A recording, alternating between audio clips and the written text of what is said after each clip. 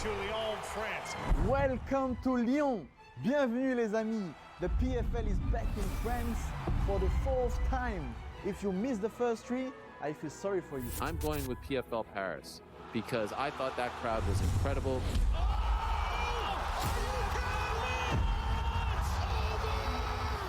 France always shows up, and this event will be massive. 4 championship fights, each for the PFL Europe Belt. We go forward for glory and for Polska! Headlined by a kid from England who always go for the knockout. And the main event features a man I know well, the Lazy King. People love the Lazy King. Plus, we have top French talent fighting for a PFL contract. Who will get the call up? Hopeful rising star. Who gets a PFL contract? I decide like nothing else I've ever seen. this event has it all. Title fight, Vishnechka, and that's the end! big stars, All hail the Lazy King! and most importantly, Cedric the Best 𝗟𝗨𝗥𝗢𝗣𝗘. This is PFL Europe Lyon. Let's go!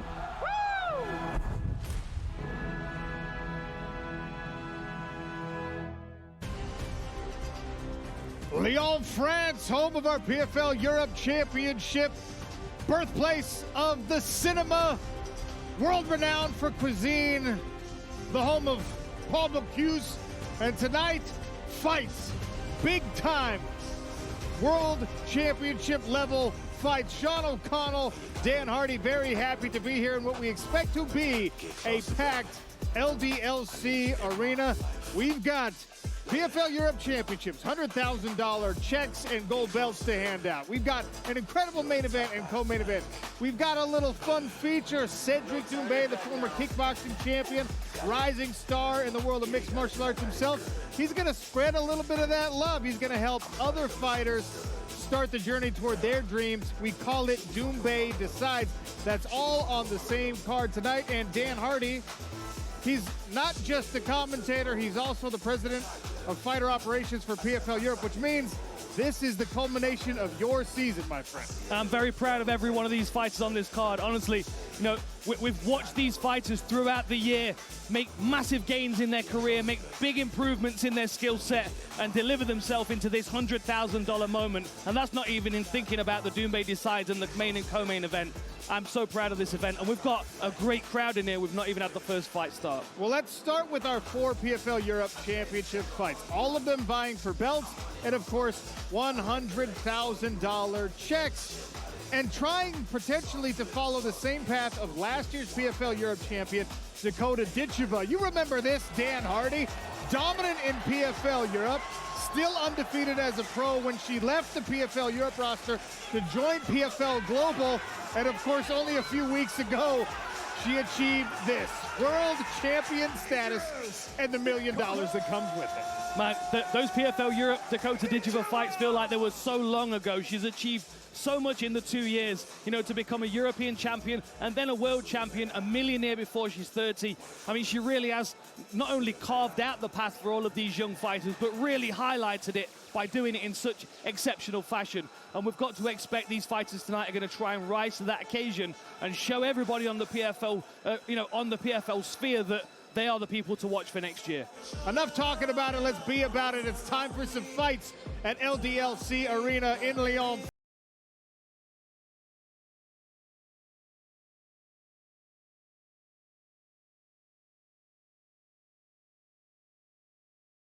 Please welcome to the PFL Smart Cage, the Ginger Fury, 𝗟𝗘𝗥𝗢𝗣𝗘.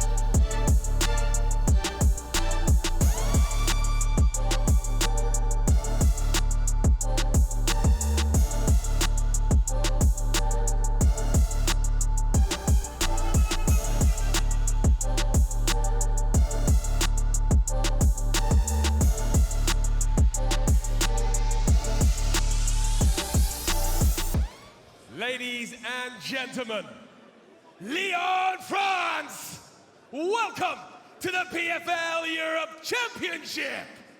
Tonight, we will crown our European champions and hand out $100,000 checks. And we start tonight with a special showcase bout in the lightweight division.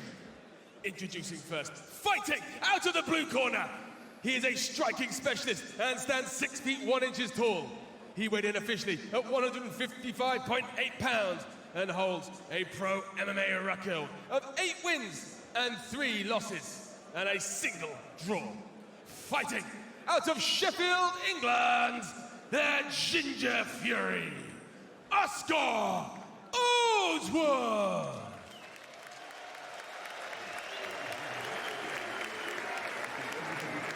And his opponent fighting out of the red corner. He is a striking specialist and stands 5 feet 9 inches tall. He weighed in officially at 154.7 pounds, and his record stands at 4 victories and 2 defeats. Fighting out of Rome, Italy, 𝗘𝗨𝗥𝗢𝗣𝗘'𝗦. Your referee in charge, Morad Benziga. Owensworth in the green trunks, 𝗘𝗨𝗥𝗢𝗣𝗘'𝗦 in the black. Showcase opportunity for these young men looking to impress the PFL brass and potentially chase that $100,000 PFL Europe prize next season.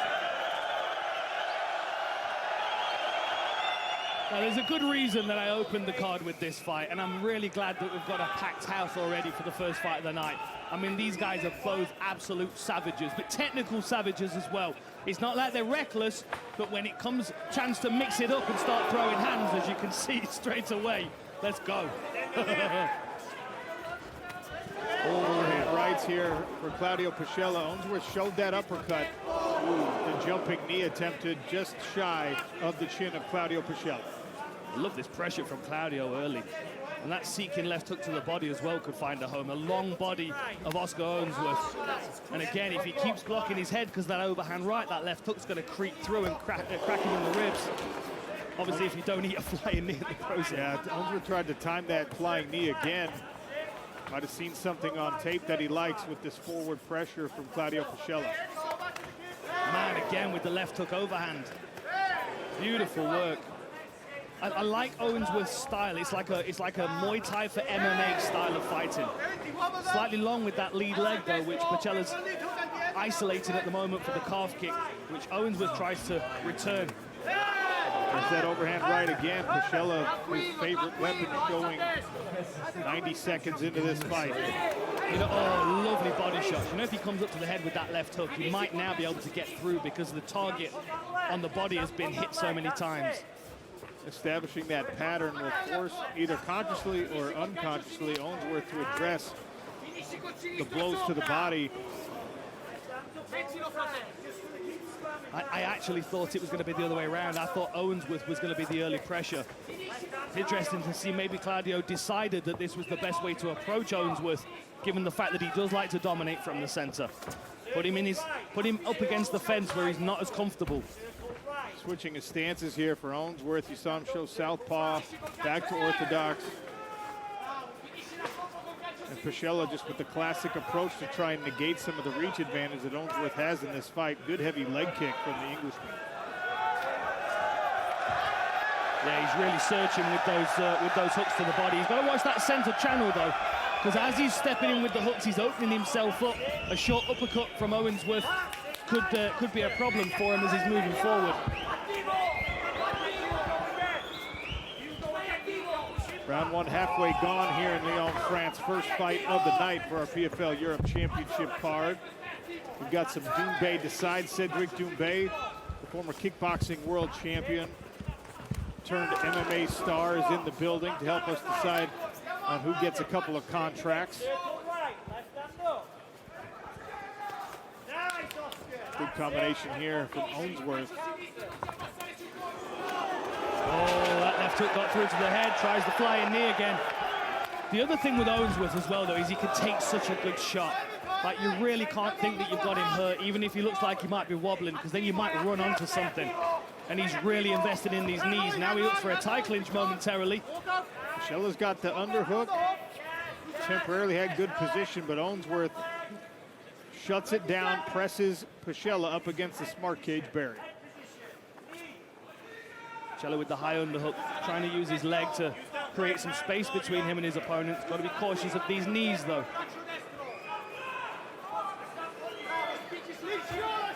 You can see that palm-to-palm grip that Owensworth has got as well. Very much a Muay Thai position, that is. Clamping around the back of the head and hooking your gloves together. See, now Owensworth looks like he's in more of an MMA position now, like he might try and grapple this fight to the floor. Owensworth to the back. One hook here. Great finding that leg to the far side. Yeah, interesting. That's a good wrap. Another benefit of having long legs in these positions.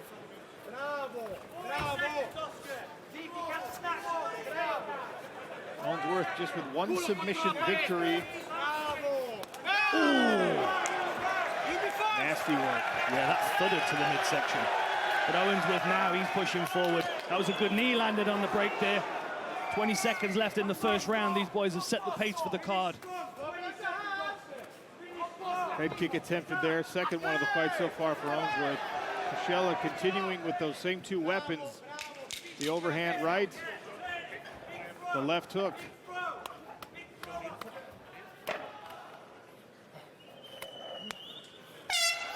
Round two. Dan, you're not officially a commissioned judge. You wear many hats tonight, but judge is not one of them. Still, I'm going to ask you, who do you think won round one? You know, it was a super close one. I'm leaning towards Paciella, partly because I feel like he landed some of the better shots, but also because he was dominating the cage for a good portion of it. So even if it was a close fight, the fact that he had forward momentum, I'm leaning towards him. I feel like the coaching from the corner of Owensworth is, you've got to put him on the back foot and do what you do best. Stalk with your Muay Thai. And if he pressures in, maybe take this fight to the floor. Both of these guys are almost threatening grappling, but I really think they just want a striking match. Right now, Paciella with the pressure. Paciella with the wrist control here, maybe looking to try and creep a knee inside the guard. Good underhook there by Owensworth. He gets his hands together again. Turns his opponent to the fence. Attacking that neck here, Owensworth. Looked like maybe he thought about climbing the cage for a second. Lets go and offers a knee. Paciella once again pressuring Owensworth. You've got to think the recognition for Claudio Paciella on a guillotine, training at SBG. I mean, everyone's trying to wrap up his neck with the kind of pressure that he brings in sparring.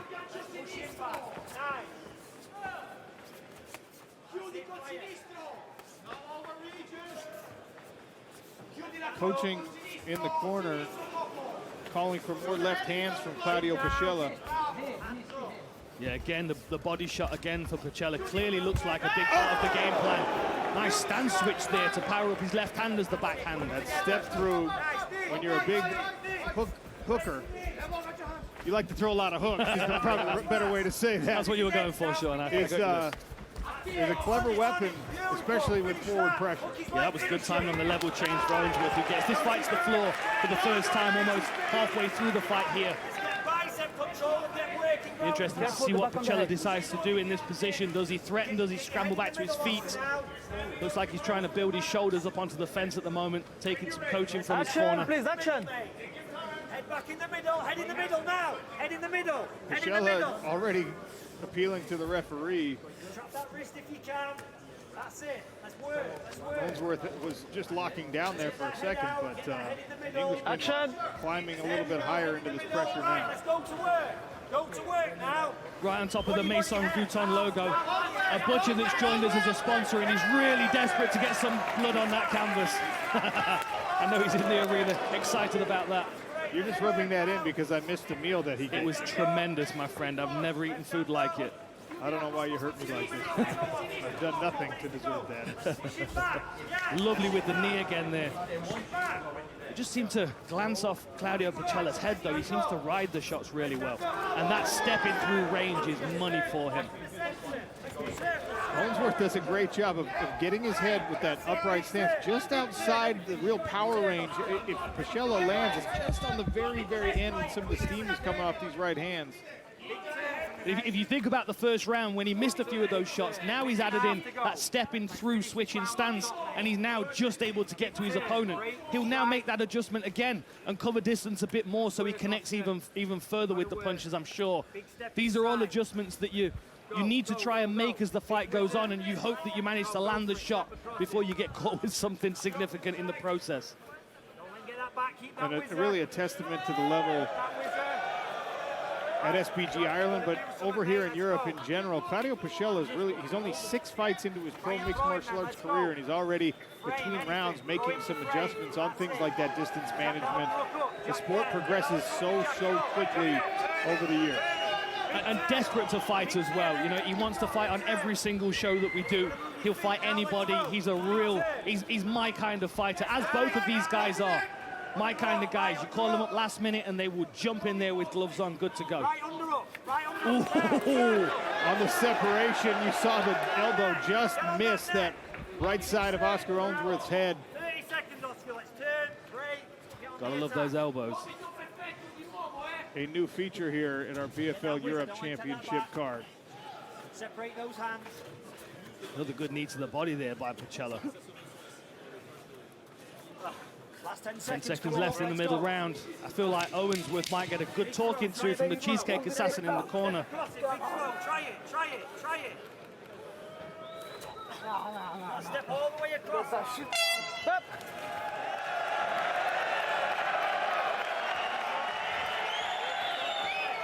Some noise from the crowd to start this third round.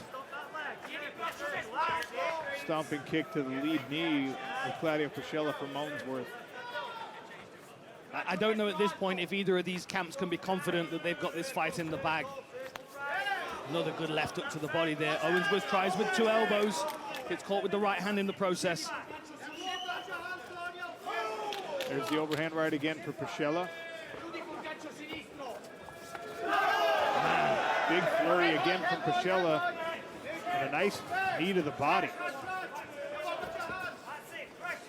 Tries with the elbow again, Owensworth. Trying to turn this into a Muay Thai fight in the Right. center of the cage. Oh, nice. Beautiful. On the retreat, 𝗘𝗨𝗥𝗢𝗣𝗑 lands the right hand. Owensworth eats it.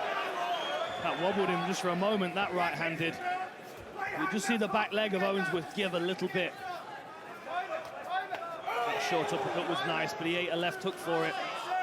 Tries with the tie clinch again. 𝗘𝗨𝗥𝗢𝗆𝗑 drives him into the fence. Owensworth digs an underhook, tries to get that single side tie clinch that he's been using in this fight. 𝗘𝗨𝗥𝗢𝗆𝗑's wise to it. Don't grip the shot.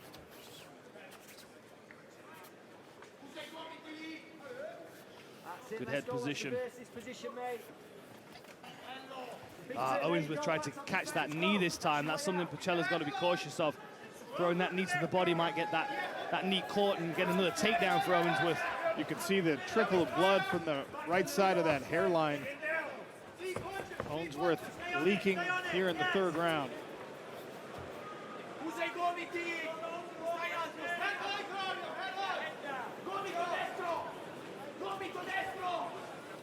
Good effort with the knee. Blocked that time by Owensworth, but then he eats an elbow to the face. Don't let him connect. Don't let him connect those hands. The corner asking for a right elbow from 𝗘𝗨𝗥𝗢𝗆𝗑. Got exactly what they were calling for. Again, really a testament to the level of training for a young fighter to be able to listen to his corner, let them play that video game from the coaching position. Action, guys. There's another. Big turn. Halfway through round 3. Great pressure from 𝗘𝗨𝗥𝗢𝗆𝗑 here. And you can see the head position was making Owensworth a little uncomfortable there. It was forcing him out of shape, making him taller than he wants to be in this position. That's it, big turn. Everything you've got, Oscar, let's go. Come on. Again, another short knee to the body. Yes. Now. Owensworth turns against the fence now. I wonder if he's going to try and break or try and get this fight to the ground again. Knee. Right. Keep that pressure. Knee. Keep heavy on his underhook. I think if I was Owensworth, I would try to be breaking here so I could get some strikes off. But now 𝗘𝗨𝗥𝗢𝗆𝗑's level changed. and might find himself tangled up in some kind of head and arm trap. He gets back to his feet, manages to escape this neck position. That was dangerous for a moment there from Owensworth. I think elbows on the break might be very valuable for Ginger Fury at this point in the fight. Punches, elbows. Knee, stomp, punch, elbow. Lock your hands. That's it. Pressure, pressure. 90 seconds left. Keep squared up to him. Square, square, square. Don't give him an angle. Dan, remind me after this fight, I'm going to ask the corner of Owensworth. Cheesecake assassin, does that mean you're assassinating cheesecakes, or that you're using cheesecake as your weapon of choice? Ooh, that is a good question. I mean, if I know Danny Mitchell, it's probably both. Ooh. On the retreat, 𝗘𝗨𝗥𝗢𝗣𝗘 eats a head kick, partially blocked. And Owensworth now putting on some pressure. That front kick to the body looked like it hurt 𝗘𝗨𝗥𝗢𝗣𝗘 for a moment, like a stabbing front kick to the body. And for a moment, Claudio looks like he's on the back foot, looks like he's shelling up, protecting his body. Knees are coming here. Look, now he's protecting his body from the knees. Something definitely hurt him. I think it was that front kick you're talking about, Dan. And 𝗘𝗨𝗥𝗢𝗣𝗘 certainly in some trouble here late. Wings the right hand, Owensworth out of the way. Maybe the most significant shot of the fight so far for Oscar Owensworth, who does tend to gain momentum as the fight moves on. Yeah, Claudio just fighting behind that jab now and trying to protect his body from that stabbing front kick. I'm not sure if Owensworth recognizes just how badly 𝗘𝗨𝗥𝗢𝗣𝗘 is hurt to the body. Lovely elbow there, but then the table turns and 𝗘𝗨𝗥𝗢𝗣𝗘 gets on the front foot momentarily. Late rally here by Owensworth. Will it be enough? Well, ladies and gentlemen, after 3 rounds of action, we go to our judges' scorecards. One of the judges saw about 29-28, the other 2, 30-27. All for your winner, by unanimous decision, Claudio Pascelli. Claudio 𝗘𝗨𝗥𝗢𝗣𝗘, 2 in a row in the PFL Europe Smart Cage.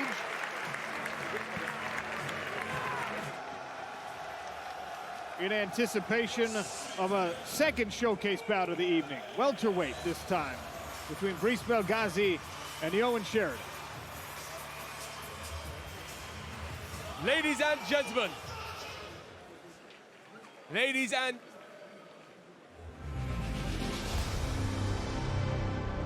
and gentlemen, please welcome to the PFL Smart Cage, Yoan Sheridan.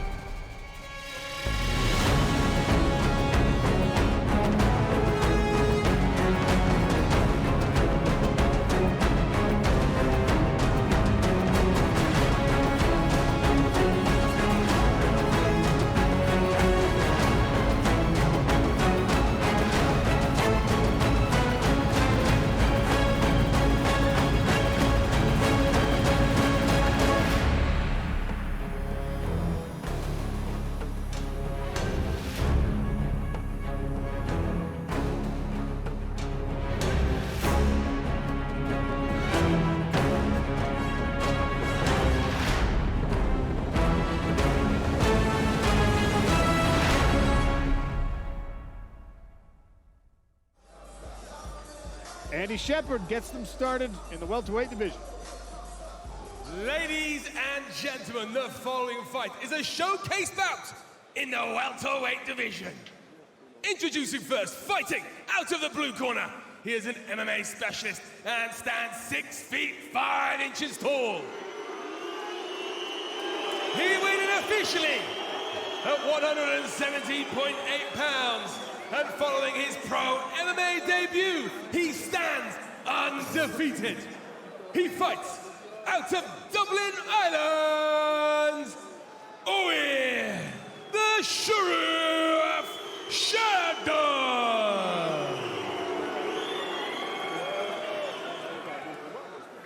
And his opponent fighting out of the red corner. He is a striking specialist and stands 6 feet 1 inches tall.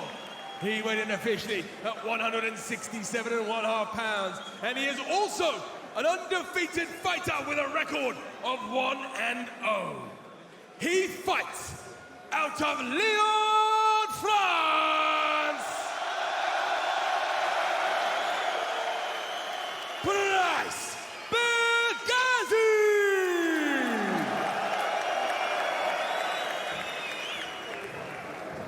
The referee in charge, 𝗘𝗨𝗥𝗢𝗣𝗘. Thank you. Let's go. Dan Mulvaney to oversee the second bout of the night. Sheridan out of Ireland in the black trunks, Belgazi in the green, representing France. Back.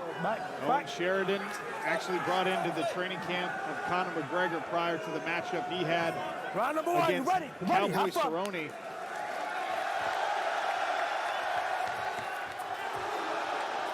Straight away, Bryce tries to close distance, tries to get this fight to the floor, take that reach advantage away from his tall opponent. Got that wrap on the leg. Look at that flexibility. Flexibility of his leg. That's fine, that's inside the leg. Looked inside the leg to me. Sheridan appealed to the referee for a moment, but that might have been a low blow. Fight on, says Dan Mulvaney. Good turn there by Sheridan, brings one of those knees all the way up to the head, but Belgazi's got that wrap. Oh! He tried for the trip and ended up on his own back. And now Sheridan will try to work from this top position as Belgazi throws the knee shield up. Climbs right back to his feet. Great recovery from the Frenchman after the failed takedown attempt.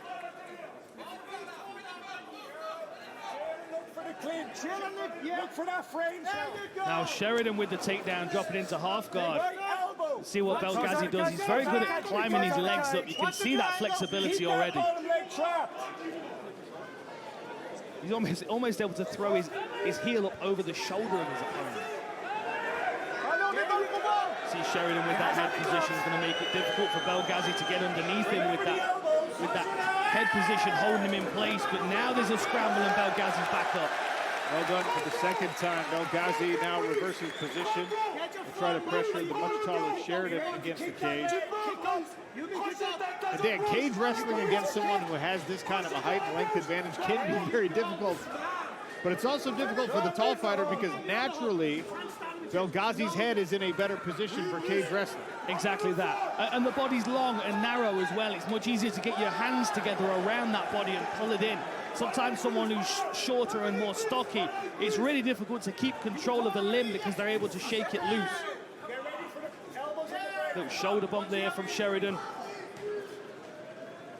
Still fighting in this 50-50 position. That was a good knee to the inside of the leg by Bryce, who's still got his head position. Almost effortless, really, with the height difference. You can see for Sheridan, when he's in that pressure position, he doesn't even duck the head down to try and dig it under the chin.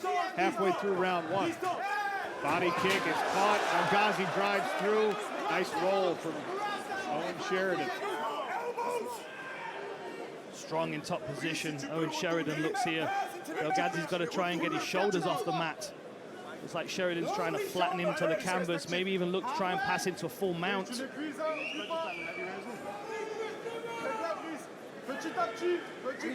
What's wild as well is talking to the coaches of Bryce. They're even considering moving down to 155 after this. Trying to get that lockdown on the leg that's caught of Owen Sheridan. Sheridan driving in with his shoulder right now, trying to put some pressure on the windpipe of Bryce 𝗟𝗟𝗣𝗑𝗣, and also trying to pry that half guard open. 𝗟𝗟𝗣𝗑𝗣 looking to recover guard, but has a butterfly hook trapped. Could be useful if he can utilize it. Also got a good wrist control as well. Left hand comes down from the top for Owen Sheridan. 𝗟𝗟𝗣𝗑𝗣 doing a good job off his back here, not allowing Sheridan to mount any meaningful offense or to pass easily.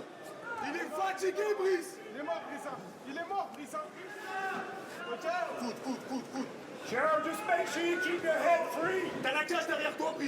Driving forward. Your hands out the gloves. Get your fingers out the gloves. 𝗟𝗟𝗣𝗑𝗣 trying to get his hips out to one side here, but Cage is going to make that difficult. Got a minute left. Does he scramble back to his feet potentially? Progressive position, gentlemen. Hooks a leg. Could be dangerous for Sheridan. Your fingers out the gloves. Interesting scramble. He might even switch to a triangle or an armbar here. I know he's focused on the leg. Instead, he just recovers a closed guard. Sheridan back on top. You can step over the half. See some progression here, please, gentlemen. Watch your right arm. Some work to the body from Owen Sheridan. 𝗟𝗟𝗣𝗑𝗣, strong work of building the frame, making sure to keep his face and head protected. There's an elbow attempt from Sheridan and a right hand behind it. We'll finish round one with Owen Sheridan in the guard of Bryce 𝗟𝗟𝗣𝗑𝗣. Clean break. Up you get. Two guys who fancy themselves striking specialists, spent a lot of time on the mat in round one. 𝗟𝗟𝗣𝗑𝗣 in the green, Sheridan in the black. Ireland versus France here. Another body kick attempted there by the Irishman Owen Sheridan. And again, the body lock. Hooks one leg with his own right leg and just forces 𝗟𝗟𝗣𝗑𝗣 down to the mat.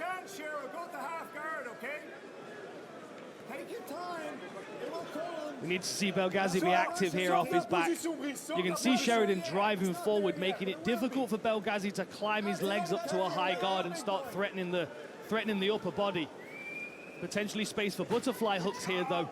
If 𝗟𝗟𝗣𝗑𝗣 can creep his legs into the inside of the thighs of Sheridan, he might be able to start destabilizing his base. Got to progress here, gentlemen. You've got to progress.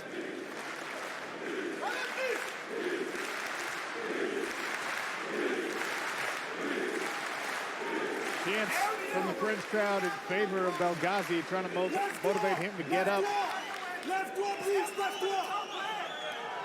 Sheridan not offering the space to do that at the moment. Yeah, he's stuck in an awkward spot here. He had wrist control against Sheridan, who used that to trap his wrist against the floor momentarily. I think 𝗟𝗟𝗣𝗑𝗣 is going to pop back to his feet here. A little bit more work here, gentlemen.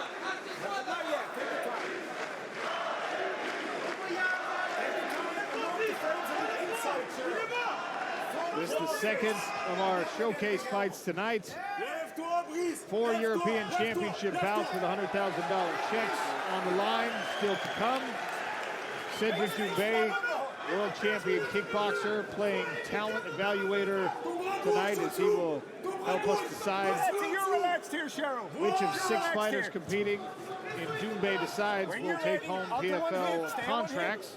And of course, we build towards a main event featuring the Lazy King, 𝗟𝗚𝗥𝗢𝗣𝗑𝗣, and 𝗟𝗚𝗥𝗢𝗣𝗑𝗣. Stop his hands joining. 𝗟𝗟𝗣𝗑𝗣's got to get that head position again. He's currently looking down at the floor, but I think that's because he was trying to figure out which leg he was going to attack for the takedown. As Sheridan turns around, that knee comes right up to the shoulder. It's incredible the height and flexibility of both of these guys. They can get their legs up. 𝗟𝗟𝗣𝗑𝗣 with the body lock again. He's got to pull that tighter in. He's got to get better control of the hips if he's going to try that takedown. Head was hanging on the outside of Sheridan's body frame. There's a low blow. Over there, over there, over there. Little breather for both of these guys, though. Bryce, over there. No coaching, no coaching. Right there. Take a look at this. Oh yeah, short knee, meant for it to be to the inside thigh like he's been targeting throughout the first round, but just crept up into the groin. And 𝗟𝗥𝗢𝗣𝗘 knew straight away as well. He wasn't like he protested it.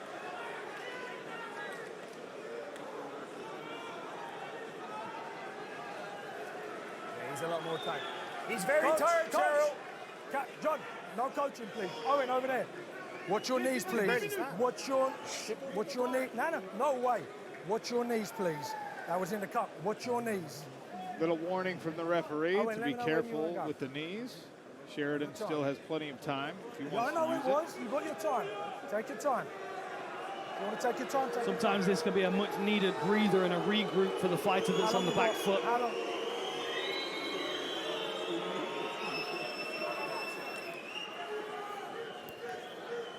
The crowd not sympathetic with the tender testicles of the Irish fighter Where here. do you want it? Where do you want it? You want it back in position? You want to start here? Time back in. He signals to the referee that he's ready to go again and touches the gloves, and we're back underway with just over 2 minutes. There's a good jab there from Bryce. I mean, the limbs of Sheridan just come from every angle. Another body kick caught this time by Bryce, who finds himself in top position. Let's see what Sheridan's got off his back here. Closes the guard.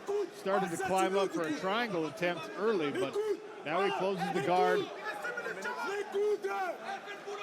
If he can land some meaningful shots from this position, punches and elbows, he might be able to take this round on the scorecard. Still 90 seconds left. Plenty of time for him to work. He's just got to be cautious of those climbing legs. Oh, they tumble through. Sheridan takes top position again. Owen Sheridan anticipated 𝗟𝗥𝗢𝗣𝗘 trying to jump back down into the guard. Use that momentum to roll over the top.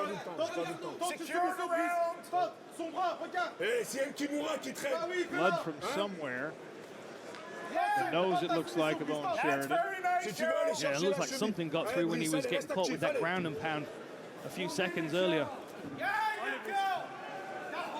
And again, driving up, tripoding with his legs, making it difficult for Bryce to attack with his guard because he's trying to hold on to the hips of his opponent, trying to keep him away. Quick warning from the referee there for activity. Bryce looking to kick his hips out to the side, maybe attack an arm. Some hammer fist from the bottom position for 𝗟𝗥𝗢𝗣𝗘 gave Sheridan something to think about at the very least. Just 1 or 2 sharp elbows, Cheryl. Bryce doing a great job of controlling the limbs. He's really not taking too many shots. He's just not able to control the limb to the point where he can start to isolate it to attack. Right. See some progression here, please, gentlemen. Second warning. 15 seconds, big elbow. Great work covering the hips by Owen Sheridan. Final 10 seconds of this second round, and a couple of hammer fists from Owen Sheridan. He will finish on top again.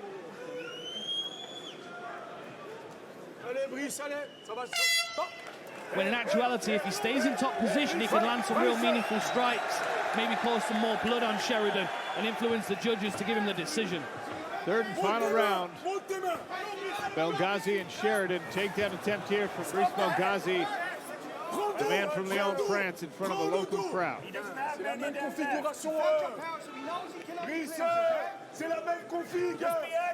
knee to the body there by Sheridan.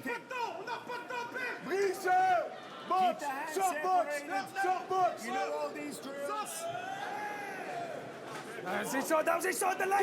I haven't seen him. Don't stop till I stop. Brief conversation between Sheridan and the referee again concerning a potential low blow. Dan overhead, he says, to fight on. If he can't turn his hands, he can't do anything. Sheridan can't leave himself stuck up against the fence here. Oh, Bryce breaks. Interesting.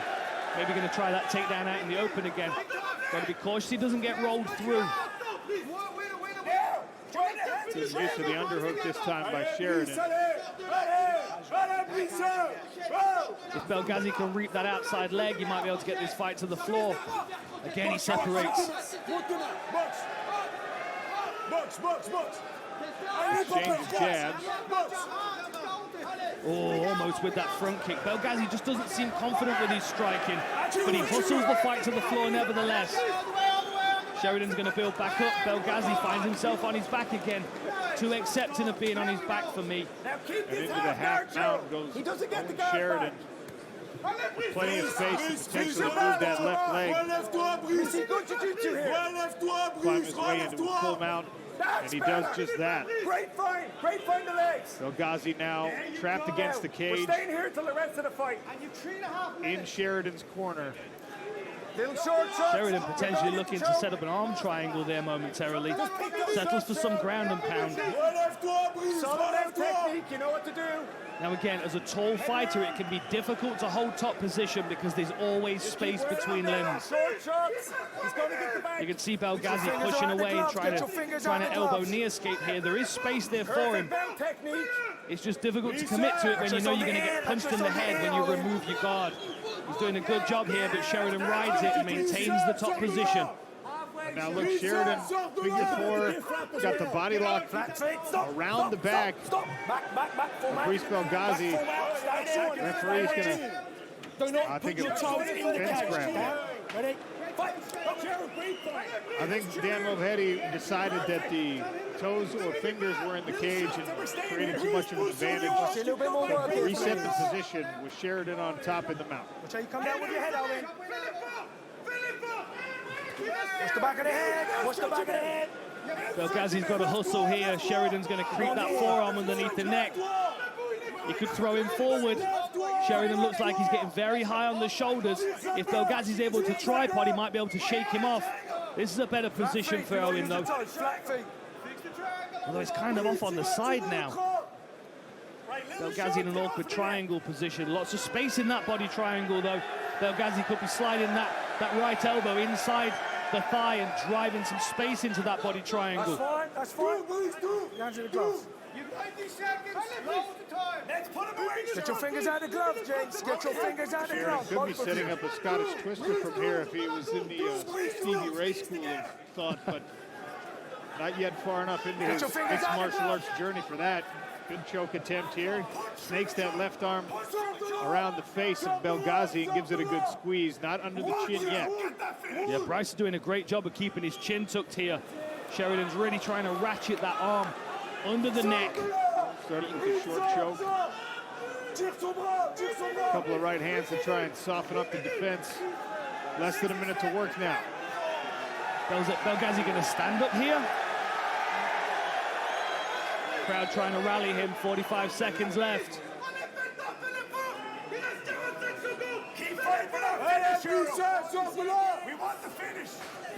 Great control by Sheridan. You can see that, and maybe it's because of that SBG gym being so seasoned with training people to be MMA grapplers. You can see Sheridan's thought process is, if I don't have the submission, get to top position.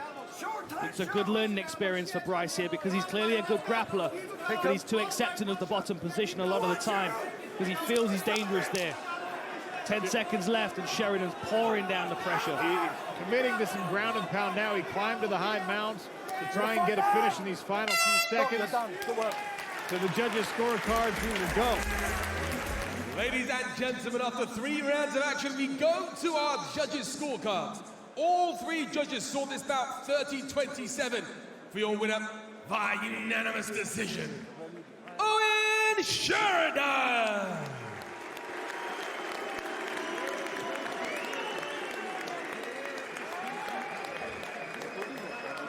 Please welcome Valentina 𝗟𝗟𝗣𝗑.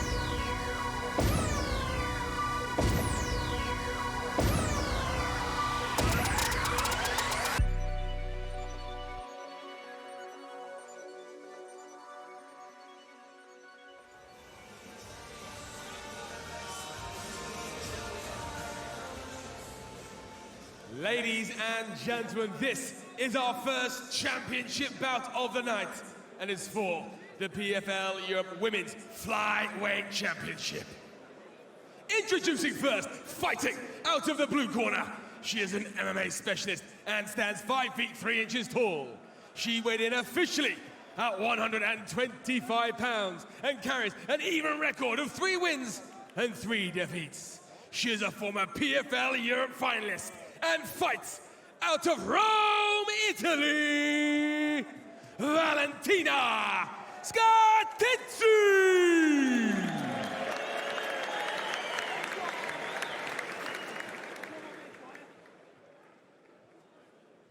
And her opponent fighting out of the red corner. She is an MMA specialist and stands 5 feet 6 inches tall. She weighed in officially at 125 pounds and also arrives tonight with a pro record of 4 victories and no losses.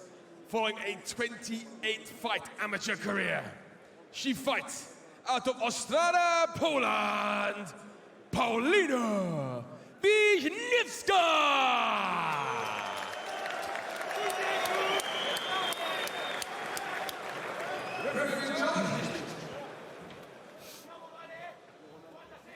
If we need them, 5 5-minute rounds on deck for this championship bout.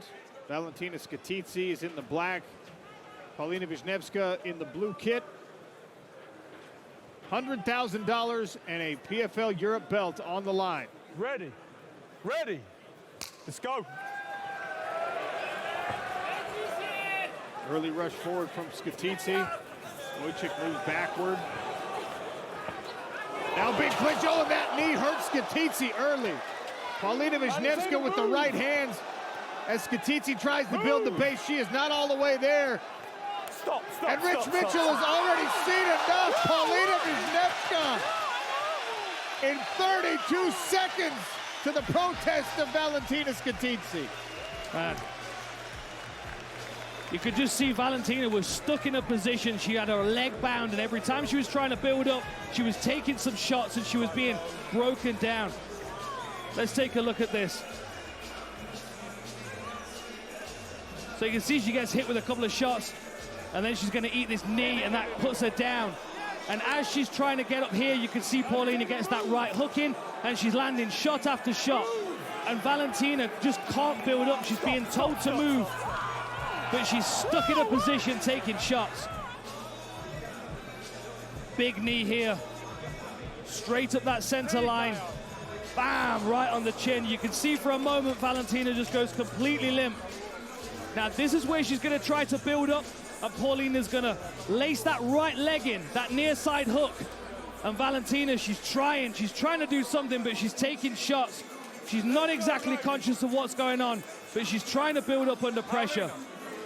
Ladies and gentlemen, referee Rich Mitchell calls a halt to the action at 20 seconds of round number 1, declaring a winner via TKO and claiming the 2024 PFL Europe Women's Flyweight Championship, Paulina Wisniewska!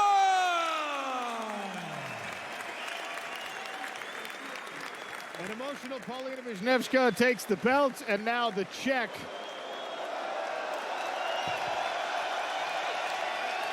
$100,000. And a conversation with Dan Hardy. Ladies and gentlemen, I'm here with your 2024 Women's Flyweight PFL Europe Champion. That was a very fast fight. You landed a clean knee. Talk to me about this. What did you expect, and was that the game plan? Jaki był game plan? Jak się czułaś? Jak to się wszystko stało? Ogólnie teraz emocje czuję, ale no plan był taki, żeby nie pozwolić jej się rozbujać. I ja chciałam nałożyć presję i to zrobiłam, wykorzystałam wszystko, więc jestem mega zadowolona. A lot of pressure. I am so happy. Go to the $1 million tournament, and the game plan is simple. Just kill her and kill her. 5-0, still very early in your career, but you had a massive amateur career. Do you feel like this is the right time for you to be on the top of the world? Czy myślisz teraz, że to jest, żeby iść jeszcze górzej? Ogólnie chwilowo mam emocje. Czemu nie? Chociaż spodobało mi się tutaj, w europejskim. It's just the beginning. Then give me $1 million tournament.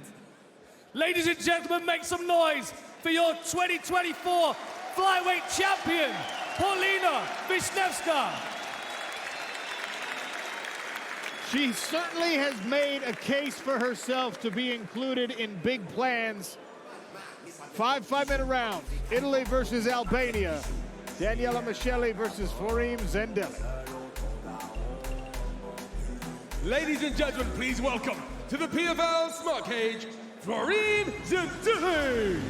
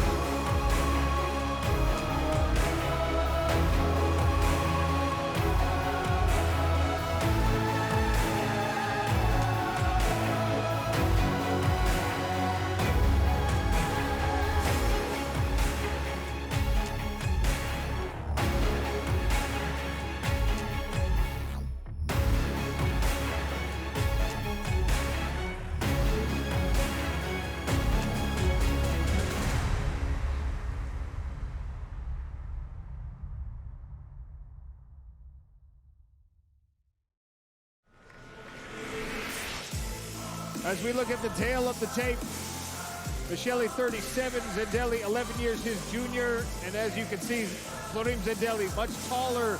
Both men weighed in the same, but a significant reach advantage for Florim Zendelli. Keys to victory for these welterweights. For Michelli, counter kicks with punches. Zendelli's got a great kicking game, but we know the power in the hands of Michelli. Dirty boxing in close range, and if he gets in neck attack scrambles, he might be able to cinch the victory there. For Zendelli, fight at kicking range, utilize that reach advantage. Target the body with those kicks to soften your opponent up, and then wrestle when he's under pressure. That close range, he needs that body lock, and get this fight to the floor.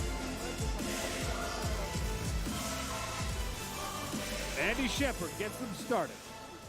Ladies and gentlemen, the following fight is scheduled for 5 5-minute rounds and is for the PFL Europe Welterweight Championship. Introducing first, fighting out of the blue corner. He is a wrestling specialist and stands 6 feet 1 inches tall.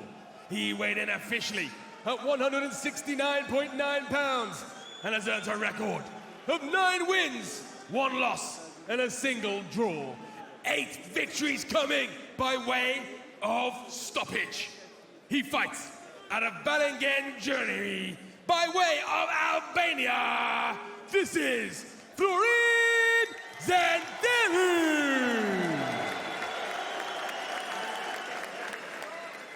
And his opponent fighting out of the red corner. He is a striking specialist and stands 5 feet 7 inches tall. He also weighed in at 169.9 pounds, and in his 19-fight career has built a record of 13 victories, 5 defeats, and a single no contest. He fights out of 𝗟𝗟𝗔𝗚𝗦, Italy, the Yuri, the Cyborg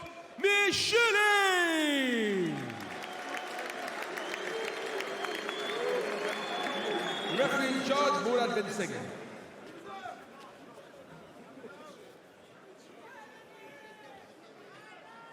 Florem Zendelli in the black trunks, Daniela Michelli in the green. Sean O'Connell and Dan Hardy on the commentary desk here in Lyon, France. PFL Europe Championships. We've got some 𝗟𝗨𝗥𝗢𝗣𝗘 decides, contracts to give away, and of course a main event featuring the Lazy King. Good low kick from Michelli. Off balances Florem Zendelli. Man, he's got so much power for a small frame. He really thundered that kick into the leg, and now you can see Zendelli switched his stance. Oh, Michelli with the looping punches landed, and now Zendelli decides to wrestle. Look at this. beautiful finger scroll. guillotine My here. goodness. Daniela Michelli giving Zendelli a lot to think about in both the striking and grappling exchanges. Only 30 seconds into this fight. Michelli tries to drag the fight to the floor, but Zendelli very, very good with his balance. Now he's got an anaconda wrapped up. Oh, what is this? Florem Zendelli pulls guard on this anaconda grip. Flips Michelli over. Good scramble from the Italian. Neck not out of trouble just yet, and he finally gets it out. And we did tell these guys it's 5 rounds, right? Another nasty kick to the low leg of Florem Zendelli. Man, Michelli blocked that one. Big, deep breaths here. We're just over a minute into this fight. This is wild already. Jousting jab misses for Zendelli. He does like that front kick. Good scooping uppercut. Zendelli taking a few deep breaths here. Look at Michelli, just flat-footed, waiting for Florem Zendelli to do something. Waiting for those counter punches. But see, you can see Zendelli knows how dangerous he is. Oh, head kick! And then the hands to follow it up. Daniela Michelli once again. Good work targets in the body with that kick from Zendelli. Oh, nasty right hand after he dodges the low kick. Brought his chin forward and ate at her right hand. Man, like Michelli just looks tired, but then as soon as you get close to him, he's going to uncork power hands. Oh, on the neck again. Zendelli caught that kick. Michelli has to let go of the neck and climb back up against the barrier here. We have 2.5 minutes, Florem. 2.5 minutes. Bravissimo. 2.5 minutes. Control him. 2 minuti e mezzo alla fine, siamo a metà round. Alzati, non essermi pigro. Action. Halfway through round 1, already a lot of action. Both men have had their moments here, but right now Florem Zendelli trying to settle in to a controlled position. Daniela Michelli having none of that, works his way back to his feet. And blood again from the nose of Zendelli. Well, we saw against Jack Grant that doesn't seem to bother him all that much. Very true. Oh, lovely takedown there. Ran him along the fence, reaped the leg. Michelli's going to try and build up, but he's already given that wrist control, that handcuff around the back. And Zendelli's landing a few shots with his free hand. We know how dangerous Zendelli can be with that rear naked choke as well from the first round of this tournament earlier this year. Zendelli's first win of PFL Europe season in 2024 was a rear naked choke. In the first round against 𝗘𝗨𝗥𝗢𝗣𝗘, choked him all the way unconscious. He's got a tight squeeze. Great work on the wrist control as well by Zendelli. Pressure on the back of the neck. Needs to be careful he doesn't get too far forward here, or Michelli might try and buck him off. Now he's got that leg underneath. Look at this awkward position that Michelli's found himself caught in. Almost like an incomplete body triangle. Zendelli almost achieved the full mount there, instead takes the back.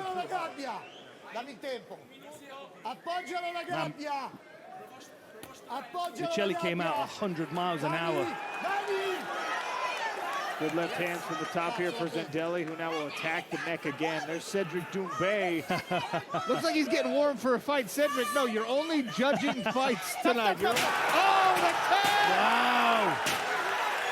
Florem Zendelli with the rear naked choke again.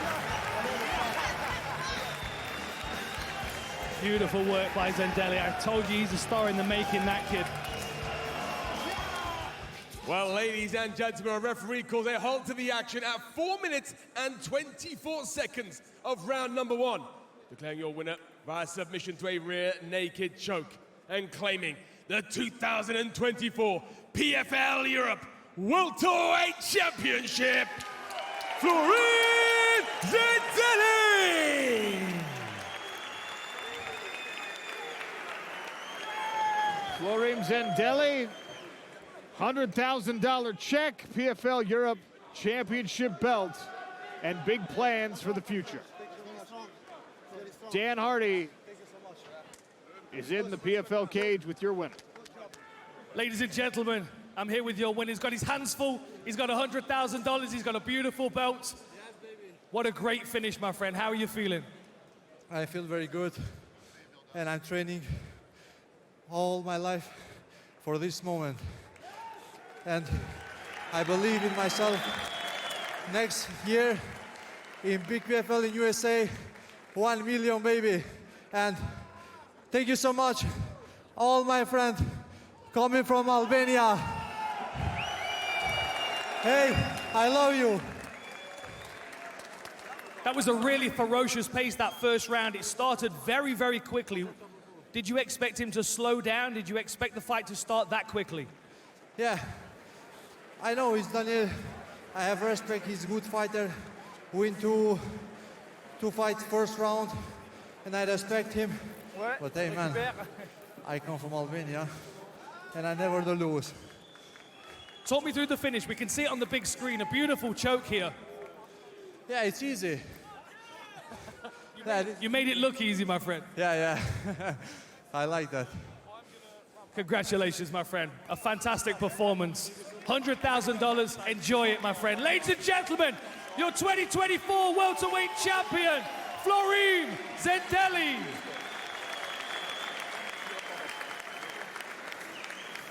Florin 𝗟𝗘𝗥𝗢𝗣𝗘 takes home the belt.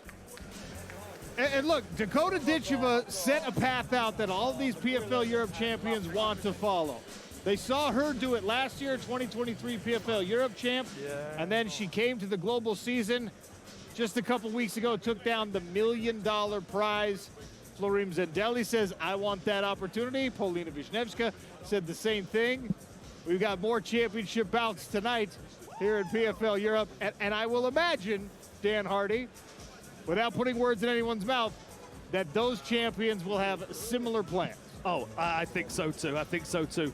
What a great performance that was by 𝗟𝗘𝗥𝗢𝗣𝗘. A real ferocious fight to start with, but he managed to slow it down, get the good position, and get the finish. Brilliant performance. That brings us to a special part of our card tonight. Cedric Doumbé, kickboxing world champion, who's made the transition to the PFL mixed martial arts world, wearing a different hat tonight. Cedric Doumbé, the global star, will offer contracts to 2 of 6 fighters competing, as Doumbé decides is up next. On va pouvoir dans quelques secondes l'inviter évidemment du côté de la cage parce que c'est lui qui décidera de l'avenir des 3 prochains combats. Et l'accueil du public pour Cédric! Pour Cédric! Pour Cédric! Well, ladies and gentlemen, indeed, in a few moments' time, we get to welcome the man himself, Andy Shepherd, to welcome another man, Andy. Cedric Doumbé is going to be coming down here, cage-eyed, in just a few moments' time. And Mark, I know you already clued the crowd up here in Lyon, but he is going to be changing these fighters' lives. But there's 6 fighters across 3 fights. But Mark, only 2 contracts to hand out. That's absolutely right. Il y a 6 combats, évidemment, et il n'y a que 2. Il y a 6 combattants avec 2 combattants seulement qui vont pouvoir profiter de cette possibilité absolument extraordinaire et de signer un contrat pour le PFL. Mesdames et messieurs, dans quelques secondes, on va retrouver Cédric Doumbé, on va retrouver les premiers des deux combattants. Mais pour l'heure, on vous invite à découvrir en images donc l'arrivée de Cédric et de ses premiers combattants dans l'enceinte de l'arène. In a few moments time, ladies and gentlemen, we invite you to join the man himself, the best, Cédric Doumbé.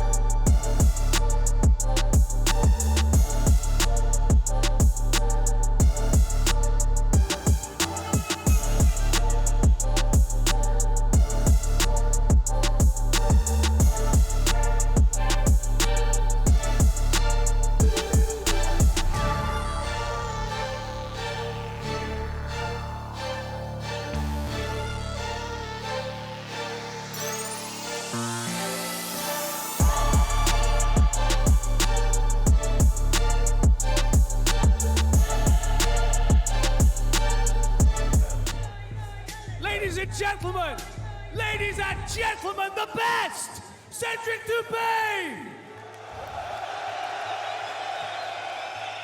Lyon, est-ce que vous êtes chaud? Est-ce que vous êtes chaud?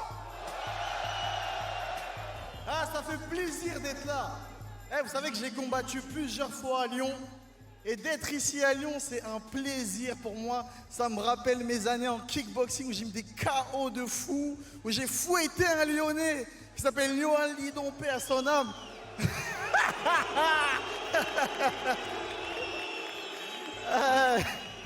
Ça fait plaisir. Je kiffe les Lyonnais. I'm very happy to be here in Lyon. It's remember me because I fought so many times in Lyon when I was kickboxer. And it's remember me, a famous fighter in Lyon, who I kick his ass, 𝗟𝗨𝗥𝗢𝗣𝗘. So that's why they are booing me because. Mais il y a aussi de très très beaux souvenirs aussi à Lyon parce que on connaît la fameuse team 𝗟𝗘𝗥𝗢𝗘. Il y a de très très bons boxeurs à Lyon. C'est un réservoir de talent. Donc juste pour ça, big up aux Lyonnais qui sont très très chauds. Très très chaud dans le combat. Très très chaud. Fabio Pinca, qu'on connaît tous. Dylan Salvador, le Lyonnais, qu'on connaît tous. Tous les Lyonnais, Chris Boussoukou et encore, j'en oublie certains, Abdallah Mabel, le Camer. Tous les Lyonnais, force à vous. Merci Lyon. So Cédric, talk to me about this Doumbé decides, right? We have 6 fighters, but 2 contracts to hand out.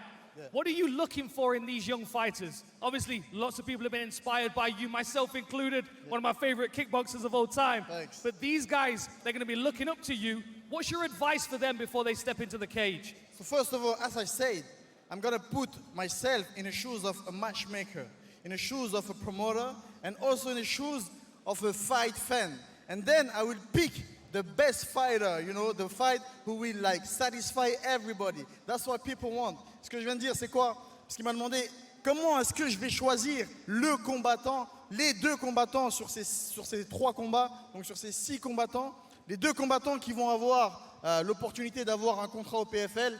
Eh bien, je vais me mettre dans la peau d'un matchmaker. Je vais me mettre dans la peau d'un promoteur qui veut faire de l'oseille, qui veut que ça ralasse.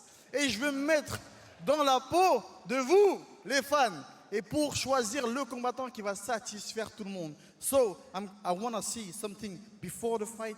I want to see something during the fight inside the cage. And also, of course, I want to see something with the mic after the fight. Il faut qu'il y ait du show avant le combat. S'il vient avec un matelas direct, il a le contrat, Chacal, tu connais. Ça, c'est carte joker. If you bring the mattress, contract directly. So you want a whole show. You don't just want a performance. You want a performance for the fans, on the mic, for Cédric Doumbé Everything. itself. I want a big cocktail, you know, explosive cocktail. That's what I want. And is it nice? You like being in this position, Yeah, watching the fights? Ça fait bizarre d'être dans la cage à 100 kilos. J'ai couru, je suis essoufflé de ouf. It's very strange to be in the cage, 100 kilo. 100 kilo. But come on, who wants to see the best fight again? Qui veut voir Cédric Doumbé combattre encore?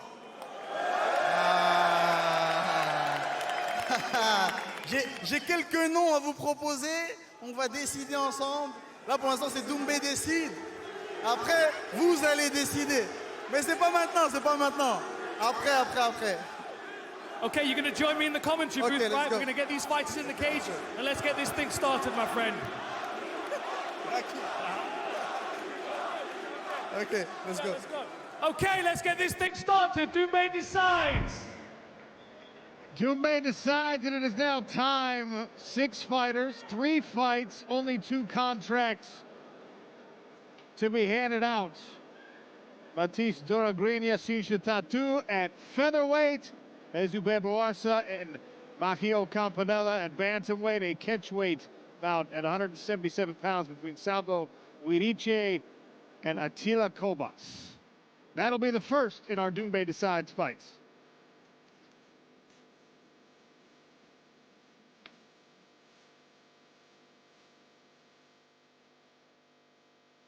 Doumbé Decides showcase opportunity. Salvo Iriche, 𝗟𝗘𝗥𝗢𝗣𝗘. Leon, please welcome 𝗟𝗘𝗥𝗢𝗣𝗘.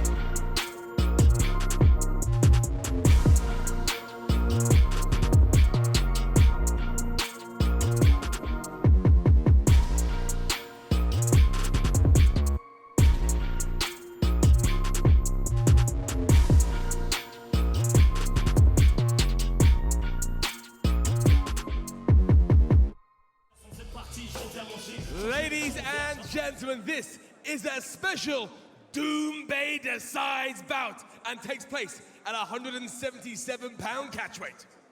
Introducing first, fighting out of the blue corner. He is an MMA specialist and stands 6 feet 1 inches tall. He weighed in officially at 176.8 pounds and across his 3 pro MMA bouts has built a record of 2 wins and 1 defeat.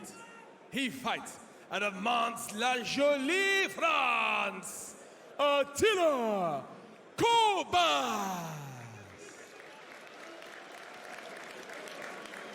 And his opponent, fighting out of the red corner. He is a striking specialist and stands 6 feet even. He weighed in officially at 176.8 pounds and following a rapid amateur career of 20 fights. Tonight, he makes his pro MMA debut. He fights out of Marseille, France, the Karate Kid, 𝗟𝗘𝗔𝗚𝗨𝗘.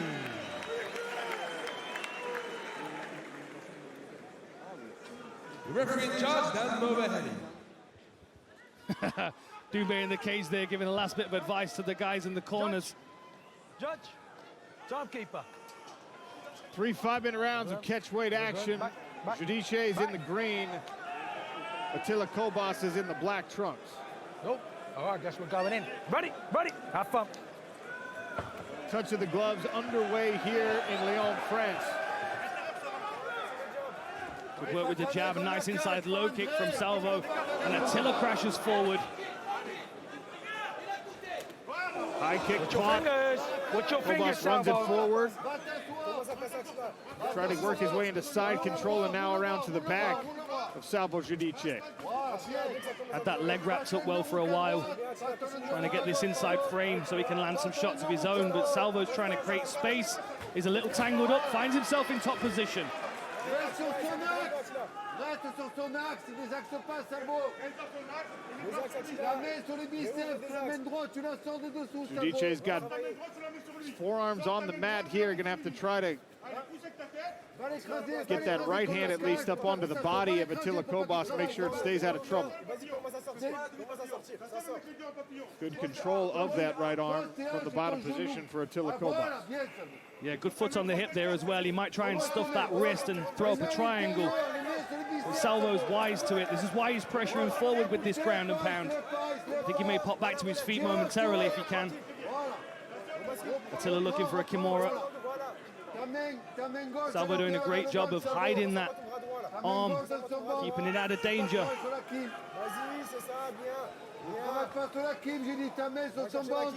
for that Kimura again. Cedric's joined his cage side. What was the advice that you gave to the guys in the corners before the fight started? It was like, hey, listen, you train all year for this moment, so no stress. That's what you want. So let's get it.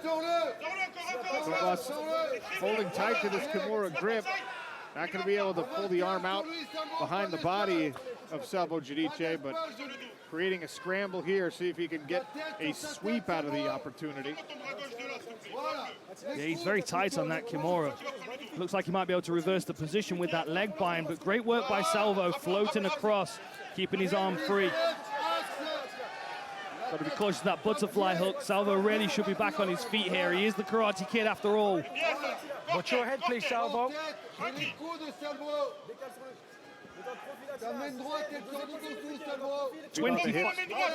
25 amateur career, but a pro debut. I wonder how this feels different to all of his other bouts, especially with the added pressure of the being observed, being judged for the contract.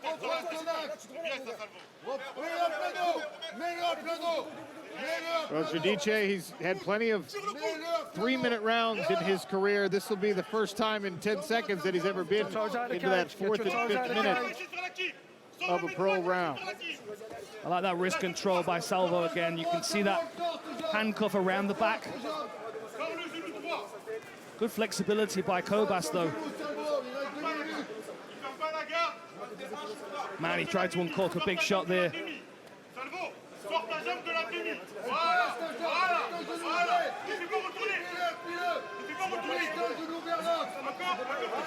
Got to see some work here, General. Still got that wrist tangled up, but this is a much better position to start landing ground and pound. He has the control of the wrist around the back, the handcuff, which 𝗘𝗨𝗥𝗢𝗣 is trying to free.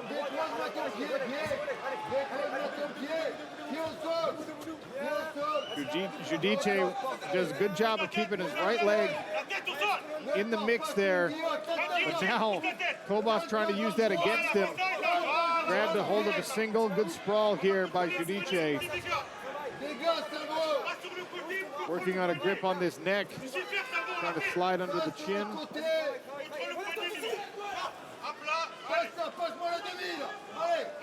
𝗟𝗘𝗥𝗢𝗣𝗘 decides to try and full guard. Oh, and now he's mounted. He's going to have to scramble fast here. Gives his back. 𝗟𝗘𝗥𝗢𝗣 got a little too high. 𝗘𝗨𝗥's trying to come out the back door here. 𝗟𝗘𝗥𝗢𝗣 threatening an armbar.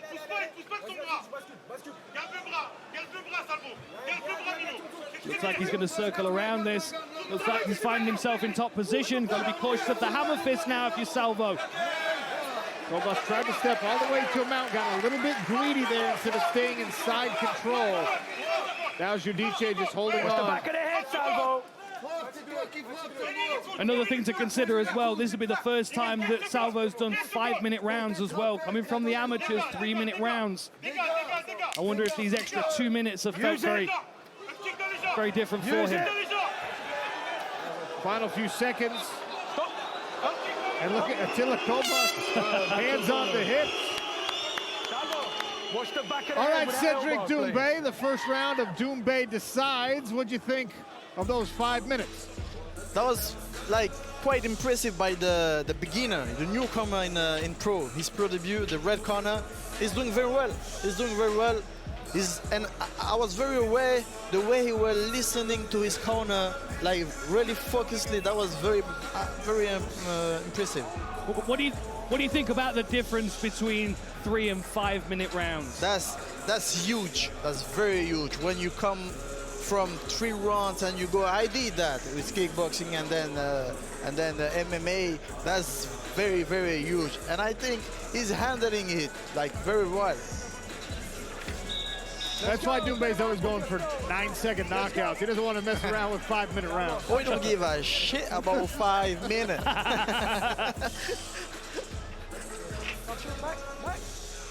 Round 2 set to begin here in Lyon, France.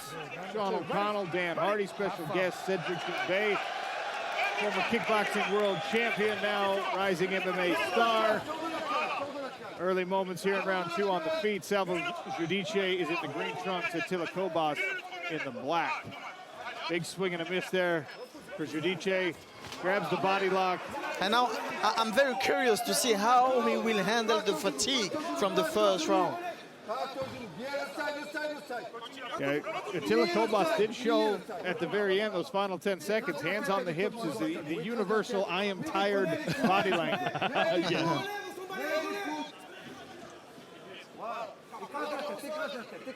Oh, he's on the neck here. 𝗘𝗨𝗥 rolls out of that, but right back into a threat position here from Salvo 𝗟𝗘𝗥𝗢𝗣𝗑.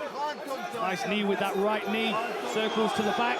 Looks like he's trying to take the back again, but he's got too high. 𝗘𝗨𝗥 to the feet, but they stay chest to chest. Salvo again with the over-under. It's like he may try and return 𝗘𝗨𝗥 to the floor one more time.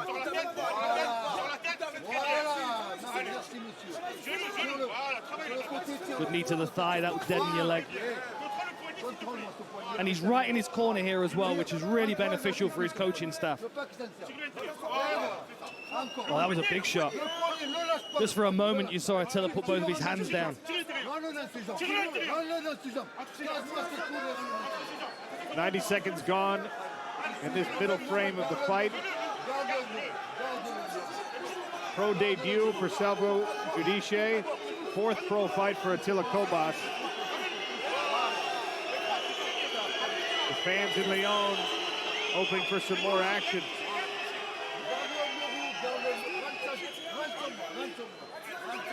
𝗟𝗟𝗢𝗣𝗑 looks like he may try and invert for a leg lock here, but he's taking big shots in the process. If I was him, yeah, he looks like he's trying to bind that back leg. It's going to be very difficult to get himself out of this position, especially if he's clamped onto that Kimura. That's going to keep him in this bottom position unless he can use it to sweep.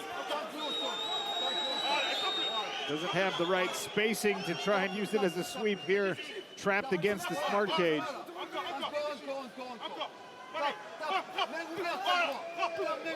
He's had good shots. Great work by 𝗟𝗘𝗦, that far side, wrapping the right arm around for the handcuff position. We've seen it. It is one of the dominant control positions in mixed martial arts, pioneered by a lot of those Dagestani wrestlers, but not exclusive by any means. Cedric, looks like 𝗟𝗘𝗦's got this choke snaking in tighter and tighter. It's like he's trying to isolate a DOS choke here. He's doing very well. He's doing very well. Fighting like a veteran, right? It looks like he is the veteran. He's not his pro debut. He's doing very well. And he's not accusing the fatigue. That's why he impressed me very well. What would be your advice for 𝗘𝗨𝗥𝗢𝗣 when he gets back to his corner? Potentially down 2 rounds after this. He started very well with the butterfly grab.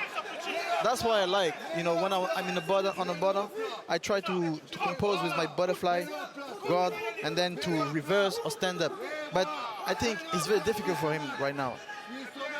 And I don't understand really why, because of course the red corner is doing well, but it's not that, you know. It's methodical, isn't it? He's just moving steadily from one place to the next. Good control. He's not doing like too much damage, but he's controlling him, you know. Now we'll have a minute to work from the back of 𝗟𝗘𝗦𝗐𝗪, who's showing a lot of signs of fatigue, a little bit of blood, maybe from the bridge of the nose. Oh, flattening out. 𝗘𝗨𝗥. I think 𝗘𝗨𝗥 really needs to win that 3rd round. If we go in the 3rd round. It's going to be a lot of pressure on him, isn't it? Yeah. 30 seconds left in the middle round. Once again. Oh, that's very dangerous. Flattens out. Big that's left very hand. dangerous. Left hand's coming down. And there's more of that blood. He's doing very well, but we need to see striking, you know. I'm surprised with his nickname being the Karate Kid. That's right? crazy. Especially when he started, he was bouncing, he was moving a little bit. Of course. I want to see striking, I want to see knockouts. If you want the counter, I'd knock him the full count. 𝗟𝗘𝗦 on top. Very good finish second round number 2. Very good second round for him.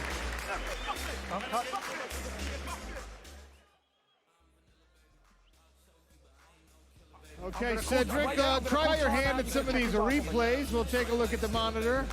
What are you seeing from Salvo 𝗟𝗘𝗦 that you like? I see I like the way he controls the opponent on the floor. I like the way he's listening to his coach. You know, he doesn't look like a wrestler, but he looks like he's complete, you know. But I want to see more more striking. Even if he doesn't knock him out, I want to see more striking. Some shots, you know, some kicks.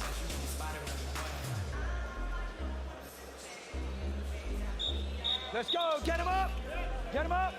Let's go! Issue Barbosa will be fighting next. He was watching on from backstage, knowing what he's up against. Remember, 6 fighters in Dubai decides, only 2 will receive contracts in the PFL. And those guys are sitting backstage hoping these guys don't look very good because that might leave a contract on the table for them.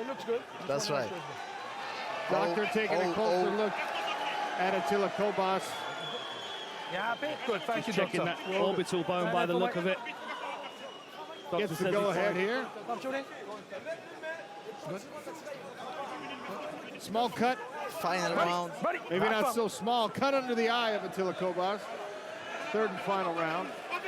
Good head movement by 𝗘𝗨𝗥 to open. Kick to the body. You can see the speed and the stance of Salvo. But Attila's putting so much pressure on him early on. Always want to grab the guy. I don't understand why. As a Karate Kid. I think it's the forward pressure of 𝗟𝗘𝗦𝗐𝗪. He's moving so far into that range that 𝗟𝗑𝗦 grabs the body lock and from there goes to work on these takedown attempts. 𝗟𝗘𝗥𝗢𝗣𝗘'𝗦 also watching backstage. We'll see him next. There's another trip takedown. Just methodical. 𝗟𝗘𝗥𝗢𝗣𝗘'𝗦. It's like he's working to half guard now. Attila trapped with his head up against the fence. He's going to be feeling the full force of those elbows. And there's the wrist bind again.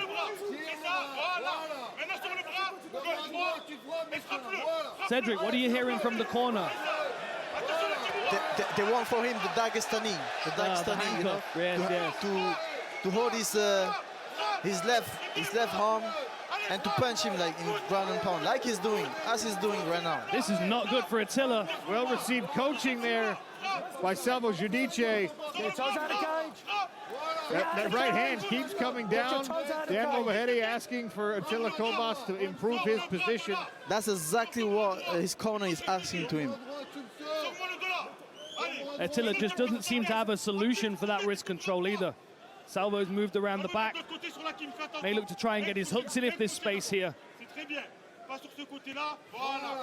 Cedric, that's the third time you've mentioned how well he's taking the coaching from his corner. Is that something you're good at? When you fight, do you do a good job listening to your coaches? It's something I'm good at, but I like to do my shit when I'm in the cage.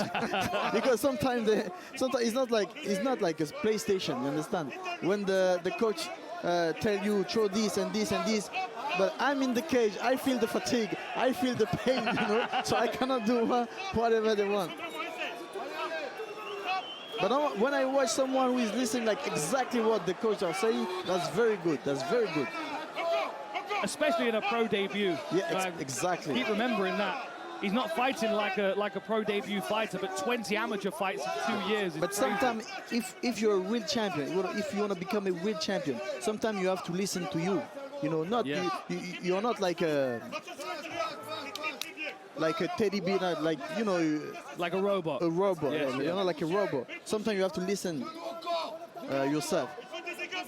But it's very good to listen to your coach. This is a dominant performance from Salvo here. Good knees to the body, good knees to the legs. Attila looks drained.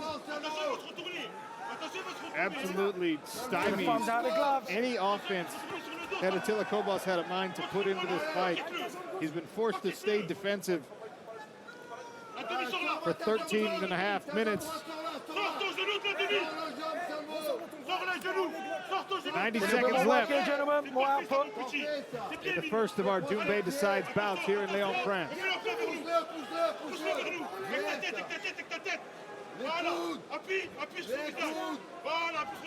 Just over a minute left in the last round. This is where I really expect Salvo to open up with his striking. I think he's going to want to put an exclamation point on this performance. And you know what? Sometimes I want to be smarter, you know. Like if in the first round my coach tell me to throw like an high kick, I'm like, come on, the opponent is listening.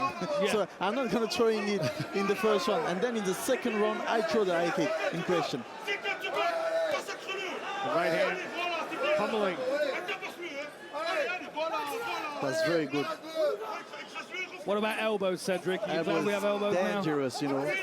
Dangerous. I'm very sad because my last fight, like I mean, against Jordan, I couldn't throw the elbows.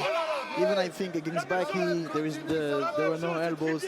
Very sad about it because I like elbow. Even if I come from kickboxing, there is no elbows. But elbow is a very dangerous weapon because when it lands, when an elbow lands, that's crazy. You can open the face and stop the fight. 3 good right hands from the top there in these waning seconds. You see like this, he's preparing the elbow. Look. Bam. Hammer fist. 𝗟𝗘𝗥𝗢𝗣𝗘'𝗦 finishes on top. Hands elevated in what he believes will be his first pro victory. Well, ladies and gentlemen, after 3 rounds of action, we go to our judges' scorecards. One of our judges scored this bout 30-27, one 30-26, and the other 30-25.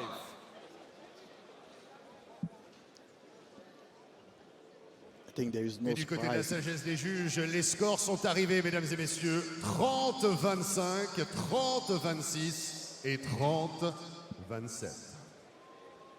For your winner, by unanimous decision, 𝗟𝗘𝗥𝗢𝗣𝗘'. No surprise. No surprise. I'll tell you what, 30-25 on a scorecard in your pro debut. There's a lot of guys who go through dozens of pro fights and never achieve a single 30-25 scorecard. He did it in his first one. Voilà, avec la réaction post-combat avec Salvo, c'est vrai que là, on s'est régalé sur ce premier combat. Doumbé décide, Cédric est en train d'analyser et décortiquer l'intégralité de ton combat. Alors tout d'abord, un mot sur ce combat. Tout s'est passé selon le game plan que tu avais prévu? Ben, à vrai dire, de base, on comptait le boxer, parce que je suis plutôt un style striker. Mais bon, on a montré aussi qu'on savait faire de belles choses au sol, comme à la lutte. Donc voilà. On n'a pas fait ce qui était prévu, mais le travail a été fait, c'est du MMA. Et on a gagné le combat, c'est la meilleure des choses. Well, so the initial game plan was to go in and to try to box my opponent indeed, but I tried to show, given the situation, what I could do on the ground as well. So I think I managed to turn things around quite well, in fact. Salvo, il y a un paramètre très important pour Cédric Doumbé. Tu connais la personnalité, ce côté extraverti. Il est seul, il est unique dans cette catégorie. Et Cédric, il veut des gens capables de parler au micro, d'aller chercher le public. Donc j'ai un défi pour toi. Tu vas prendre ce microphone, tu vas parler au public ici de la LDC Arena de Lyon et tu vas essayer tout simplement de faire ton pitch. Tu as une chance pour aller chercher ce contrat. Salvo, c'est à toi. Bon, Lyon, c'est mon premier combat pro. Pour moi, c'est exceptionnel devant 10 500 personnes de faire un combat, surtout pour le premier en pro. Donc, je vais vous demander quelque chose. Faites un maximum de bruit, Lyon!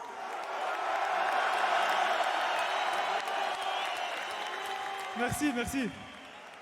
So Salvo trying to work the crowds and also trying to seduce Cédric Doumbé, because at the end of the night, Cédric decides who gets the contract. And Salvo, of course, working the crowds here, getting them to make some noise.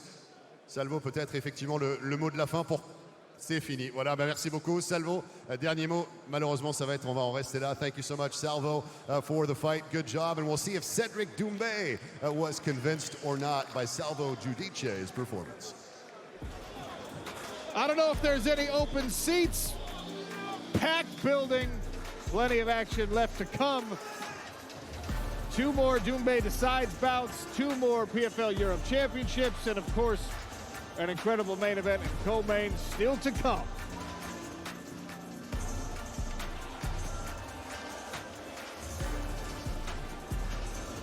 Fight 2 in our Doumbé decides portion of the card tonight will take place in the bantamweight division.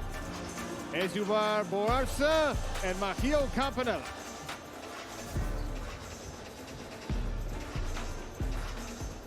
Ladies and gentlemen, please welcome to the PFL Smart Cage, Mahio Campanella.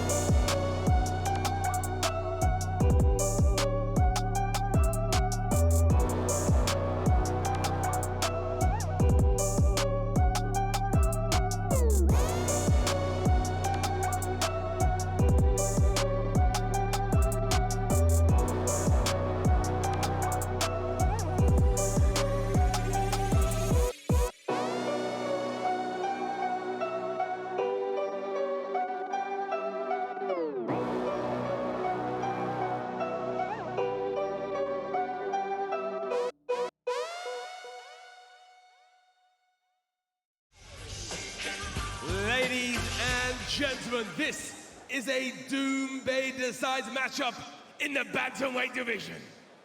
Introducing first, fighting out of the blue corner. He is an MMA specialist and stands 5 feet 9 inches tall. He weighed in officially at 136 pounds and holds a record of 6 wins and a single loss. He fights out of Carcassonne, France, 𝗟𝗘𝗥𝗢𝗣𝗘'𝗦.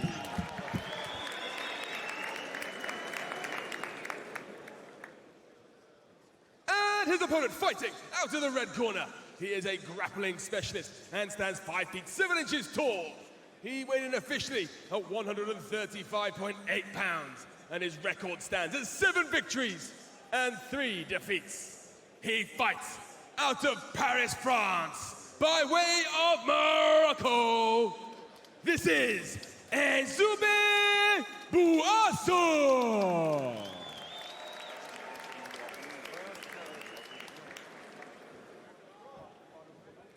Your referee in charge, Rich Mitchell. Boarsa's in the white trunks, Campanella in the black. Rich Mitchell will oversee the action. Sean O'Connell, Dan Hardy, and special guest 𝗟𝗘𝗔𝗚𝗣𝗘 beside the smart cage for the second of 3 ฎ𝗚𝗟𝗡 decides bouts. Let's watch, let's see if I'm gonna see some striking. Well, Dan was just talking about the fact both of these guys with more submissions on their record, but oftentimes when it's 2 grapplers, those skill sets negate one another and it becomes a striking battle. We'll see as Campanella opening up with some kicks. Man, I like that low kick. Yeah. Switching the stances very early here for Campanella, who goes to the low kick again. Cedric, as a kickboxer, what do you think of the calf kick? Calf kick is very dangerous. Interesting, I've right? never felt that before MMA. I was very surprised about this type of low kick because it hurt. Even if you don't feel it like the first one, the second one, the third one, and then you start feeling after, and it's really hurt and disturb you. We saw that against with the fight against Conor McGregor and Dustin Poirier. It hurts really. That's very dangerous. And if you don't block the first few one, then you're done. Do you think it would work in kickboxing and Muay Thai the same? Yeah, really.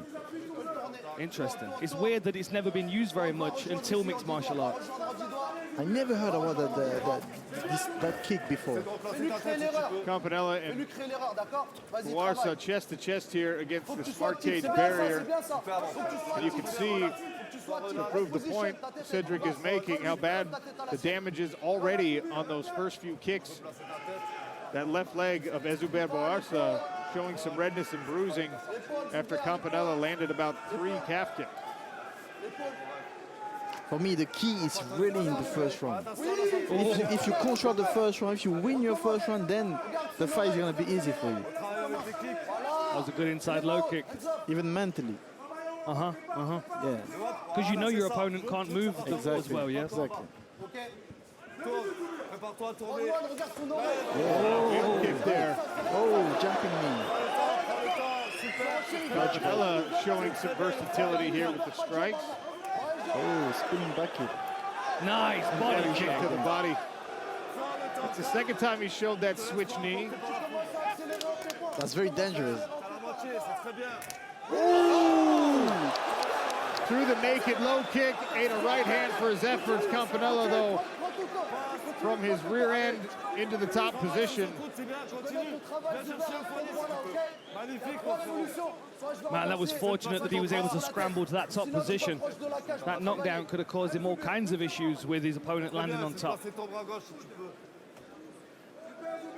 Good shoulder pressure from Campanella. Chopping elbows from the top position here for Campanella. Gotta be careful. You're in the side control position.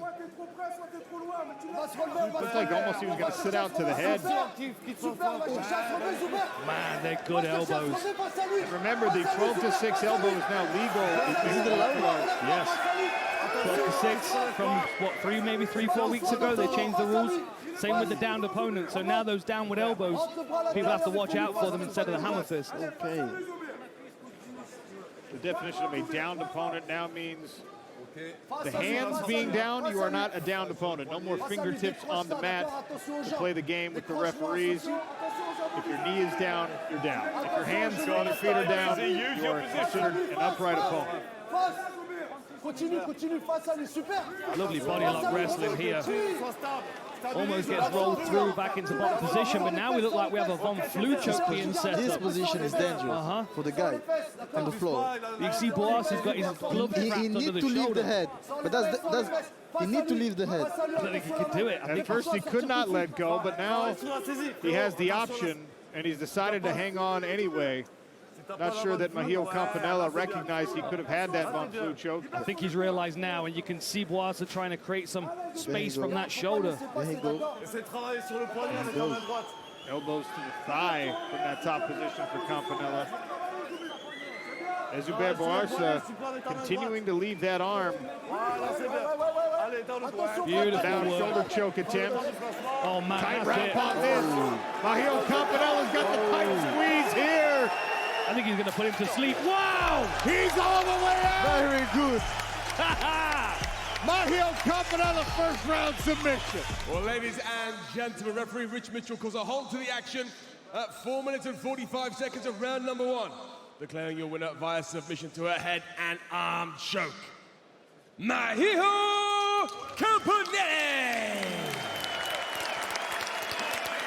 Very good, very good. I told you, sometimes small weight can end the fight very quickly. We saw 𝗟𝗘𝗥𝗢𝗣𝗘 looking on. Réaction après ce combat, parce que c'est vrai, quand on doit impressionner Cédric Doumbé, on se dit que chaque seconde compte. Fin de la première reprise, tu as réussi à obtenir ce V de la victoire. Bon, c'était pas 9 secondes, enfin on est quand même pas mal.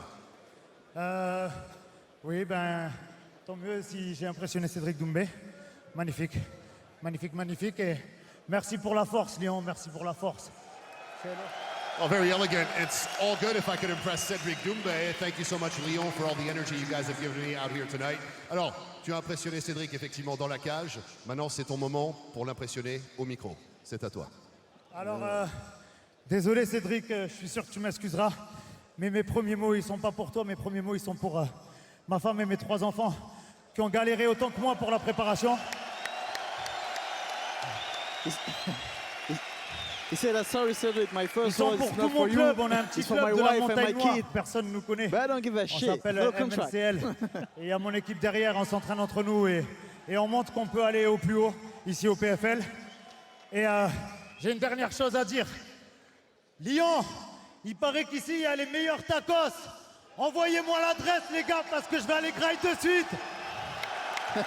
So he's thanking, of course, instead of thanking Cedric, he's thanking his family, his wife, his kids, indeed, for all the support they've given him throughout these challenging times, indeed. And of course, he's asking the people of Lyon where the addresses are to go and enjoy the best food in town. And one more word before we call it a day. Un dernier mot, ouais. Je voudrais quand même une ovation pour mon adversaire. C'était pas mon adversaire initial. Mon adversaire initial, malheureusement, il a du pull-out. Et Zuber, c'est un guerrier. Il a pris le combat à 3 jours. Et il était là, il était présent. Et on vous a fait le spectacle à 2, les gars. Donc il mérite du bruit. Shout out to his opponent. Nice. Voilà, il félicite en effet, he's congratulating his opponent for the job he did because he was not the initial opponent scheduled for the bout tonight, but he filled in and he answered on short notice. So congratulations and thank you. That's the Warriors spirit, the Warriors way. Thank you so much. Merci beaucoup, évidemment, à notre vainqueur pour ce deuxième combat de Cédric Doumbé décide. Mais This est-ce guy qu'il en aura fait is assez? very cool. Right? You know, he's a gentleman. You know, he's funny, gentleman. One more Doumbé decides bout. This one will take place in the featherweight division. Mathis Duragrin, Yassine Chitatu. Ladies and gentlemen, please welcome to the PFL Smart Cage, Yassine Chitatu.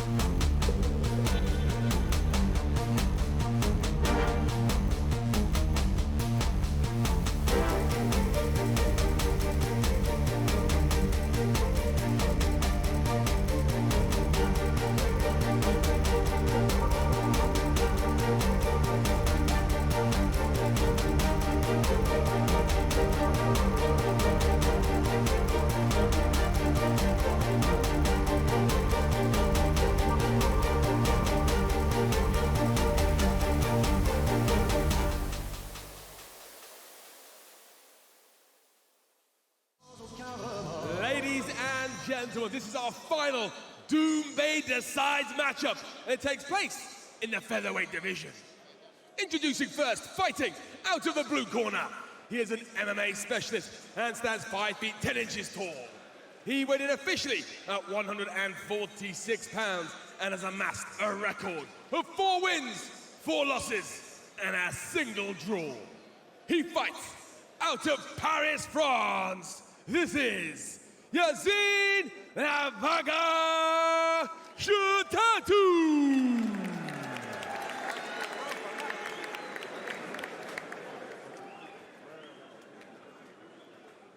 And his opponent fighting out of the red corner. He is also an MMA specialist and stands 5 feet 8 inches tall.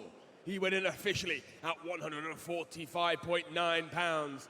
He is a former 3-time amateur MMA champion and has begun his professional career with 3 consecutive victories.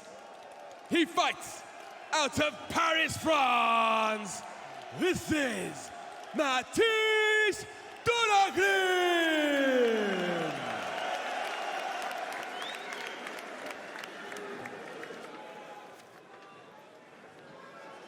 The referee in charge, Morad bin Segeh.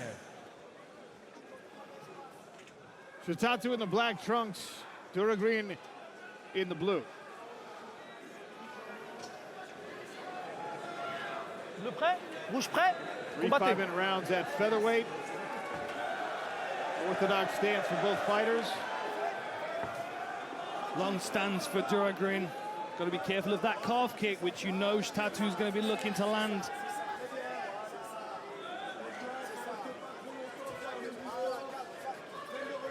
I know 𝗟𝗥𝗢𝗢𝗢 is a complete fighter. You know, he's not only a striker, but a really complete fighter because he start training MMA, not kickboxing, not Muay Thai, not wrestling. He started training MMA, so he's very complete. They learn the whole thing together as one system. Yeah. Jumbe, what was that song that Mathys 𝗟𝗥𝗢𝗢𝗢 had everyone singing along to? I really love his entrance because that's 𝗟𝗨𝗥𝗢𝗣𝗘. He's a very famous singer in France, and you know he bring, you know, the crowd fell in love with him. You know? When you see that entrance, that's very, very good, and that's what I like to see because he looked very, like, how do you say that, like confident, you know? Yeah, he looked very confident, relaxed, exactly. Like he knows what's going to happen. Exactly. Right? Look like a pro fighter, you know. He's doing well. Second takedown so far. 𝗟𝗘𝗥𝗢𝗣 was able to work back to his feet after the first one, but a mat return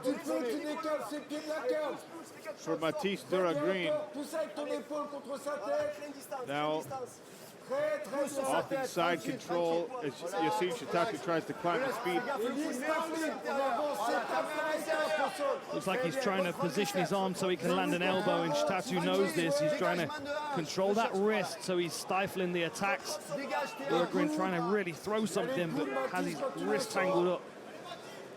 And I like the way his coach, the coach of 𝗟𝗥𝗢𝗢𝗢𝗢, is talking like very calm, you know, very cool. That's very important for the fight. Good work by 𝗟𝗘𝗥𝗢𝗢𝗢 to stop the offense from coming down. 2 minutes and he hasn't really eaten any punches, even though he's been taken down twice. Looks like he's trying to recover guard here. And there he does, close guard. And he's in his corner as well, has his coaches behind him, talking him through this guard position. Potentially looks to isolate an arm and threaten with a submission, an upper body submission.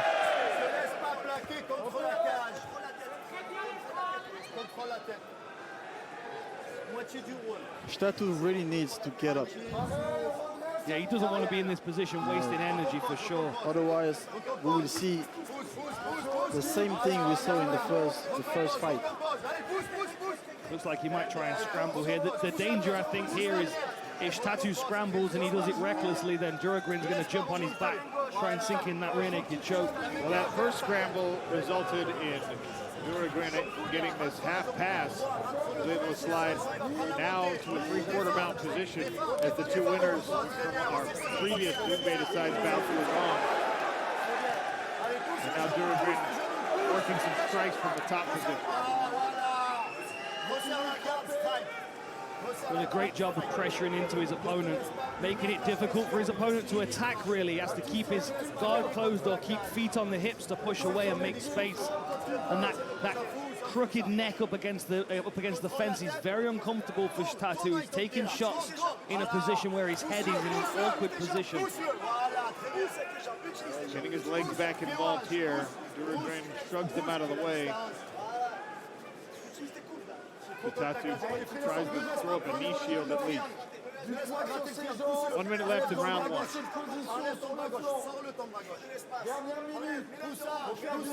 It's like he may have an arm triangle here position. No, and he's let it go. I just think the position that 𝗘𝗨𝗥𝗢𝗣𝗘 stuck it up against the fence is going to make any submissions difficult. Oh! the face. 𝗘𝗨𝗥𝗢𝗣𝗘 working his way back to the feet, and 𝗘𝗫𝗏 tried to time that knee perfectly. Oh, the knee. Yeah, we might get some spells. 𝗘𝗨𝗥𝗢𝗣𝗘 level changes now onto a single. That could have been a miscalculation. Went with the head outside, now switching to the outside leg. 𝗘𝗨𝗥𝗢𝗣𝗘 want to take him down.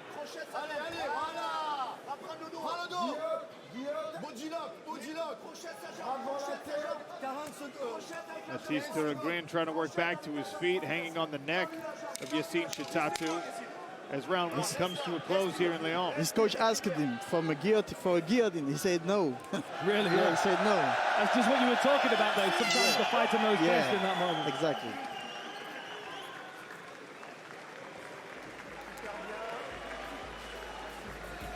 Round one in the books. Bahio Campanella on the left, Salvo Zadice on the right. Two previous winners in our Doumbé Decides bouts. Here's your replay, Cedric. Good level change after the strikes. 𝗘𝗫𝗏 with his first takedown there. Very smooth fighter.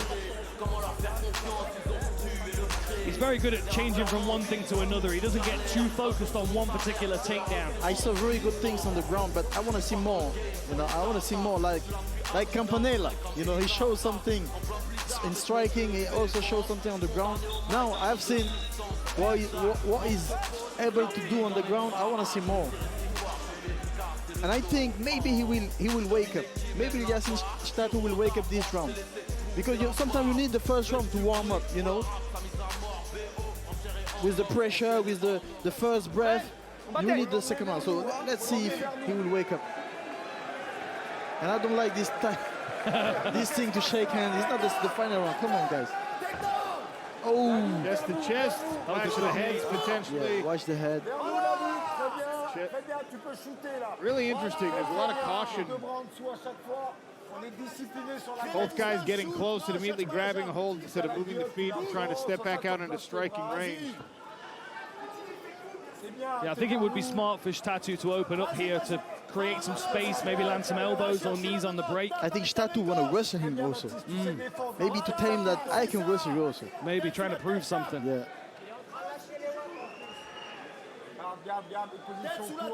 Or maybe he saw that 𝗘𝗫𝗏 is also dangerous in striking. So maybe that's why. He is very quick, 𝗘𝗫𝗏. Yeah. Explosive.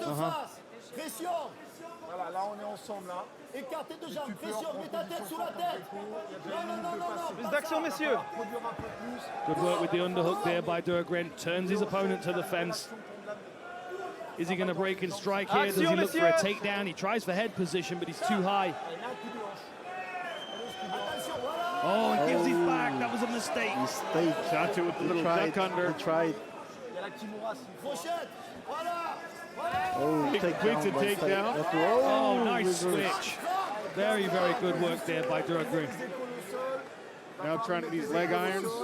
𝗘𝗏 looks very relaxed. You know, I don't know what you guys think, but he looks very relaxed. Yeah. Well, the way that he's flowing from technique to technique.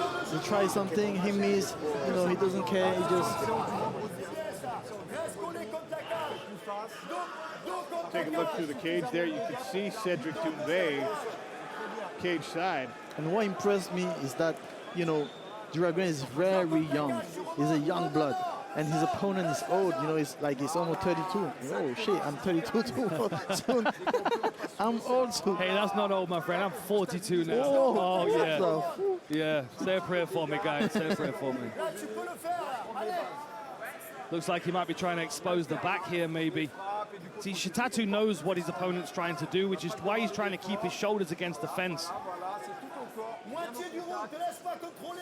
𝗟𝗘𝗥𝗢𝗣𝗘 really needs to show more. Oh, really needs to show more. You gotta be careful with those knees. Oh, 𝗟𝗘𝗥𝗢𝗣𝗘 trying to toss that knee up and around that posted arm of 𝗟𝗘𝗥𝗢𝗣𝗘. Oh, that's very good. Good timing on that level change. And both legs sucked him out. Elbows.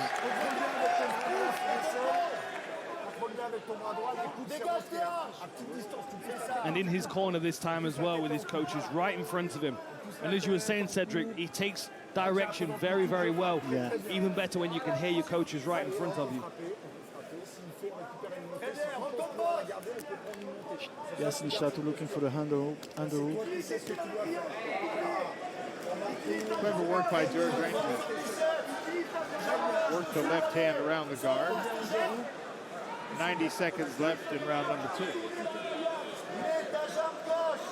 So what do you think, Cedric? Are you leaning towards one of these contracts being handed out yet? Do you think one of these guys are cutting through? I can say more, but I think I have my ID for the first contract. But let's see this last fight.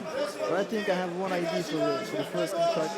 The second one, I got my ID also, but I'm still looking. I want to see more. 6 fighters, 2 contracts to give away. 𝗟𝗏𝗡 decides. Mathis 𝗟𝗏 with a nice combination here from the top, just ground and pound, but now gets his hips forward, pours it on. Good up kick from 𝗟𝗘𝗥𝗢𝗣𝗘. That was the best flurry so far from 𝗟𝗏𝗡. But 𝗟𝗏𝗡 is doing very well, in the way to get a contract. But I really want to see more. I really want to see maybe the last round he stay on his feet and he strike. Maybe if he don't do like too much, just to show that you can strike, Because if you only a fighter who take the people down and trying to wrestle them, I don't like that. No, I don't. And people doesn't like that. Well, these are good shots from the top position. Strong work again here from Mathis 𝗟𝗏𝗡𝗢𝗏. Oh! Walks off to finish round 2. And this also puts pressure on 𝗟𝗘𝗥𝗢𝗣𝗘. He knows he's probably down 2 rounds now. He has to do something special. Yeah, that's the last round to do something.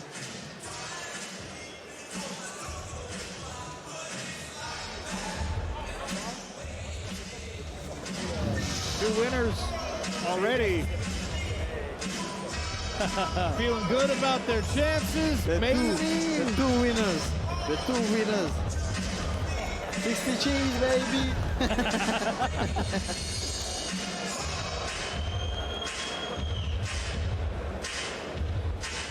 All right, let's have a look at these replays. So you can see 𝗟𝗏𝗡 there. He tries for the head and arm throw and loses the back position. 𝗟𝗘𝗥𝗢𝗣𝗘 tries to lift him there. Now the position's reversed. He gets taken down, but he hits that switch immediately. And you see the way 𝗟𝗏𝗢𝗣𝗅 doesn't panic when he lost something, when he missed something. He doesn't panic. It's like he looks very relaxed. He's the guy who's looking as a veteran, And as you said, he learned the whole game of MMA, so he can move from one ring to another. He's very relaxed. Final round between 𝗟𝗘𝗥𝗢𝗣𝗘 in the black, Mathis 𝗟𝗏𝗢𝗡 in the blue.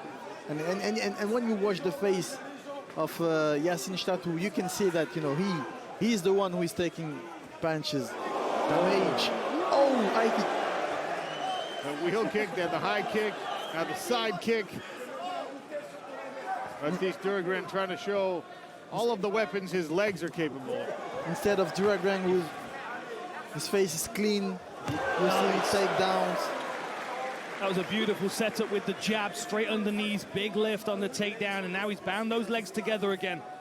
I gotta say though, it's interesting strategically when you start a third round.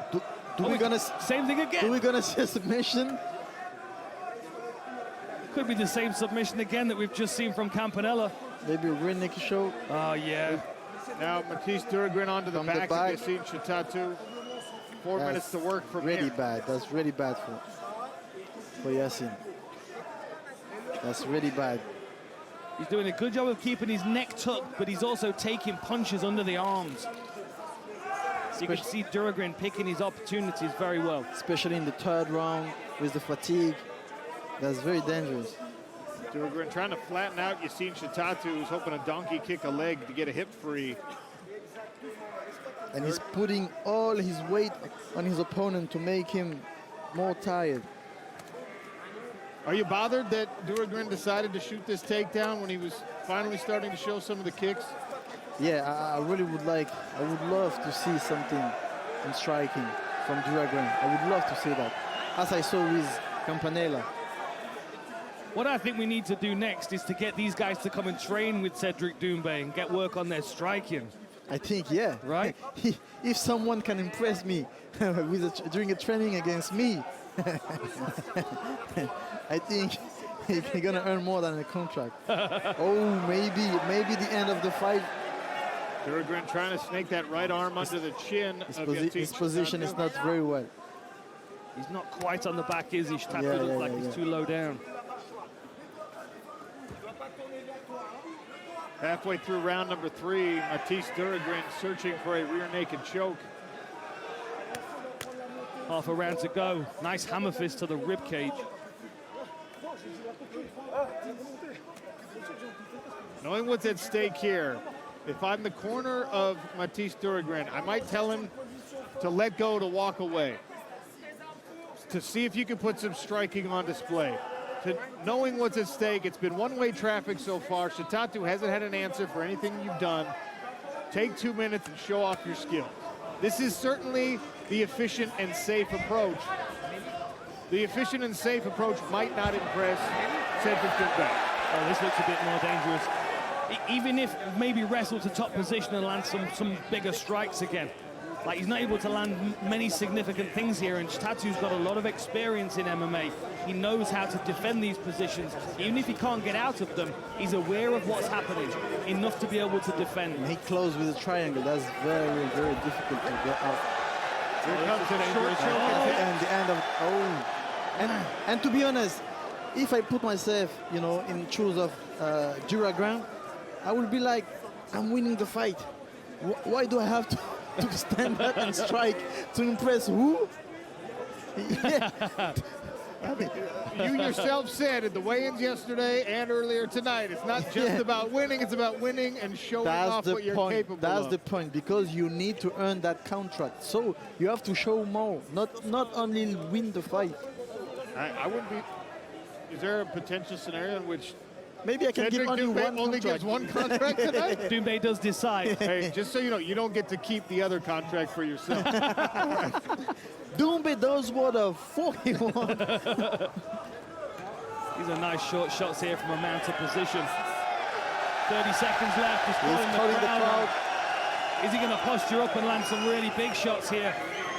Or does he? Oh, the good elbow. Just missed that one. 25 seconds to go. Perfect time for a flurry from 𝗘𝗥𝗢𝗣𝗏. Oh, that's he obliges this Lyon crowd.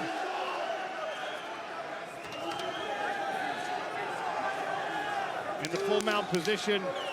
Final few seconds tick off and he walks away. That's very good. The acceleration. That's very good. Just missed that final head kick. 𝗘𝗥𝗢𝗏, 10 seconds, not enough time for the Max Holloway. We asked him at least 30. We asked him for that. He gave us that. That was a very, very dominant performance from 𝗘𝗥𝗢𝗏, and he's going to solve a puzzle straight away. Well, ladies and gentlemen, after 3 rounds of action, we go to our judges' scorecards. 2 of the judges saw this bout 30-26. 1 judge saw this 30-25. Après 3 reprises intenses, on va aller du côté des juges pour aller chercher les résultats. 2 juges ont estimé ce combat 30-26, un juge à 30-25. All for your winner, via unanimous decision, 𝗘𝗘𝗥𝗢𝗣𝗘.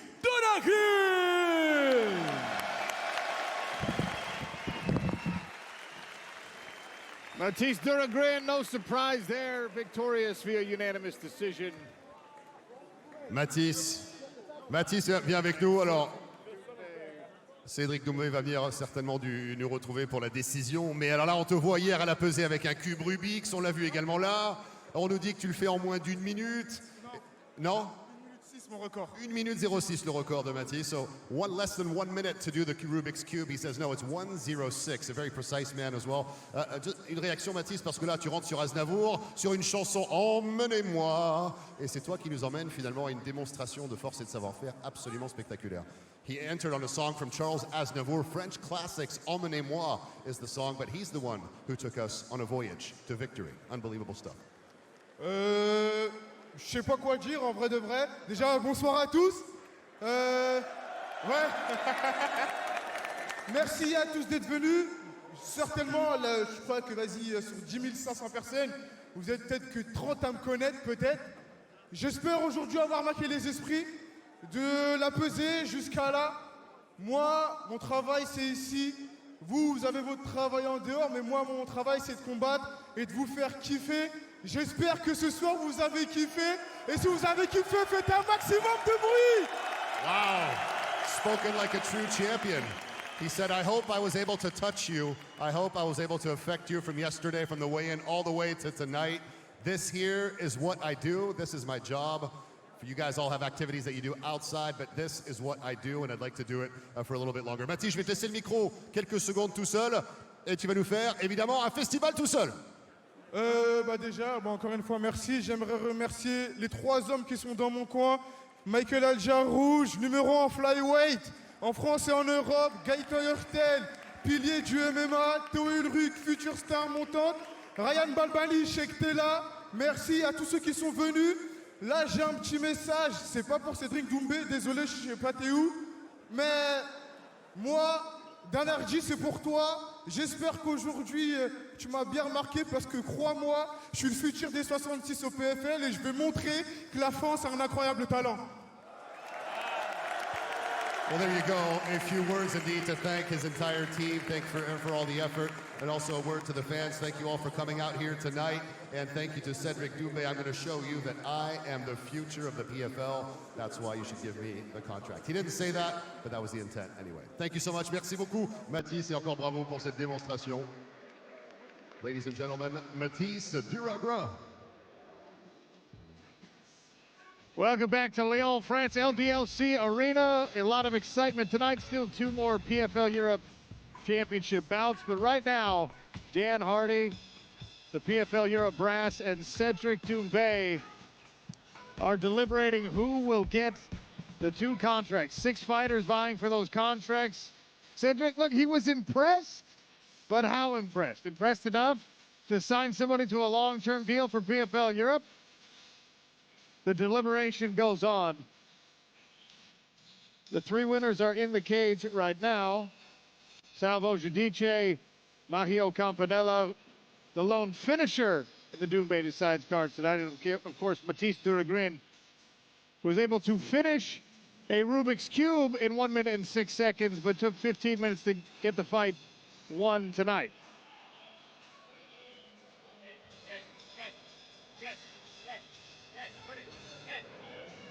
Dan Hardy climbing into the cage. 𝗟𝗘𝗥𝗢𝗣𝗘 will join him for, of course, his decision. Dan, 𝗟𝗥, take it away. Okay. Ladies and gentlemen,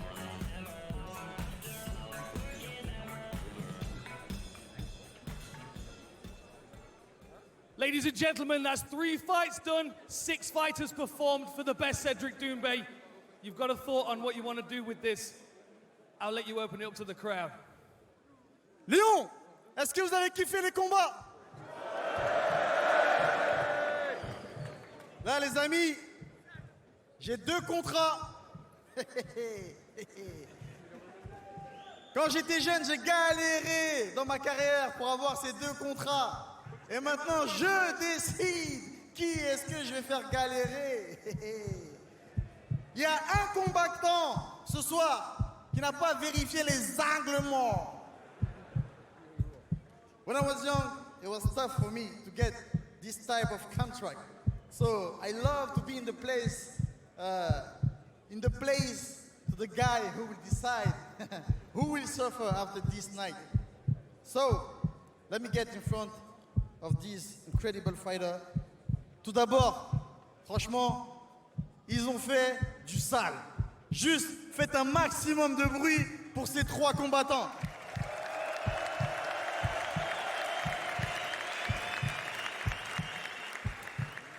Salvo, Campanella, 𝗟𝗪𝗥𝗢𝗣𝗘, franchement j'ai kiffé. J'ai kiffé, vous m'avez kiffé les gars, c'était magnifique. I like watching you fighting guys, that was very incredible. I really enjoy watching you in front of the cage, but I need to give those 2 contracts. I have only 2 contracts, and you are free. J'ai seulement 2 contrats, vous êtes 3, j'ai pas fait bac S, mais il y en a un qui va repartir les mains vides. Ben, c'est pas la force. Bon. Le premier, the first one, who will get a PFL contract.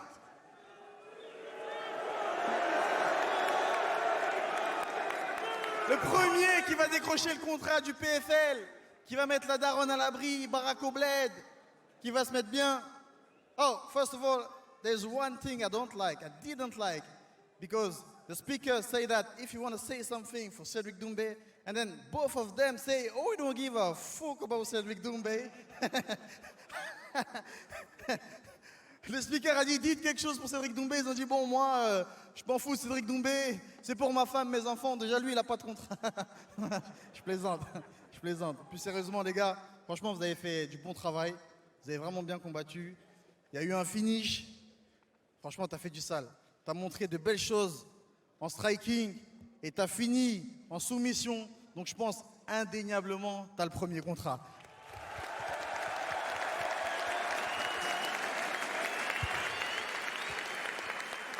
Congratulations, Mahu Campanella. He joins the PFL.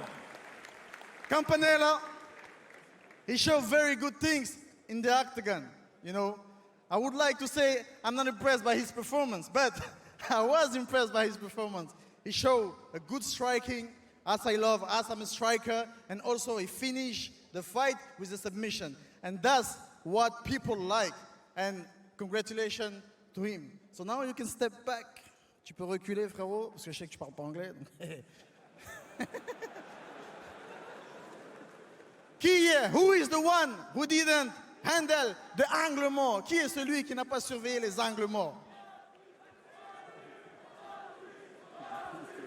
Salvo, 𝗟𝗪𝗥𝗢𝗣𝗘. Les gars, vous avez très bien combattu. Vous avez très bien combattu. Félicitations. Faites du bruit pour ces 2 combattants. Léon, faites du bruit. Faites du bruit. Faites du bruit.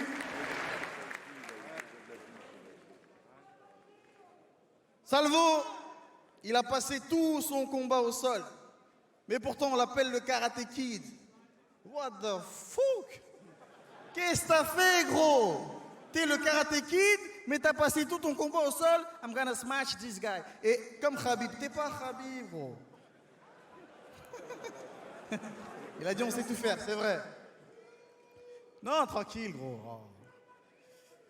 𝗟𝗪𝗥𝗢𝗣𝗘, il a fait du sale. On va pas se mentir. Il a fait du sale. You know, there is not even a suspense. 𝗟𝗪𝗥𝗢𝗣𝗘 did a really good job. Son entrée, elle a galvanisé la salle. Ça a pesé. Bon, c'était clair. Moi, j'ai pas kiffé Rubik's Cube, j'ai pas trop compris. Mais il y avait quelque chose. Il a fait un effort. Il est venu à la pesée, Rubik's Cube. Il a montré quelque chose. Il a montré qu'il était intéressé, qu'il était joueur.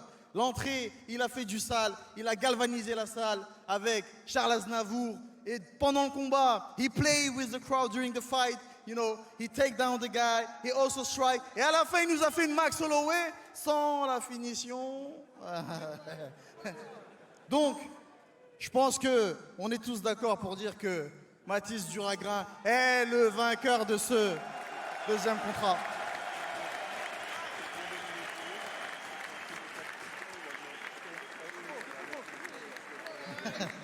But Matthias Stergren joins the PFL, but there's more. I know there's more. Yeah, there is I more. know there's more. Il reste une dernière chose Come à and stand dire. over here with me, my friend. Congratulations, Cedric. Faites du bruit pour les deux gagnants de ce contrat au PFL. Salvo, Salvo, Salvo. One last thing I want to say. First of all, I want to congratulate Salvo. Je voudrais féliciter Salvo parce qu'il a vraiment fait un beau combat. C'était très difficile de faire face à ces deux combattants parce qu'il y en a un qui a mis un finish et il y en a un autre qui a fait le spectacle et qui a montré que c'était un combattant complet. C'était hyper difficile. Mais j'ai aimé l'engagement de Salvo. Et là, j'ai envie de faire quelque chose. Et vous commencez à deviner ce que j'ai envie de faire. J'ai envie de faire quelque chose. À défaut d'avoir un contrat, là, vous allez décider. C'est Doumbé décide. But also the crowd will decide. Do we give a third contract to Salvo? Est-ce qu'on donne un troisième contrat à Salvo?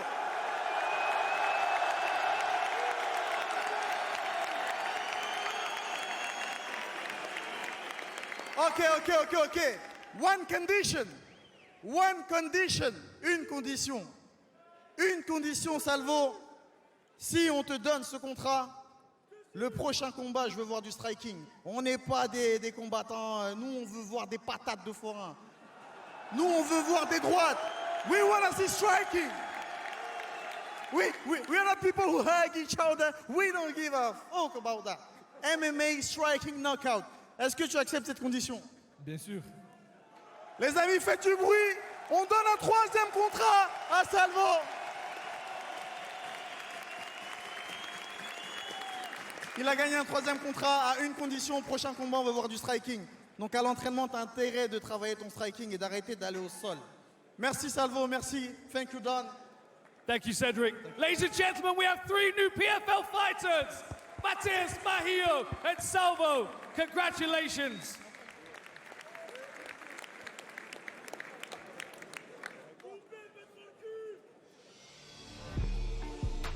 Lightweight championship fight on deck. 𝗟𝗘𝗥𝗢𝗣, last year's PFL Europe lightweight champion, and Connor Hughes looking to take home his first PFL belt.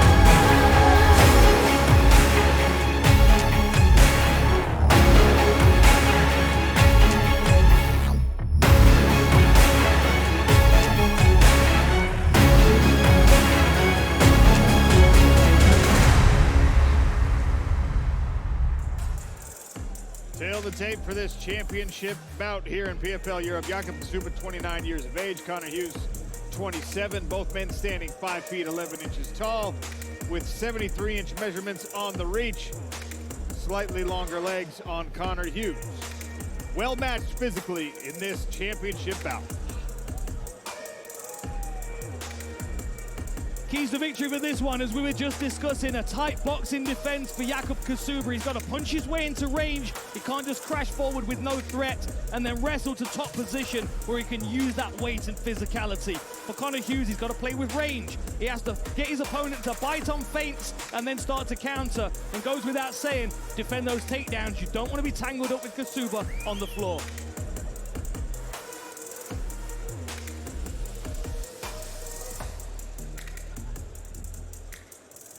Ladies and gentlemen, the following fight is scheduled for 5 5-minute rounds and is for the PFL Europe Lightweight Championship. Introducing first, fighting out of the blue corner. He is an MMA specialist and stands 5 feet 11 inches tall. He weighed in officially at 154.7 pounds and in his 11-fight career has built a record of 10 victories and just a single defeat. 8 wins coming by way of stoppage. He fights out of Liverpool, England, Conor Hughes!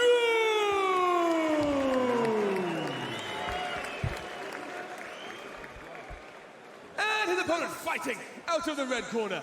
He is a kickboxing specialist and stands 5 feet 11 inches tall. He weighed in officially at 154.5 pounds and is undefeated, securing 13 victories across his 13-fight career. He fights out of Austin, Poland, and is the 2023 PFL Europe Lightweight Champion, the 𝗟𝗘𝗥𝗢𝗣𝗘. The referee in charge, Dan Movahedi. Way back. Judge. 𝗟𝗘𝗥𝗢𝗣𝗘, last year's PFL Europe Lightweight Champion in the green. Conor Hughes in the black trunks. 𝗟𝗘𝗥𝗢𝗣 looking to remain undefeated as a pro. We're going. Round number 1. Ready. Have fun.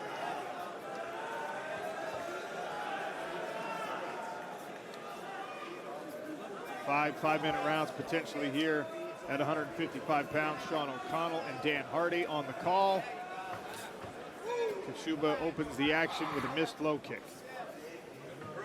Conor looks very comfortable in this striking range. You can see how 𝗟𝗘𝗥𝗢𝗣's got those hands nice and high. He knows the danger in the hands of Conor Hughes, who has an extensive kickboxing background as well. And the challenge here for Conor is, when does he open up and how does he defend the takedown that's surely going to be shot underneath those punches? Hughes added something pretty significant to the repertoire, I think, for a fight like this. He's very accurate and powerful, even moving backwards with his stand-up. Something could come in very handy against a pressure fighter like 𝗟𝗑𝗥𝗢𝗣. Saw him show that uppercut a couple of times now just to give 𝗟𝗑𝗥 something to think about before he changes level. Here's that uppercut, nice check left hook as well that just clipped 𝗟𝗘𝗥𝗢𝗣. You can see Conor's threatening with the uppercut though. He's hanging that rear hand low. Flashes a little knee. Again, just something to look at. All things for 𝗟𝗘𝗥𝗢𝗣 to have to try to get a read on. One thing we know about 𝗟𝗑𝗥𝗢𝗣, he's not shy about taking fights into deep water. Despite all that muscle mass, he's got an incredible gas tank, an incredible level of fitness. He's not afraid to go 25 minutes. Cautious start there for 𝗟𝗑𝗥𝗢𝗣. I think he realizes how dangerous Conor Hughes is at short range and doesn't want to be reckless finding his way inside. Reading the skirmishing punches from Conor to see where the gap is in the guard. I can appreciate a tentative or methodical approach. $100,000 at stake. But one thing you don't want to let Conor Hughes do is start building confidence for something like that. That was a beautiful lead uppercut.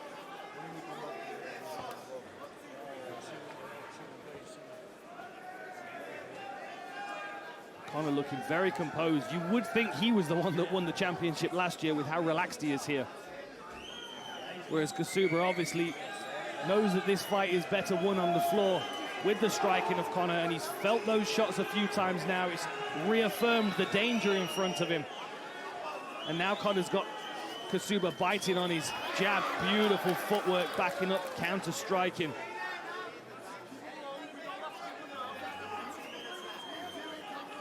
You can make an argument that there's actually even more pressure on the undefeated fighter here, Jakub 𝗘𝗨𝗥, and going back-to-back. Speaking with him at the hotel, you know, last year he thought he had proved enough that he could be invited to the PFL Global season, but of course lightweight is an incredibly deep weight class, and the decision was made that, hey, give him another season here in Europe, let him get some more experience. If he can win it again, it'd be hard to deny, but look at that left check hook from Connor Hughes. So sharp with that hook. It's like a heat-seeking missile. Finds its way around the guard. Especially when the opponent's moving forward, it can be difficult to judge that range, and Hughes seems to have mastered this with the uppercut and with the left hook.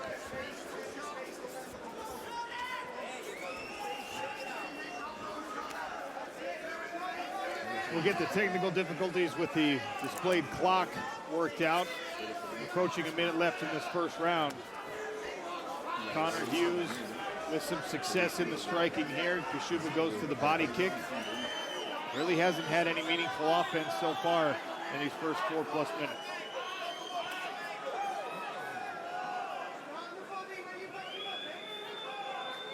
A dominant first round for Connor, really. I mean, he's held the center, he's landed the majority of the shots, and he just looks more composed in there right now. It's almost like he has a game plan to deal with what 𝗘𝗨𝗥's going to open up with, but 𝗘𝗨𝗥 needs to figure out how he gets through the first level of Connor's game. Oh, and there it is. What a fast shot that was. See if Connor can defend this first takedown. We're into the last minute as well. 30 seconds left in the round, and Jakub 𝗘𝗨𝗥 on this double leg attempt. Can he get his hands locked behind the hips of Connor Hughes with this heavy forward pressure? Hughes now trying to attack the neck. Man, that looks tight. Deterring this takedown, and it is. You can see the face of Jakub 𝗘𝗨𝗥 turning very red here. Had to pummel the arm back in to take some of the steam off this squeeze. Interesting position here. Potentially one round up, Connor Hughes. Second round set to start here in Lyon, France. PFL Europe 155-pound championship bout between Connor Hughes in the black and Jakub 𝗘𝗨𝗥 in the green. Hard inside low kick from Hughes.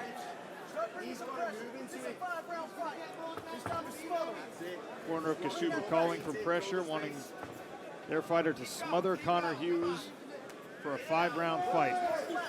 Oh. High kick misses. Yeah, Hughes goes for the screw punch again and misses that time. Almost get caught with a head kick. You like that angle uppercut with the lead hand? It can be risky. It can be very risky, but it can also be a very useful punch. Something that Canelo used to knock out Yildirim, separates the guard and then powers the right hand behind it. If Hughes can get a range on that, you can catch 𝗘𝗨𝗥 as his head is coming back down from that first punch. I mean, really, this check left hook, it seems to be the main problem. Because when 𝗘𝗨𝗥's moving forward, he's separating that right hand from his head. And this is where Connor's managing to get through. Look at this from Connor Hughes. No one lifts 𝗘𝗨𝗥 like that.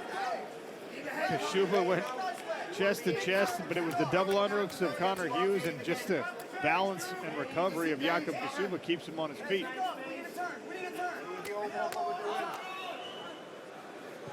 Very interesting. Wonder if Hughes is going to work to extricate himself from the grip here, because this is exactly where Jakub 𝗘𝗨𝗥 wants this fight. Not with his own back against the cage, but certainly against his barrier.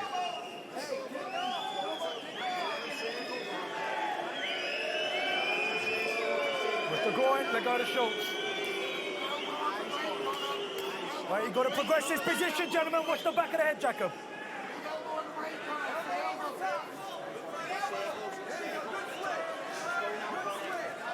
You've got to progress this position, please, gentlemen. Now 𝗘𝗨𝗥 down onto the legs.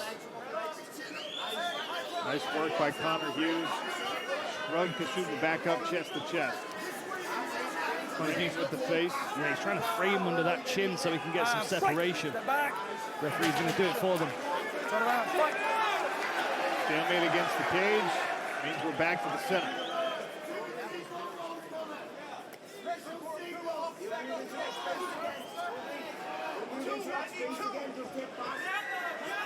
Again, the corner of 𝗘𝗨𝗥𝗢𝗣𝗑 calling for more action. They want 2 and 3 strikes put together.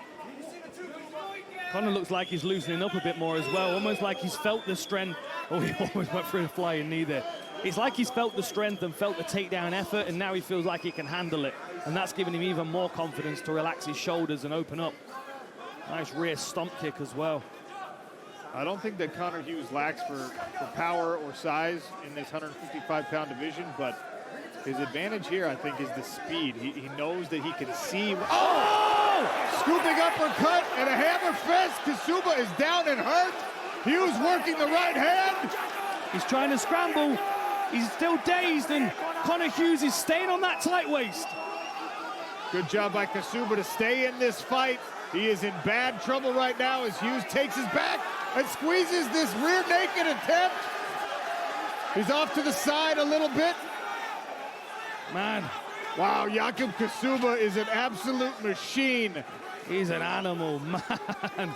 Took those shots and still managed to scramble to top position. An important moment right here in the fight, Dan Hardy, because that was a lot of energy expended by Conor Hughes trying to get the finish there. But even if, just say for example, Conor decides he's going to take the strategic route, and for the next minute he just stays in this position and ties 𝗘𝗨𝗥𝗢𝗣 up. He's 2 rounds up still potentially. In a 5-round fight. Right. And you don't know whether those knockdowns have been scored a 10-8, given the fact that Conor's been having the majority of the success. Well, this round will not be a 10-8 if 𝗟𝗑𝗄𝗣𝗑 can stay on top here, even with the knockdown.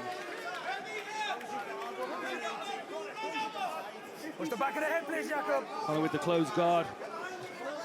Look at the recovery from 𝗟𝗑𝗄𝗣𝗑.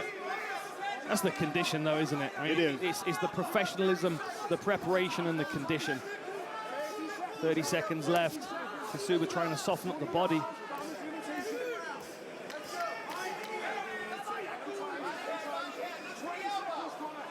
And we're right on top of the Maison Gouton.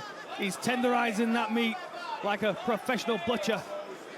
You just every time I mention the butcher shop, he just shakes his head. He's so jealous of all the food I tried earlier this week. I am. I'm not going to pretend like I'm not. Body and head work here from 𝗟𝗑𝗄𝗣𝗑. He'll finish the round on top. Entering the 3rd round of a possible 5 in this PFL Europe Lightweight Championship bout. Conor Hughes, 𝗟𝗑𝗄𝗣𝗑. Hughes in the black trunks. 𝗘𝗨𝗥𝗄𝗣𝗑 coming in now behind that jab. Good jab from Conor Hughes in response.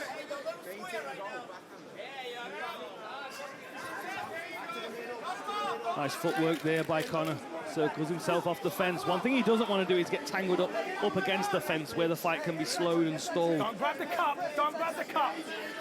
𝗘𝗨𝗥𝗄𝗣𝗑 looks like he's going to try and take this fight to the floor. You can see that thigh pry that Conor Hughes is using to keep the hips apart. Got to keep his back off the cage. Good trip attempt here from 𝗘𝗨𝗥𝗄𝗣𝗑. Oh, I thought he was going to jump for a triangle then. And now 𝗟𝗑𝗄𝗣𝗑, this is where he makes his money. Heavy pressure.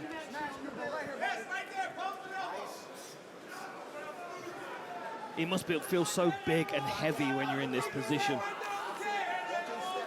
And he positions himself so well. He's always trying to keep the hips square against the fence. It's like he might try and pass, but his corner team are telling him not to.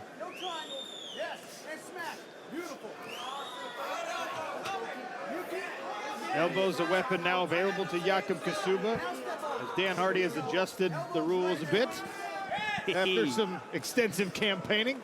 Adjusted the rules. You notice the clock's over to the side as well, so we can see their feet this time. Little tweaks.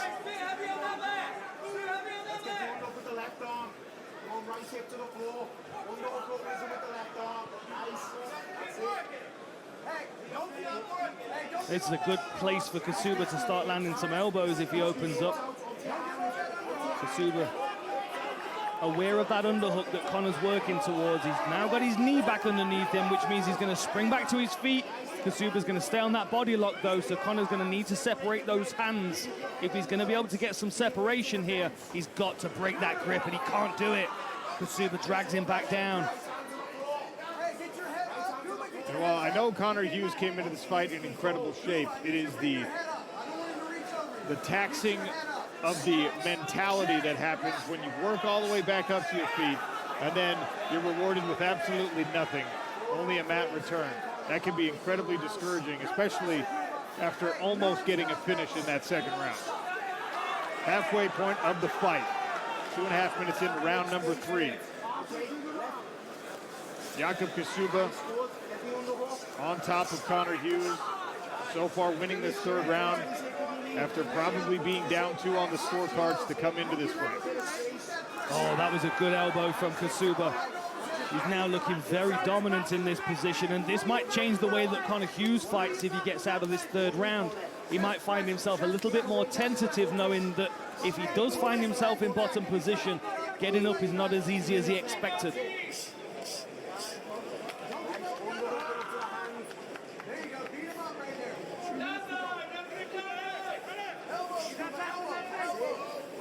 Peppering shots from 𝗟𝗘𝗥𝗢𝗣 on top. Alexander Luster right there. He'll be fighting the man whose name was beneath him, Lewis McGrillen.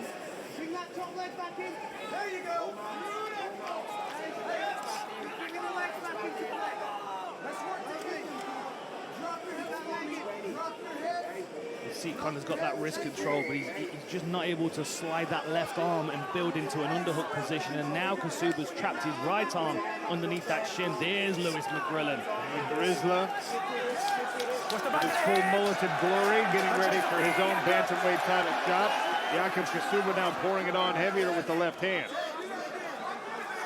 Oh, and Conor, his cut across the forehead. And look at this, just pressure. Smothering, quicksand pressure from 𝗟𝗘𝗥𝗢𝗣. Posting his own chin on the right arm of Connor Hughes. And every time Conor manages to get his hand free and fight out of this position, he's expending energy that's going to be taxed on him in the last 2 rounds. We're moving into the championship rounds in 20 seconds. And Conor's going to feel this fatigue from this bottom position. Beautiful ground and pound with these elbows by Ksouba. Of course, he was going to be more dangerous with elbows as a tactic. Brought the right elbow that time. Wow, these are great elbows. 𝗟𝗘𝗥𝗢𝗣 pouring it on in the third. Fatigue-wise here from Connor Hughes as we get ready to start the championship rounds. 4th frame. $100,000 at a PFL Europe Championship on the line. 𝗟𝗘𝗥𝗢𝗣 in the green looking to go back-to-back. He won the 155-pound strap in 2023. He lands a big right hand, and then this double leg attempt. Hughes decided to grab the neck instead of focus on the sprawl. Tap? No. It looked like he was tapping there for a moment. It's a palm strike to the side, using that thumb. He could be looking for a Von Flue, though. I mean, I know the cage is in the way here, but if he's able to pass to that side and scoop Connor's hips away from the fence, there might still be space. Now, of course, Connor's bailed on that guillotine, but now finds himself dealing with this half-guard top position. He's done a good job of digging that underhook. He's got to get that bottom leg free, and 𝗟𝗘𝗥𝗢𝗣 won't give it to him.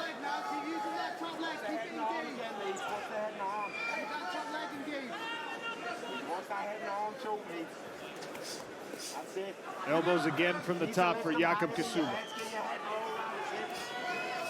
Man, these are brutal elbows. And he's got nearly 4 minutes in this position as well if Conor can't hustle and escape.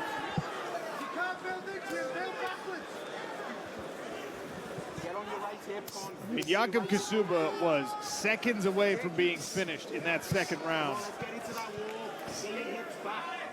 And he is firmly in control of this fight right now. And the more frustrated he gets, the more desperate he's going to get in these positions. And that position that he keeps reaching for there is not really going to get him out of that position.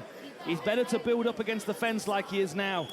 And Ksouba knows this, which is why he's going to keep pulling his shoulders off the fence and back onto the floor. Jason Tan in the corner, UFC veteran, coaching Conor through this position, but conditioning might be a problem with this pace that they've set.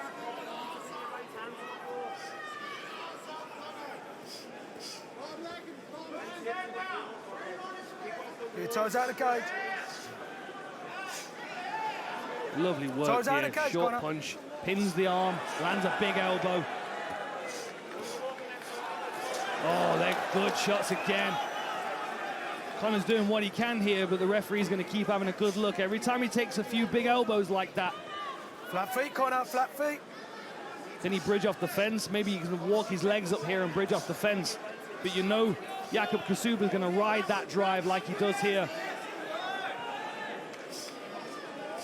2 minutes left for 𝗟𝗑𝗥𝗢𝗣 to work on top as the elbows pour down onto the face and forehead of Conor Hughes. No quit in the Englishman here. We can hear the chants for Kuba coming from the crowd. Strong Polish contingent showed up in support this week. He is relentless in this position. Now, Conor managed to get a butterfly hook in there. Can he create any space with that is a question. He's being completely smothered by that power shoulder. The shoulder of justice. Oh, and now he's mounted. And as he turns, he may give his back. Good work trying to get half guard back there. That was great, quick reactions from Conor. Now shoulder choke being set up potentially. Hughes able to get the right arm free. Needs more elbows for his efforts.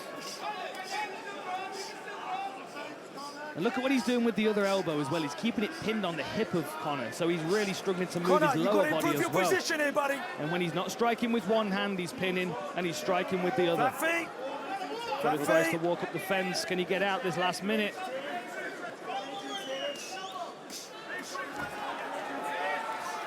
Big explosion there from Hughes. And now 𝗟𝗑𝗥𝗢𝗣 offering nasty right elbows.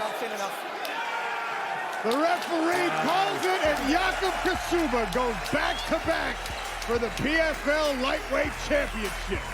Well, ladies and gentlemen, referee Dan Motherhead calls a halt to the action at 4 minutes and 7 seconds of round number 4, declaring your winner via TKO and claiming the 2024 PFL Europe Lightweight Championship, the 𝗟𝗘𝗥𝗢𝗣𝗘'. Ladies and gentlemen, we are here with your 2024, 2023 and 2024 PFL Europe champion. 𝗟𝗑𝗥𝗢𝗣 has done this a second time, ladies and gentlemen.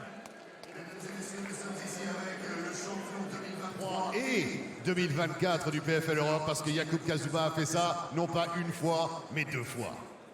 A rough 2 rounds. Did you expect that from Conor? Did you expect him to be sharp with his hands like that? And was the game plan to take him into the deeper waters? Voilà, 2 reprises particulièrement brutales. Est-ce que l'objectif pour toi, c'était évidemment d'aller aussi loin dans le combat? Yeah, game plan was to take him into the deeper waters. I was very immobile and he was catching me. Great striker. But I hate that stupid Rocky quote. I'm not going to repeat it, but that's pretty much what I did.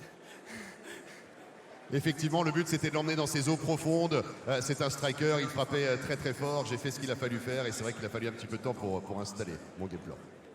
Did this time feel any different, doing it a second time, coming back as last year's champion? And my other question is elbows. You made great use of elbows this time around. You were a more dangerous fighter with elbows. Tu avais gagné l'an dernier déjà. Est-ce que c'était différent cette année de réitérer cet exploit? Et puis l'utilisation des coudes. Tu as usé de tes coudes de manière très impressionnante.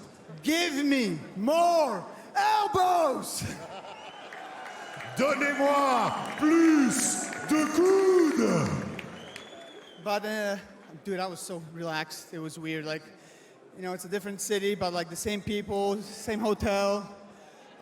So I felt so relaxed. The only problem was that I fought with, I have 4 torn ligaments. My toe is not connected to my ball of my foot. So that's why I was a bit immobile in the first round. It was fucking painful. I felt it the whole time, even with adrenaline. Ouais, c'était vraiment un combat tout particulier. J'avais quelques déchirures ligamentaires au niveau du pied. J'avais pas de sensation dans les pieds. C'était extrêmement douloureux. Sacré combat. So we're going to have a look at some replays on the screen. I want you to just kind of talk me through these moments in the fight and what you remember from them. On va regarder évidemment quelques ralentis et 𝗟𝗘𝗥𝗢𝗣 va nous décrire eh bien ces séquences. Actually, when the corner was talking to me, I was watching the shots to see what he caught me with, because I didn't remember. But yeah, it's that check left hook, right? And I dropped my right hand. I was supposed to keep it close and dip my head out, but I didn't. And you know, I knew what he was gonna do, and he still kept me catching with it, right? But I knew I could hit him with that jab. I was like, okay, it's just a matter of time until he gets tired and we get into my territory. I'm gonna start fucking tagging him. Ouais, il y avait ces phases évidemment avec ce crochet du gauche. À un moment donné, j'ai pris quelques impacts, mais je savais qu'il fallait que je m'installe dans la durée pour essayer de l'emmener sur mon territoire, mon fief, eh bien ma zone de confort. So a two-time PFL Europe champion, still undefeated. What's next for 𝗟𝗘𝗥𝗢𝗣𝗘? You tell me, where are you guys gonna put me? I'm excited to see the rest of your career, my friend. 2 fantastic years, 2 fantastic belts, and $200,000 for you. Congratulations. Can I say something?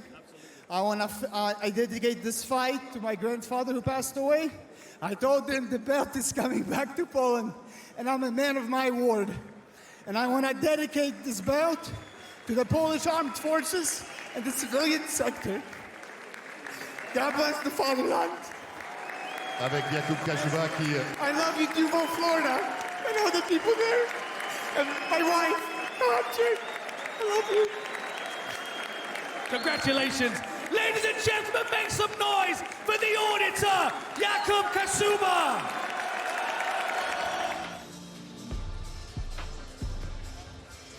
Five-minute rounds brought to you by Takedown, official apparel partner of PFL Europe. Lewis McGrillen, representing England. Alexander Lustor, under the German flag. Ladies and gentlemen, please welcome Alexander Schlingel Lustor.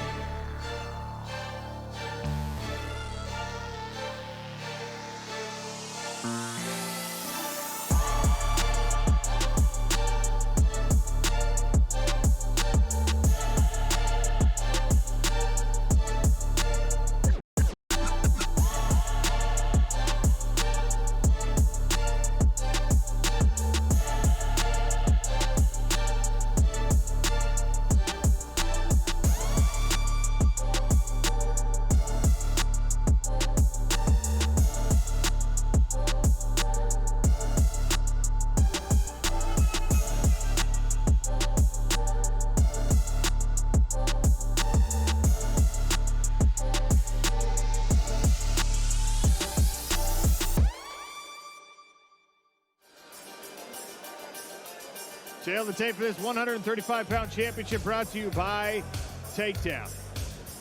Lewis McGrillen, 24 years of age. Alexander Lustor, 26. Łuszta, the taller fighter, standing 5 feet 8 inches. Both men with that 68-inch measurement on the reach. Łuszta has the very slightly longer legs, but both men weighed in just below the bantamweight limit.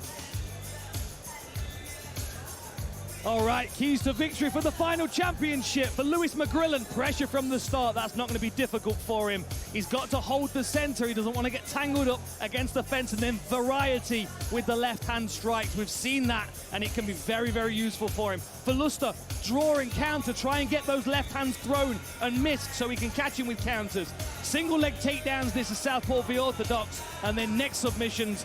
Put that strangle on McGrillen, and he won't be able to think about giving up because you can take the air away from him. This kid's not going to tap to an armbar, I can guarantee it.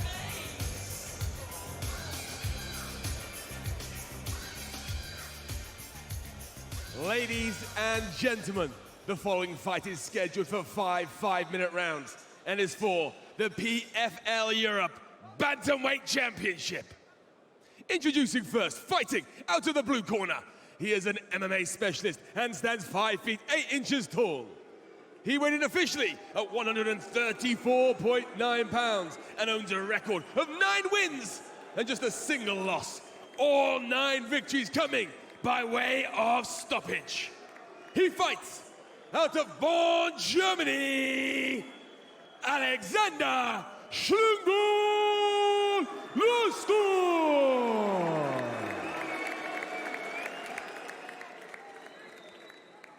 And his opponent, fighting out of the red corner. He is a striking specialist and stands 5 feet 6 inches tall. He weighed in officially at 134.9 pounds, and his record stands at 10 victories and 1 defeat. 9 big wins coming by way of knockout. He fights out of Manchester, England. This is the McGrillen, Lewis McGrillen. I think McGrillen's liking the fact that he's got the crowd on his side here. The referee in charge, Rich Mitchell. Gentlemen, you're going to protect yourselves at all times. You're going to obey my instructions at all times. You keep fighting till I tell you to stop. Touch gloves if you want. Step back. First significant strike at the glove touch. I've just got to love the intensity from both of these guys. And, you know, McGrillen shows it. Łuszta's feeling it, but he's not showing it quite as much. That doesn't mean to say that his heart's not pounding through his chest right now. I know mine is. This was interesting at the weigh-ins yesterday because they did not want to be the first to break eye contact. Both fighters just staring. Body kick there from Łuszta. I think he's going to try and tempt McGrillen to throw and then disappear underneath and get this fight to the floor. And that single leg is much more available for a southpaw v orthodox kind of fight. Łuszta tests out that rear leg again. McGrillen with an entry step. Slaps a right hook off the side of the guard. Yeah, touches to the body with the left hand. Oh! Łuszta's going to have to be careful about that kick, opening up that channel for the straight left of Lewis McGrillen to come right down the middle. Yeah, he's going to have to set it up with his hands if he's going to be throwing those kicks. He doesn't want to throw them cold because McGrillen will definitely try and counter with the left hand, especially, again, southpaw v orthodox. You can see Łuszta drifting towards the closed side, towards the outside of the lead hand of McGrillen, moving away from the left hand. That left hand came on an angle that time, again around the guard. That body kick digging into the midsection from Łuszta. Doing a good job so far, Łuszta, of keeping that right hand pinned tight to... Oh! 3 times now, McGrillen has found at least partial contact with the left hand. This time he attacks the body. There's the level change onto the single. Łuszta's got a good wrap, and he drops him for an ankle lock. McGrillen's drove himself through to half guard, though. He was very, very aware of what was happening there. Smart work by McGrillen so far. Back to the feet and immediately chases. Oh! Huge left hand from McGrillen with the knockdown. Keep your fingers away. That was a clean punch. It's incredible that Łuszta's still awake and still working here. I think McGrillen is working to get himself up and to the feet. Out of the cage. Lustig just trying to lock this down. Feet inside the links of the cage. Referee keeps pulling him out. And here comes that rubber guard. You can see McGrillen's driving in, but the foot on the hip is keeping some space, giving Lustig some space here to start working something with his guard. But you've got to wonder also how clear his head is in this moment. Trying for that mission control. McGrillen's too far forward in his guard though, and his neck is in too awkward of an angle on the fence. Back to the feet. Louis McGrillen beckons Lustig forward. Body kick attempt again there from Lustig. And now McGrillen is feeling it. Nice head kick there from Lustig. Man, that left hand is ridiculous, the power that he's got in it. Well, and he brings it from so many different angles. Especially this fight, he's been showing it to the body. He did land a right hook. You remember the upper hook that he landed against 𝗘𝗨𝗥𝗢𝗣𝗅 in Berlin? That was a beautiful punch. Snuck it up through the guard, and now McGrillen goes to the head with the kick. Lustig with a lot of blood from the nose. He knew full well that he was going to have to work hard for this victory. Nice work by McGrillen to avoid the takedown attempt and immediately attack. Good right hand from Lustig. Yeah, Lustig's got sharp striking, there's no doubt about it. Because the problem is every time he opens up, he's in danger of getting caught with a counter. The breathing has been affected by the damage to the nose. Another takedown attempt here. Scooped up the single leg. Nice knee to the head from the single leg position. And again with the knee. I like the creativity there. McGrillen landing some shots. Mouth guards come out from Lustig, I think. You're going to want that back in. Left hand again from McGrillen after he worked his back off the cage. Rich Mitchell steps in to replace that gum shield. Another body kick from Lustig, his favorite weapon in the striking so far. He's got to be careful again, throwing it from cold though, and he's got to get off the fence here because he's a sitting duck for McGrillen. He likes people and again with the left hand. That's what we're talking about, the different angles the left hand comes from. Now he goes straight to the body. Louis McGrillen with 30 seconds. Alexander Lustig surviving here in round one, offers a head kick and an overhand right of his own. Lustig's coming back strong in this round. He's looking pretty good here. I like that head kick. I like the fact that he's following the kicks with that right hand as well. Snap the head of Louis McGrillen back with a right there. Eats his own left. Oh, 10 seconds. Right hook, left, straight left again from McGrillen. Final few seconds of round one. Lustig misses the high kick. Bantamweight PFL Europe title on the line. Louis McGrillen in the blue trunks. Alexander Lustig under the German flag in the black. Ready. And McGrillen charges forward to start round two. Oh, big left hand landed again. Lustig still on his feet. I love that body kick that Lustig keeps thundering in. Oh, and again with the left hand, and he counters with the right. Is McGrillen cut? I think he is. High kick attempt again. In on the single. This time a low single. Head inside, using that head as leverage. Nice sprawl and good work by Louis McGrillen. Clearly he knew what the game plan of Lustig was going to be. He's been working on it. Good body kick again. And the other benefit in those body kicks is that if it's not hitting the body, it's hitting the left arm. And a tactic that Canelo uses in boxing is to beat up the limbs so you can't throw them as well. Could be that was another good level change from Lustig. But McGrillen's takedown so far has been incredible. Awesome timing on that, and McGrillen had to scramble hard to get back into an upright position here. I should say to a top position. Look at the blood affecting the breathing of Alexander Lustig. Some swelling on both of these guys' faces. See, McGrillen's going to try and separate here.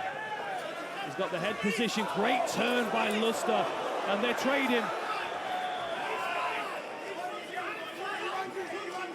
McGrillen moves out to his left and takes the center of the cage one more time. Oh, good knee from Lustig. Caught McGrillen dipping his head. This is now becoming competitive. Left hand again for Lewis McGrillen. Ankle pick attempt here by Lustig. Can't get it. Lustig's got to start getting tired from those failed takedown attempts, especially given the fact that he's being forced to breathe through his mouth because of the damage to his nose.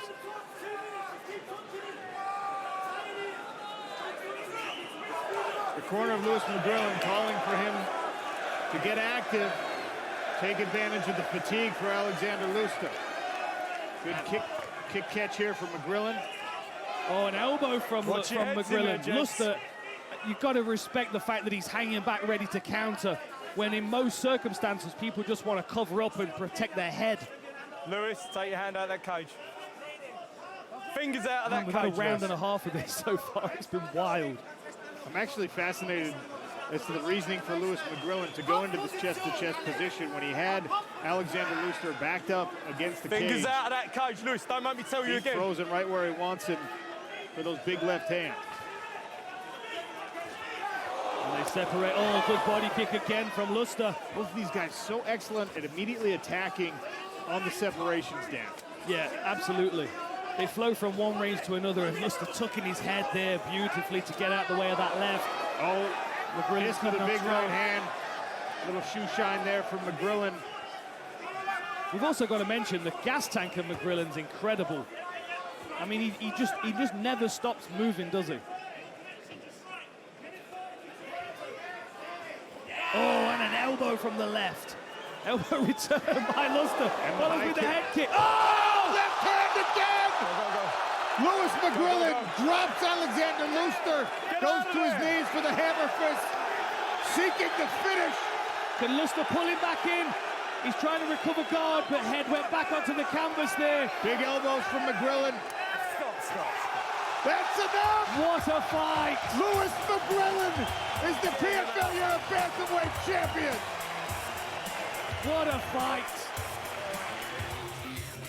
Well, ladies and gentlemen, referee Rich Mitchell calls a halt to the action at 3 minutes and 52 seconds of round number 2, declaring your winner via TKO and claiming the 2024 PFL Europe Bantamweight Championship, the McGrillen, Lewis McGrillen.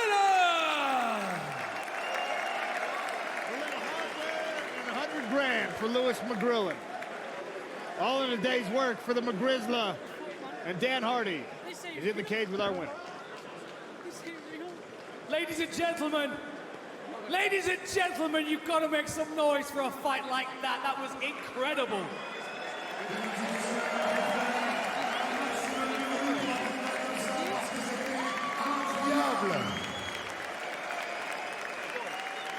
Now, just a minute ago, you said this isn't real. You've just made this real. $100,000 and a European Championship. How are you feeling right now? Il y a une minute, tu disais que tout ceci n'est pas vrai, mais tu as transformé tout cela en réalité. La ceinture, $100 000. Comment tu te sens? I just come in and rob the bank, mate. I come in like Anton Shakur, I come in for that dough. But you know what? I just don't know what to say. Honestly, sometimes in my life I think, where's my life going and stuff like that. Like, I'm just grinding. I'm get my head down, just grind. I go through trials and tribulations every day, not just in the gym, in my life. And you know what? You have to kill me to what I want. I'm a dog, man. I'm a fighter by heart. I was born to fight. I'll do anything to get what I want. Avec quelques propos, et j'ai l'impression d'avoir volé une banque en quelque sorte. Mais moi, dans ma vie, j'ai plein d'épreuves à traverser. J'ai plein de choses que j'ai pu surmonter. Mais il faut me tuer pour m'arrêter. Je fais ce que j'aime et j'ai envie d'aller au bout lorsque j'aime quelque chose. Et c'est ce que j'ai fait ici ce soir. Now, you've given us 3 of the best fights that I have ever seen, my friend. Like, you're making a name for yourself, not only in this bantamweight division as a European champion, but as the man to watch. What's your message to all these other bantamweights in the world? Dan nous dit, tu nous as donné 3 des plus beaux combats que j'ai eu le plaisir de voir et de commenter. Quel est le message que tu as aujourd'hui pour la PFL? Mate, I'm not asked about any of you. If you want to come and have it, you know where I am. Because I always say, if you're in front of me, let's get it cracking. Je n'ai qu'un seul message à dire. Si tu as ce qu'il faut, eh bien on y va mon coco. And it sounds to me like you've won over the Leon crowd. It sounds like they were backing you from the beginning, and even more fans of Le McGrillen now. France, je m'appelle Lewis McGrillen. Merci!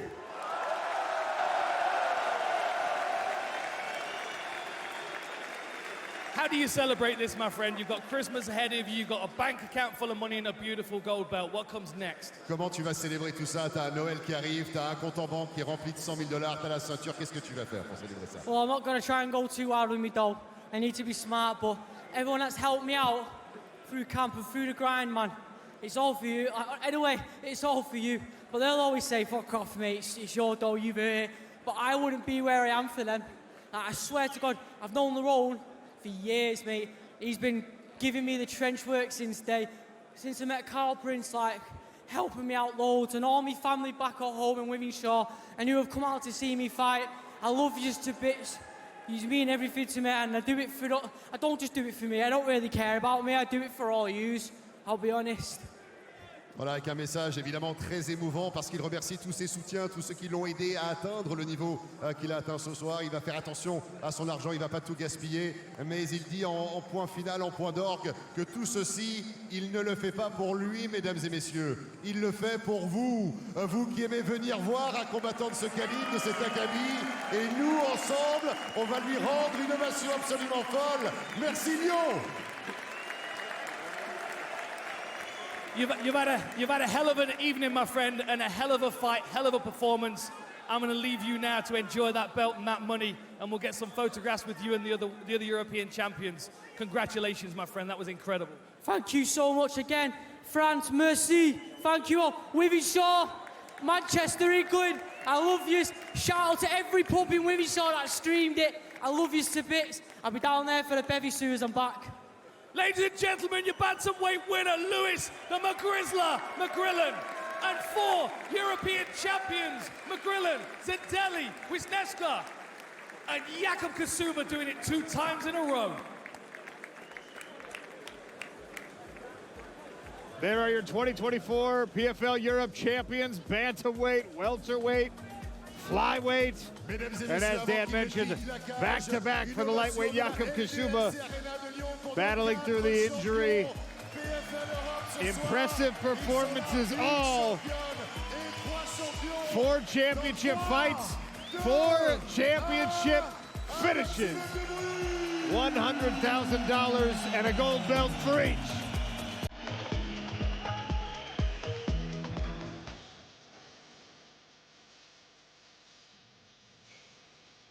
We send it into the smart cage with Mark Chauvet. Thank you so much, guys. Et mesdames et messieurs, c'est une question. There's one question we do have for the best, 𝗟𝗘𝗥𝗢𝗣𝗘.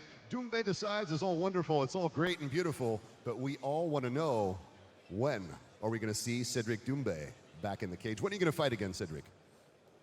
That's a very, very good and a tough question. Les amis, il vient de me demander, enfin, il vient de me dire, c'est bien beau tout ça. Doumbé décide, il donne des contrats, il vérifie les angles morts, mais on n'en a rien à faire de ça. La seule chose qu'on veut savoir, c'est quand est-ce que tu combats? Cédric. Alors attendez, Lyon, parce que est-ce que vous avez envie que Cédric combatte bientôt?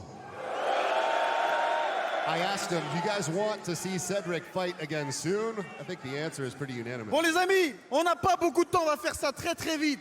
Doumbé décide, Doumbé a décidé. Maintenant, vous allez décider encore une fois. Les amis, il y a plusieurs noms sur la table. There is so many names on the table. How many names? How many names? Est-ce que, do you guys want to see this guy? Est-ce que vous voulez voir ce mec? We're going to do it, indeed, showing pictures of the potential opponents for Cedric. And it's going to be the crowd who decides, right, Cedric? Est-ce que vous voulez me voir combattre ce mec? Not bad. Not bad. Cedric asking if the crowd wants him to fight Abdul. Not bad. Je me suis dit, peut-être que je serai le premier mec à mettre KO au premier round Abdul, mais vous n'êtes pas trop chaud. Ok, You're not ready for this guy. So maybe, peut-être ce mec-là, maybe this guy. Maybe the next one. Oh! Ah, ça monte, Cédric, ça monte. En décibels, on est un petit peu au-dessus. We're a little bit above in terms of decibels. Je sais. I know. You guys want to see a real fight. But I need to get paid. Je sais, vous voulez voir un vrai combat, mais il faut que ça khalla, c'est lui. Il peut changer ma vie. Jake Paul, I would like to say you're a good fighter, but you are a good fighter. We can do it in France, in US. You're a big star in US. I'm a big star in France. Let's get it done. First round boxing, second round MMA, whatever you want, I will knock you out. Okay, guys. Les gars, je vois que vous êtes plutôt chaud, mais vas-y, bon, vite fait. Moi, je pense que je sais ce que vous voulez. I think I know what you want, guys. What you guys want to see. He knows what you want to see. Maybe this guy. Oh!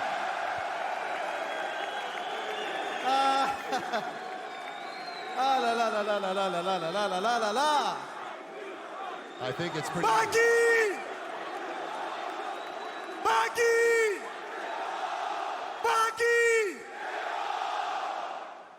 Moi aussi, j'ai envie de voir ça. Mais il y a une chose que vous devez savoir, les amis. C'est que Doumbé décide, il donne des contrats, il donne des carrières. C'est vrai que j'ai donné une carrière à Baki. Parce que le palmarès de Baki, c'est elle. C'est Cédric Doumbé m'a donné une carrière. Mais j'aime ça. J'aime ça. Cedric says he's extremely generous because he's the one who gave the career to Baki. Je sais, vous voulez tous voir la revanche contre l'épine. Ça va arriver, vous serez servis, ça va venir. On va faire ça bien, dans un stade comme il se doit, les amis. Et enfin, vous allez voir Baki combat, parce que sans Cédric Doumbé, Baki combat pas. Il est sur Fortnite, il est sur Call of, je sais pas ce qu'il fait. Sans Doumbé, Baki n'a pas de combat. We're going to give you that fight indeed, Cedric saying we're going to take it to a stadium of gargantuan proportions because without Cedric Doumbé, Baki, he's playing Fortnite, he's doing a bunch of other stuff. Donc les the amis, Revenge of the Shard coming up. 2025, 2025, you guys will see this fight. Vous allez voir ce combat, il va arriver. Faites du bruit pour Doumbé versus Baki. Cedric announcing the fight will be in 2025. Make some noise for Doumbé versus Baki. 2. Thank you so much, Cedric, indeed. Doumbé versus Baki 2? Merci beaucoup, Cédric. Did you know that was going to happen, Dan? 2025, Cedric Doumbé, Baki 𝗟𝗔𝗚𝗨𝗘, Pot Dieu. I mean, it's quite obvious who the crowd wants to see. I mean, the pop from the crowd there was beautiful. And of course, he's like a ringmaster, isn't he? He commands the space so well.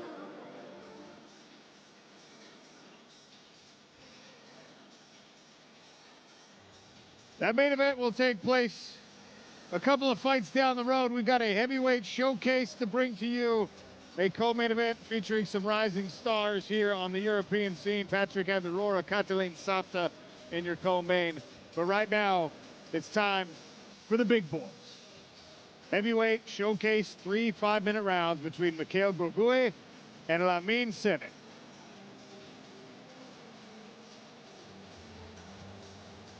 Leon, please welcome Lamine Sene.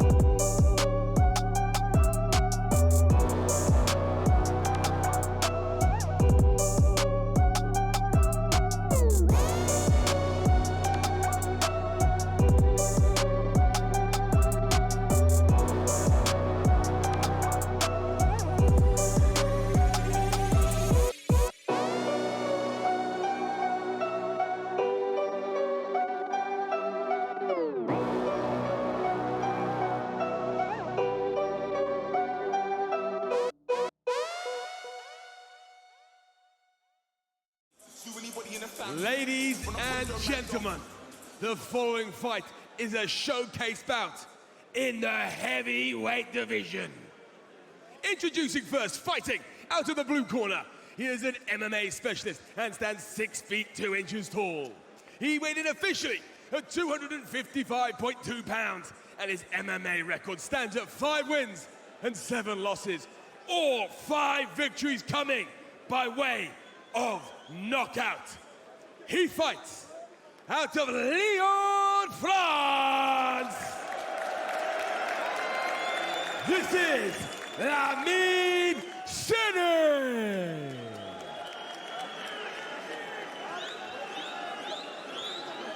And his opponent fighting out of the red corner. He is a striking specialist and stands 6 feet 3 inches tall. He weighed in officially at 263.6 pounds and owns a record of 5 wins and 2 defeats. 4 big wins coming by way of knockout. He fights out of Strasbourg, France. This is 𝗘𝗨𝗥𝗢𝗣𝗚.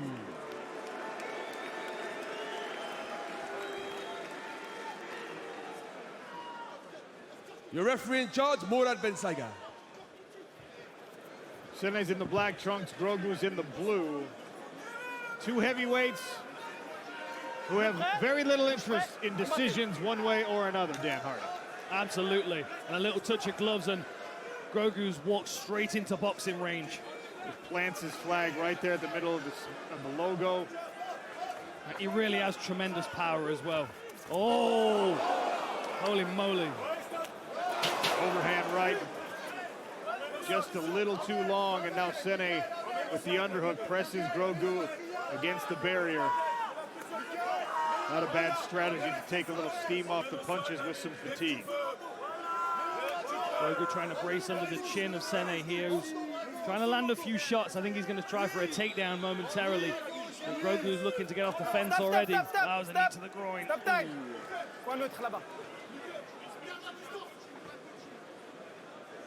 Pas de coaching, messieurs. Mika, voilà. Both fighters sent to a neutral corner, and Grogu will have time to recover. Let's take a look at this. Oh yeah, you can see 𝗟𝗍 almost like he's trying to knee him in the stomach, and he just catches the groin instead on the way up the body. Oh yeah, ouch. Right back to the action. Grogu ducks under a big left hook, and now 𝗟𝗍 again pressuring his opponent into the barrier. Hammer fist to the quad from 𝗟𝗍. Drives that head position in with real intensity. You see 𝗟𝗍 controlling the wrist of Grogu here. He's got to work. If he holds here, the referee will separate them, and Grogu's doing the right things to try and create some space here, but he's also not burning too much energy, trying to be too panicked getting off the fence.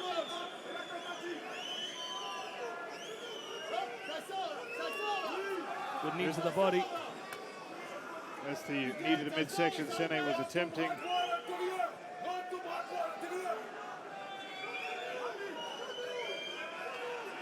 Messieurs, action, faut travailler. Warning from the referee again. Nice knee from Grogu there to the body of 𝗟𝗍. You can see that lat spread for 𝗟𝗍, just a huge broad back. Relatively lean for 255 pounds.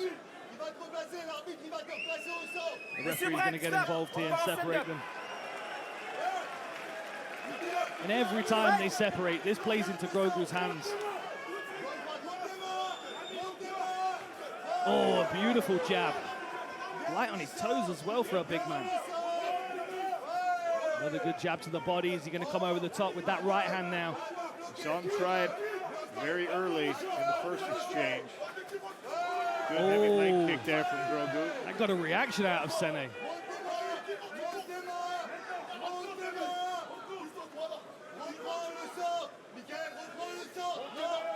You can see 𝗟𝗍's tentative moving forward. He's watched the fights of Grogu. He knows how powerful he is. Beautiful footwork, pivoting there. Oh! That kick glanced off the shoulder of Lamine 𝗟𝗍, lands a hook. Does 𝗟𝗍 coming in. Grogu tries for a body lock there. Little chest to chest again. right. The economy of motion here by Grogu doesn't really put in too much effort to get his back off the cage as long as he's got this underhook. I mean, you can see he's not even moving his feet. He's just leaning right now, taking a rest. 90 seconds left in round number 1. Good knee to the inside thigh there, and then goes to the body. And for my money, 𝗟𝗍's not really scoring here. He's just controlling. This is not going to do a great deal for the judges' scorecards. Maybe his game plan here is to try and exhaust Grogu in the clinch. Nice elbow on the inside by 𝗟𝗍.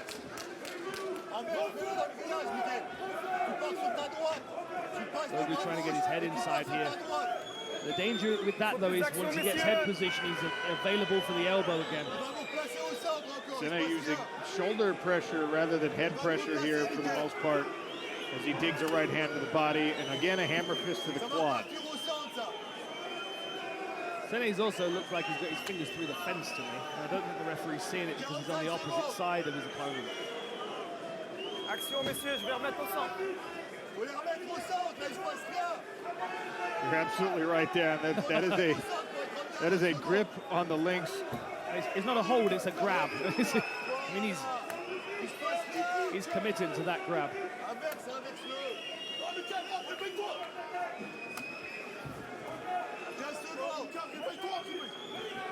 Another good knee to the body there from Grogu, who's going to get frustrated at some point being stuck in this position. There's a nice elbow.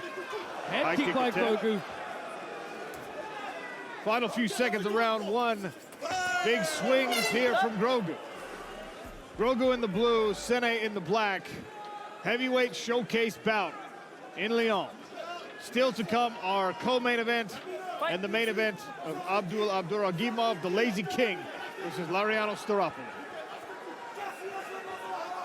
Grogu feinted a couple of times with that low kick. It's a fast jab as well.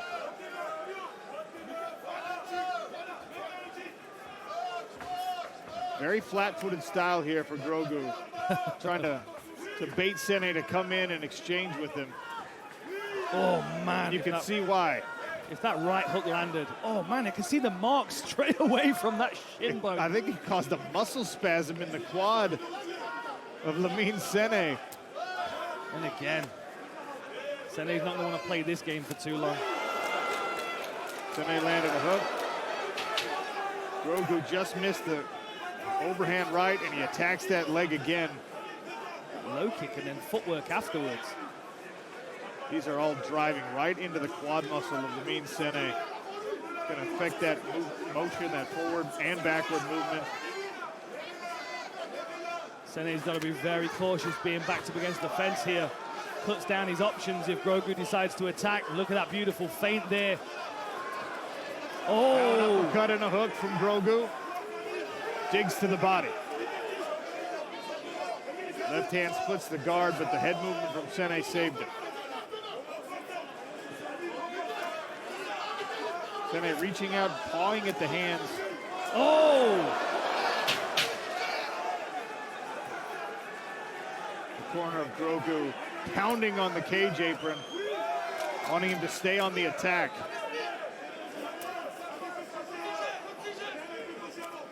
Leg's going to be dead after this fight.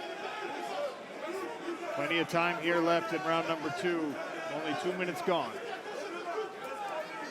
Another leg kick from Mikhail Grogu. 𝗟𝗍 doesn't really seem to have an answer for it. It's not like he's trying to counter or block it. He's preoccupied, I think, with that heavy leather coming from the jab and the big right hands. And there it is again. And now 𝗟𝗍, that leg's in trouble, Dan. It really is. And this is why 𝗟𝗍's maybe crashing forward, trying to punch over the top, but you can see that lead leg's not working right. He can't really plant weight on it very well. Drives into the clinch now, halfway through the second round. Midpoint of the fight.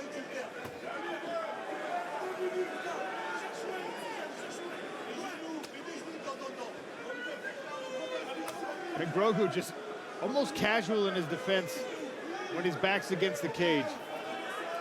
thing is, for my money, he's already done enough in this fight that he must feel confident that he's, well, certainly in this round. Oh man, another one to the groin. He must feel like he's racking up the points here. Țănăi felt like that one maybe wasn't to the cup. But this might be a useful rest though for Grogu as well. If it was a groin shot, he might be making the most of this by taking a couple of minutes to recover. Let's take another look. Their hips are just too close together. Yeah, I mean, that's bad. I don't know that you could make a case that you didn't front and center there. I just think their hips are too close together for him to be able to bring that knee up and hit him in the guts with it. Because mais le he's bringing it right up close to the groin. Le prochain, tu prends une pénalité parce que ça fera 3. Fais très attention. Non, je l'ai bien entendu taper dans la corde. Tu n'es pas pénalisé, mais sois vigilant sur la troisième fois, tu prendras la pénalité. Țănăi gets a stern warning from the referee this time. Au prochain, il prend une pénalité, prends un point en moins. Prends ton temps pour récupérer. Sois pas pressé. T'as 5 minutes, c'est ton droit. OK? Quand t'es bon, tu me dis. Țănăi not particularly breathing heavy, so this is really working out much better for Grogu here. Probably the reason why he's breathing a little heavy as well is because he swung really hard and missed a couple of times. I'll tell you what though, the interlude is not good for the lead leg of Lamine Țănăi. Oh, good left hook from Țănăi. Oh! He caught something. Grogu now swinging away. Off balance Țănăi there temporarily.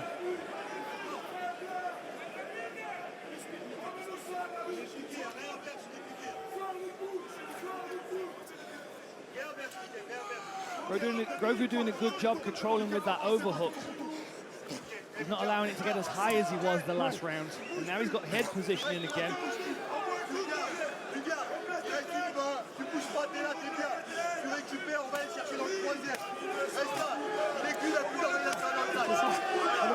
He's turning into these punches. Țănăi hovering right hands. Grogu happy to offer the jaw.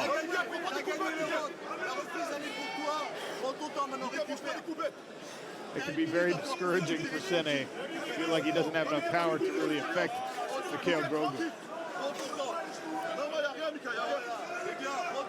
Țănăi's been great so far at being able to take the shots of Grogu. I know he's taken some really bad leg kicks as well, but he's also hiding that very well. Good wrist control here. Grogu needs to get off the fence.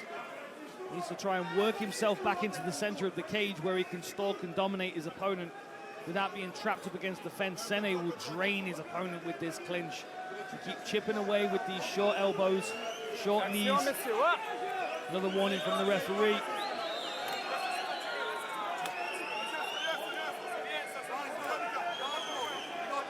I think it makes it look even worse for Țănăi is the fact that Grogu's doing absolutely nothing. He's just standing there with an overhook. Final few seconds of the second round.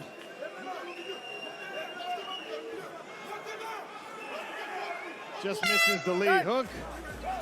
5 minutes left, all to play for, Sean. Potentially a deciding third frame here.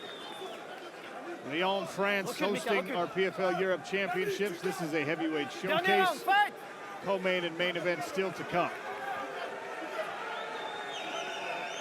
The best thing about a third round of a heavyweight fight is they know they don't have to do another one, so they can use all of their gas in this last one. Leg kick again there from Grogu. Ouch, man. Sometimes the corner can see the damage those things. Right hand just misses. Are inflicting upon an opponent better than the fighter can, and they're calling for more.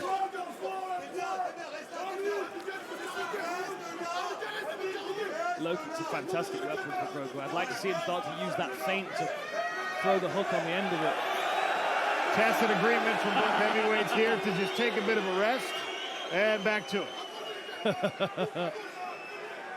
You can see Țănăi is reacting to that feint from Grogu and the low kick. I mean, he's reacting to all the feints. He knows the power that Mikhail's got.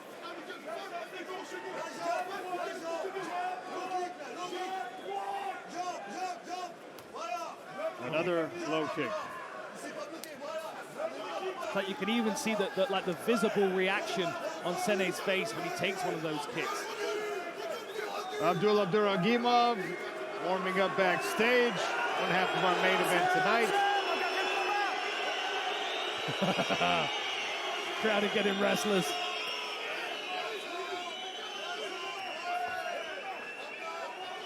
Again with the low kick.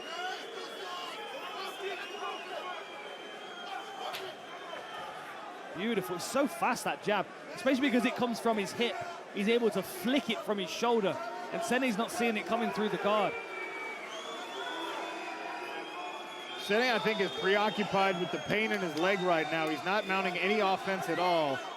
Just standing in front of 𝗘𝗨𝗥𝗢𝗣𝗘, reacting to the feints, and really kind of following the dance here. When 𝗘𝗨𝗥𝗢𝗣 backs up and puts his hands down, he doesn't even bother to attack. 𝗟𝗍 doesn't want to play this game with 𝗘𝗨𝗥𝗢𝗣, and 𝗘𝗨𝗥𝗢𝗣 knows it, which is why he's baiting him. That jab is so fast.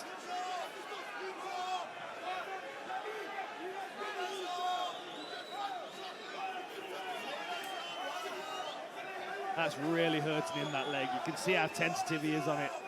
I mean, the fact that we can see the ripples in the quadricep from the shin bone of 𝗘𝗨𝗥𝗢𝗣 demonstrates how much power he's really putting into it. I think the best hope for a finish in this fight is for more of those leg kicks to land as the referee calls for action from this open standing position. 𝗘𝗨𝗥𝗢𝗣 with the footwork. I mean, it's a better performance for 𝗘𝗨𝗥𝗢𝗣 than the last time out, but leaves plenty to be desired.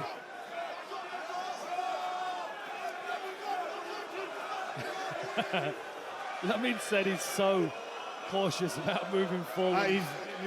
He's scared at this point. The thing is, absolutely, that's what it is. And the thing is as well, 𝗘𝗨𝗥𝗢𝗣 knows that if he gets too close to the fence and starts wading forward, he's going to find himself reversed and held against the fence. Oh, did he hurt his foot there? No, I think he's pointing to the center of the cage, the max. You can't do this as a professional mixed martial artist in a major promotion. 90 seconds left.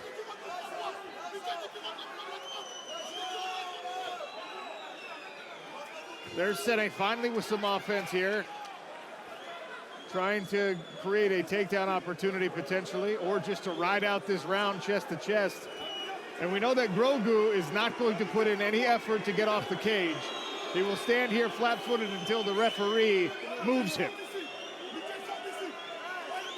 The referee's not going to let them stand here for another 60 seconds. I don't believe it. He's going to separate them.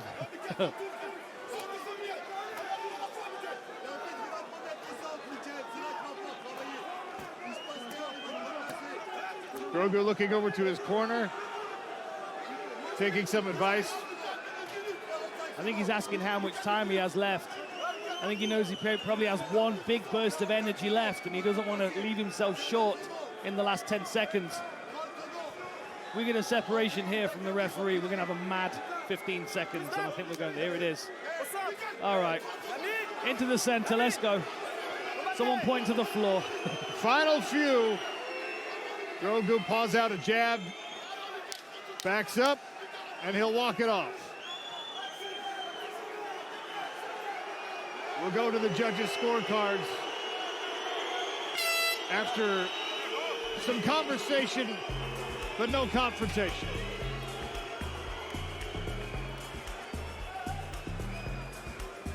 Two of the judges saw this bout 29-28-1, 30-27, all for your winner by unanimous decision, 𝗘𝗨𝗥𝗢𝗣. No surprises there. 𝗘𝗨𝗥𝗢𝗣 takes the decision victory over Lamine 𝗟𝗍. First time he has seen all 3 rounds in his pro mixed martial arts career.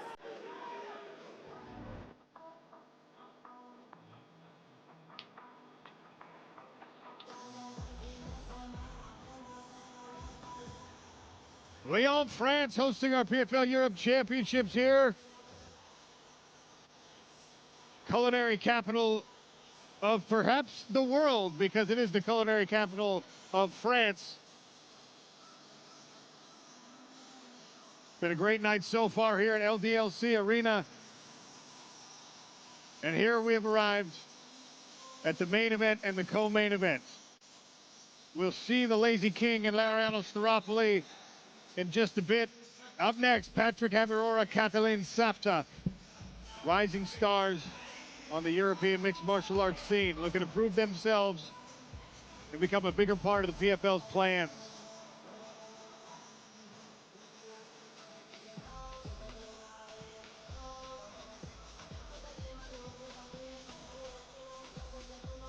Our co-main event is brought to you by the Road to Dubai. 3 5-minute rounds at a catch weight of 165 pounds. Belgium versus Switzerland. Ladies and gentlemen, making the walk to the PFL Smart Cage, 𝗘𝗨𝗥𝗢𝗣𝗘'𝗦.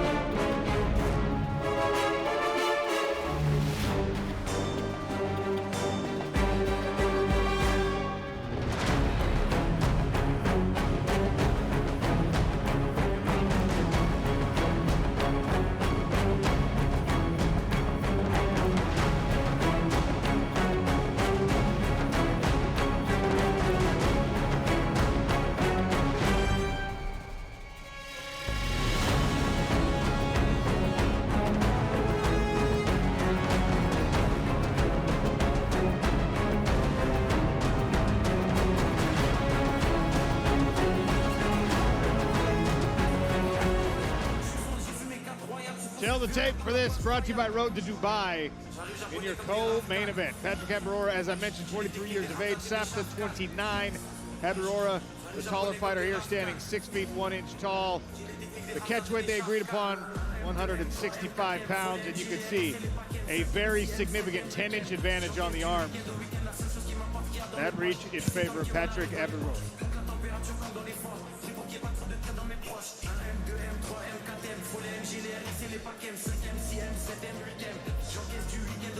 Keys to victory here. Patrick Habirora needs to control the center bully with fast hands. You will see him dig his hooks to the body, and for 𝗟𝗘𝗥𝗢𝗣𝗘, the low kicks, the calf kicks have been a very important weapon.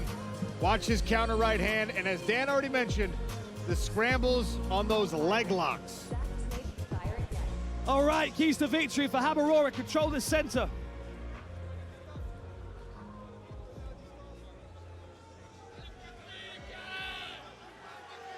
Ladies and gentlemen, the following catch weight fight is scheduled for 3 5-minute rounds and is our co-main event of the evening. Introducing first, fighting out of the blue corner. He is an MMA specialist and stands 5 feet 8 inches tall. He weighed in officially at 165.1 pounds and owns a professional record of 5 wins and 2 losses. 4 victories come in by way of stoppage. He fights out of Lausanne, Switzerland. This is 𝗘𝗨𝗥𝗢𝗣𝗘'𝗦.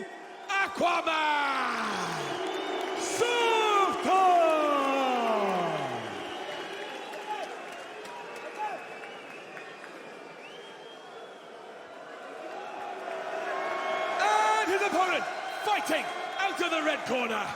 He is an MMA specialist and stands 6 feet 1 inches tall. He went in officially at 165.3 pounds. And he enters the cage undefeated with a perfect 4-0 record with 3 knockout victories. He fights out of Namur, Belgium, he is the Belgium bomber, Patrick Habirora.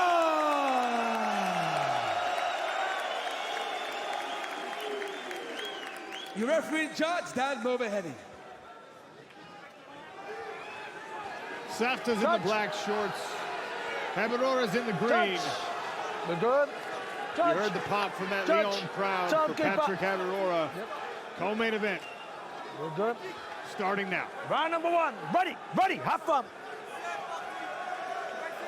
Straight away, Safta closes the distance. Man, what a fast right hand straight away. Just a laser from Patrick Habirora right into the side of Catalin Safta's head.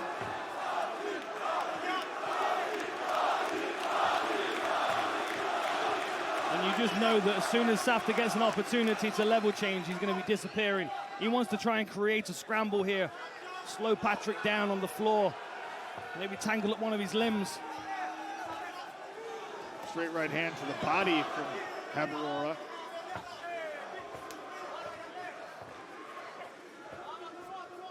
Rear hand uppercut, dangerous punch sometimes, but threw it while Safta was moving backwards. Great management of range so far by Patrick Habirora.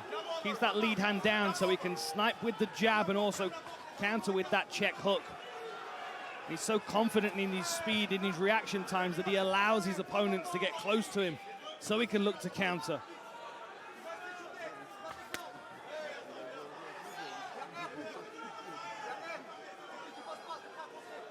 Safta biting on that jab feint. Got to be cautious with that guard, got to keep it tight. Oh! Overhand right for Safta. Patrick Habirora ate a couple there. Grabs the body lock and muscles Safta down. Beautiful takedown there, but potentially moving into Safta's world.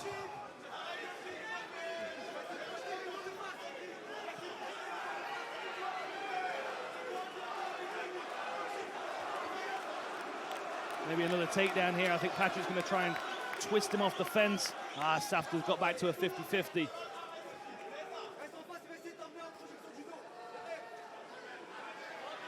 Maybe Safta's going to try and reverse this. Got that tight body lock now. You can see the size difference pretty evident here as they're hugging against the cage. Right, progress this position, gentlemen, progress.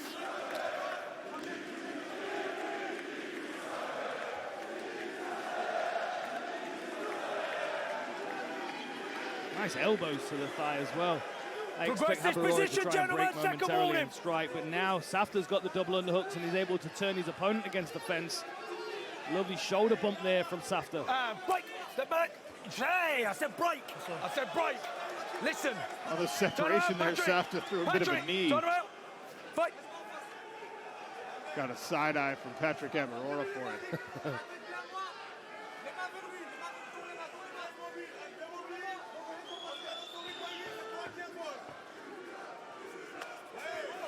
Inside leg kick. Habirora reaches down, indicating that one hit the cup. Safta waited for the referee to intervene, which is the correct thing to do. If you didn't feel like you landed an illegal blow. Check it for me. This is an interesting first round start for Safta. He started aggressive and that was caught him right on the tip of the cup there. Take your time. Stay there. Patrick, take your time. That was low. I'll deal with it. Stay there for me.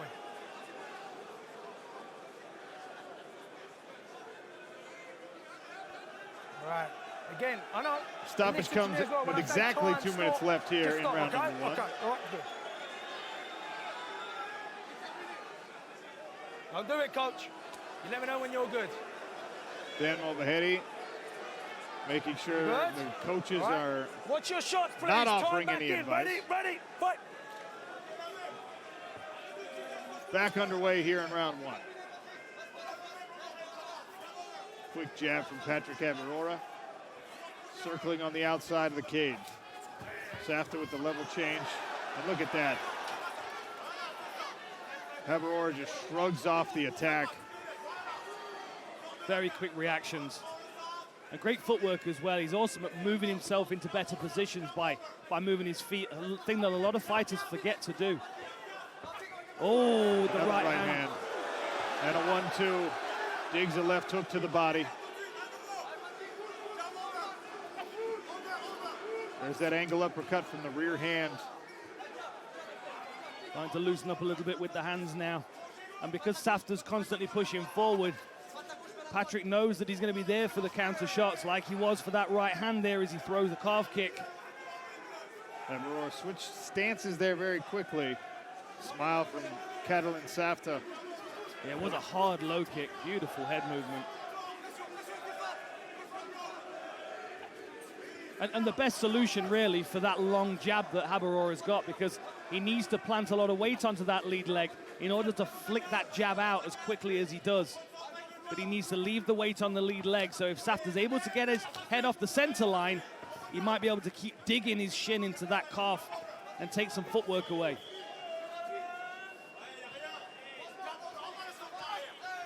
Good right hand. The jab didn't really commit to it, but threw it out there for Safta to look at and drove the right. Now southpaw stance for Habirora. Good body kick there. Habirora caught it momentarily and knocked Safta off balance, but he must have felt some of the force of that kick as it landed. Good movement again there from Patrick Habirora. He does the Matador sign. Love it. Co-main event here in Lyon, France. PFL Europe Championship card. 𝗘𝗨𝗥𝗢𝗣𝗘 imploring the crowd for a little bit of energy and noise. Patrick Habirora is in the green trunks. One more fight tonight after this. The return of 𝗟𝗘𝗥𝗢𝗣𝗘, the Lazy King, against Laureano Staropoli.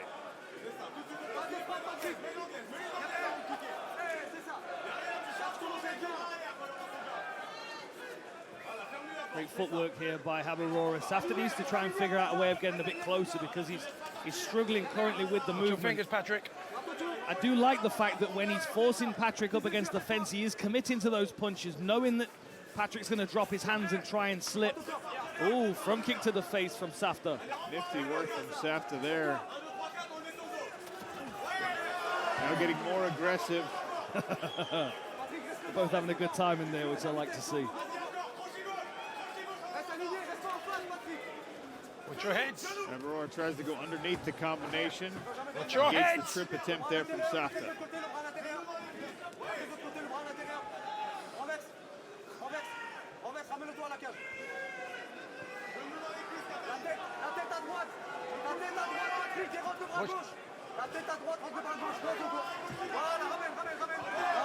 Habirora able to reverse the position, put Safta's back on the cage. Safta returns the favor. He must be very physically strong in this position. Not many people are able to move Patrick around like that. Safta breaks. Fires that fast jab. Clear speed advantage between the two for Patrick. Feints with the jab. Doesn't throw it. Pops to the body instead. Oh, and a nice jab. Patrick's looking for finishing techniques here. Chopping left hook. Now behind the jab again. I think that body might be hurt. Oh, that's a nice short counter right hand. Reminding Habirora he can't get a little too overzealous on the inside. And a takedown. Got the hands together. Nice work by Safta. That was a deep shot. Full penetration. And then had the hands locked. But Safta stays on his feet.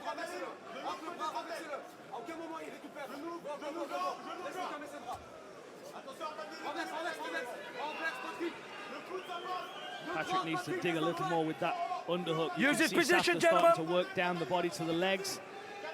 Now he switches to a single leg, takes some elbows for his trouble. These are nasty elbows coming down, that Travis Brown style elbow. Your hands out the gloves. Forces Safta to stand back up.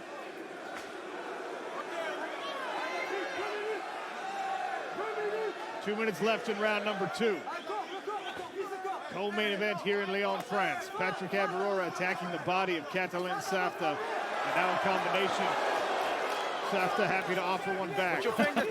Safta does a good job of balling up and covering himself. He really takes very few shots clean. I think if I'm Patrick now, I'm looking at working to the body, because every time he attacks to the head, there are ribs exposed there. Fast hook. Safta offers a leg kick. Has had some success with that attack. Good catch on the kick there from Habirora. You saw Safta bail out on that one.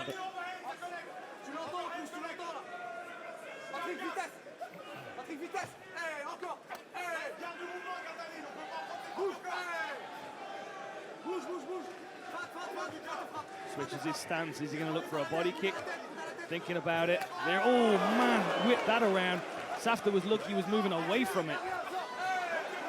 Habirora's given him that body kick to look at and brought that one a little bit higher. So Safta's now going to have to account for both the head kick and the body kick on the defense.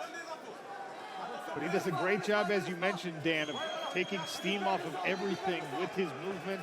Doesn't eat anything very clean. High kick attempt again there from Habirora, blocked.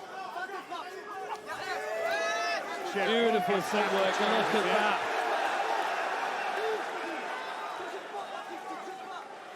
Just had a message from the big boss, Don Davis, who is thoroughly enjoying this PFL Europe event. Lovely footwork here again by Habirora. Just drifts so light on his toes. Nice feint there. Getting Safta to bite on that feint. You know he's going to throw that head kick in against at some point. Safta tried a right-handed body, spinning back fist from Habirora, and a jab as round two winds down. Third and final here in the co-main event. Patrick Habirora in the green, 𝗘𝗨𝗥𝗢𝗣𝗘 Safta in the black. 5 more minutes here in Lyon. Catch weight opportunity for both of these fighters. Safta felt like Patrick Habirora was a little bit overhyped coming into this fight. I'd be surprised if the judges don't have it 2 rounds to none for Habirora if we get there. And I also think Safta might be understanding some of the hype now coming behind Patrick Habirora, the speed and the skills that this kid's got. Beautiful jab again. Safta incredibly game though, and as you noted several times, just very defensively sound. Not able to get a ton of offense going here. He's been too reactive to everything Habirora is throwing, but very dangerous, especially right after the breaks. Nifty attack there from Habirora, who has been showing different stances. Safta fights like a veteran as well. He's a very, very patient fighter. You can see his composure when he's under pressure by Patrick. His defense is very, very well thought out. Put your heads! Man, little clash forward there. Habirora just missed the knee. Good footwork by Safta to get out of the way as Habirora changed levels.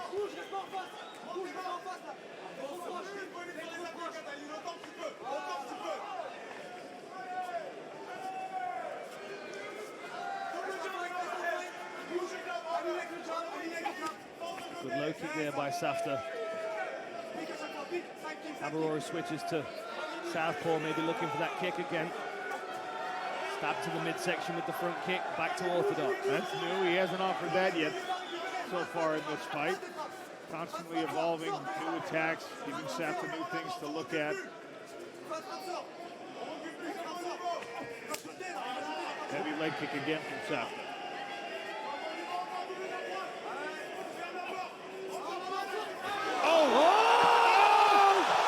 Patrick Habirora caught the charging Safta and knocked him out. What a knockout that was! What a knockout! And off into the LDLC Arena crowd, Patrick Habirora gone in a flash. Well, ladies and gentlemen, referee Dan Moverhead calls a halt to the action at 2 minutes and 16 seconds of round number 3, declaring your winner, the knockout, Patrick Habirora.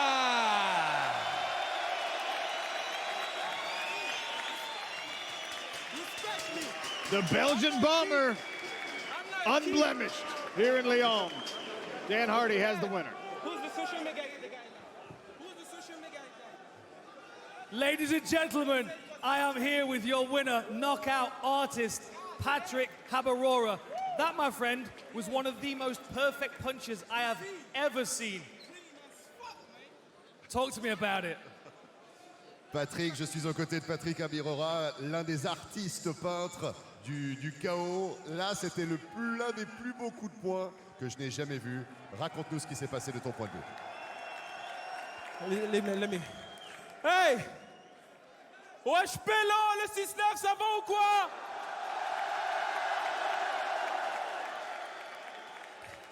La vie de ma mère. Dans le premier round, je sais même pas ce qui m'a touché. À un moment donné, j'ai cru que j'étais en train de manger chez moi un bon grec. J'ai dit wesh. Arrête, mon coach il m'a dit reste dans le fight. J'ai dit ah ouais c'est vrai je combat merde. Eh les gars, j'ai une chose à dire. Ce sport c'est que à propos du respect. J'ai senti que on m'a quand même manqué de respect en venant dans ce fight. On a dit que j'étais un mec des réseaux sociaux. On a dit que je regardais des dessins animés. Flashball dans le crâne, mon pote.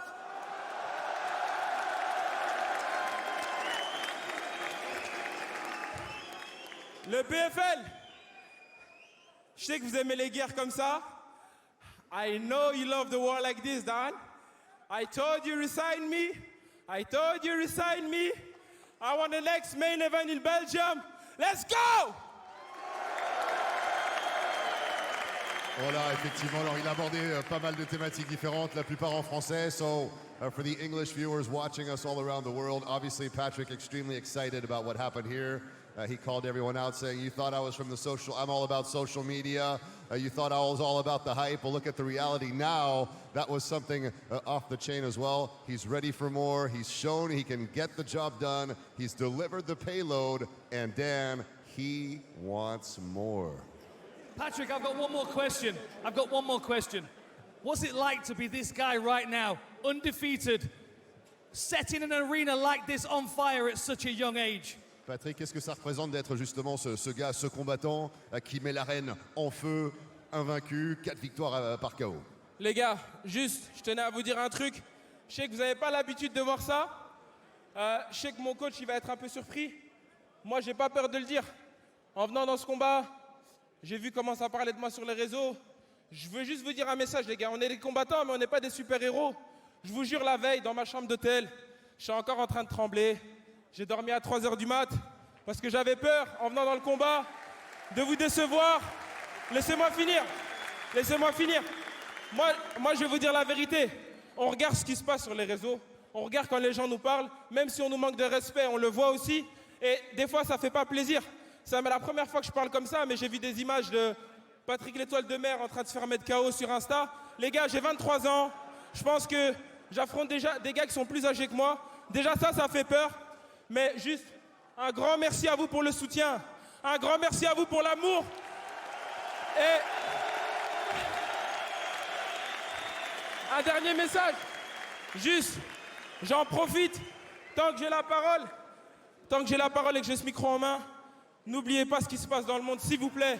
N'oubliez pas que ce soit la Palestine, que ce soit le Congo, que ce soit le Soudan, que ce soit partout. S'il vous plaît, venez, on n'oublie pas. Venez, on continue à partager. Venez, qu'on fasse juste la paix dans le monde. Je sais que c'est bateau de dire ça comme ça. Je sais que je ne vais pas changer le monde. Mais je sais que là, maintenant, il y a 10 000 personnes ici à Lyon qui m'écoutent. Il y en a peut-être des centaines de milliers qui me voient sur Insta, les réseaux sociaux. N'oubliez pas les guerres dans le monde, s'il vous plaît, les gars. Merci. Well, multiple messages, Dan, if you will. I'll go really quickly on some of the essential ones here. Patrick just giving us a window, a little insight into what his night was last night before the fight tonight. Obviously getting to bed very late, anticipating what lies ahead and what he had to go up against today. Just a special moment in the life of this 23-year-old fighter delivering an unbelievable promise, and he certainly did that out here tonight. Ladies and gentlemen, undefeated, 23 years old, one of the hottest prospects in the world of mixed martial arts right now, Patrick Habirora!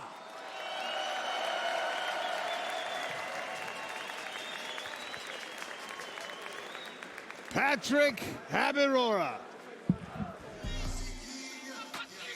One final order of business to attend to here in Lyon, France.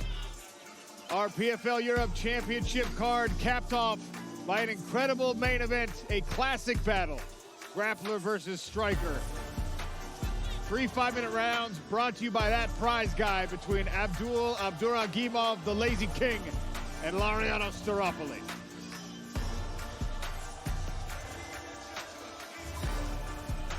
Smart Cage, 𝗟𝗘𝗥𝗢𝗣𝗘'𝗟𝗘.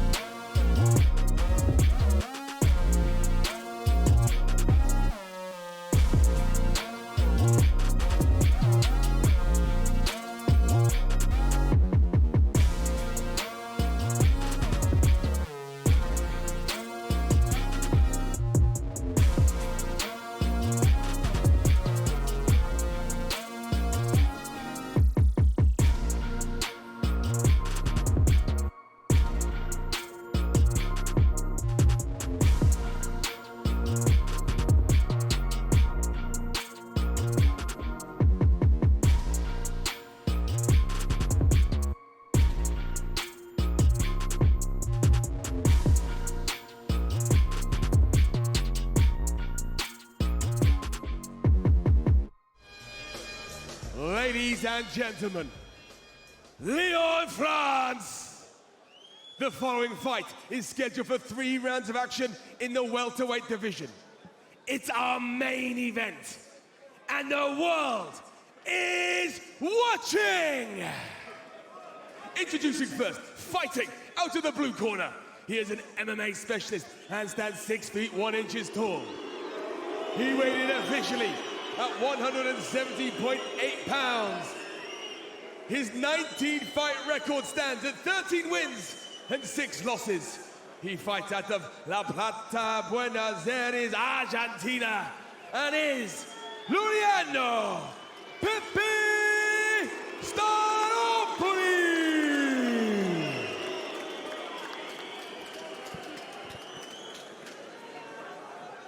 And his opponent fighting out of the red corner. He is a grappling specialist and stands 5 feet 10 inches tall. He weighed in officially at 170.6 pounds, and across his 20-fight career has built a record of 18 victories, just 1 defeat, and a single no contest. He fights out of Nantes, France, and he is the Lazy King, 𝗟𝗘𝗥𝗢𝗣𝗘'𝗦.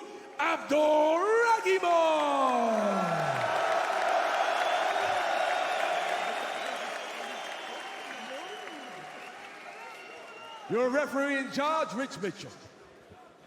Gentlemen, you're going to protect yourselves at all times. Obey my instructions at all times. You keep fighting till I tell you to stop. Touch gloves if you want. Step back. Ooh, frosty. Intensity from 𝗟𝗘𝗥𝗢𝗣𝗘', who's in the black trunks. 𝗟𝗘𝗥𝗢𝗣𝗘'𝗏 is in the green. Disciplina. You ready? You ready? Let's go.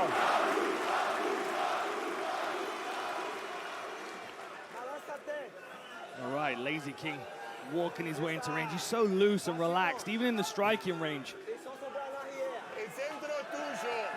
Like anytime he knows that you step forward, he can grab a hold of you, and then you're in all kinds of problems. And 𝗟𝗨𝗥𝗢𝗣 knows this as well. This is why he's measuring at the moment, trying to figure out how best to start this bout, how best to find his way in and hit Abdul with something in the early goings. Dan, it's one thing to call yourself the Lazy King and to kind of live up to the nickname by being efficient. It's entirely more difficult than people probably realize to recognize the path of least resistance, especially against someone as dangerous as 𝗟𝗘𝗥𝗢𝗣𝗑. And 𝗟𝗨𝗥𝗢𝗣 is an incredibly dangerous fighter because he throws with intention and intensity, and he loves fighting. He really enjoys being in these main event situations with the crowd against him, and also knowing that he's got a real problem in front of him with the likes of 𝗟𝗘𝗥𝗢𝗣𝗏. If he's able to come out with the victory, it is a tremendous victory, not only for him, but his camp.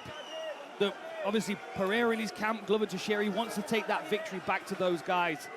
This would mean a lot to him if he's able to topple the Lazy King.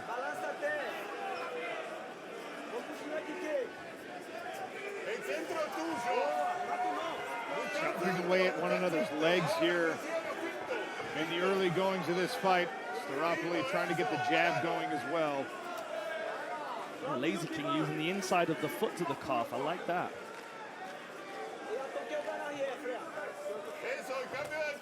Nice work by 𝗟𝗨𝗥𝗢𝗣 here. Stosha.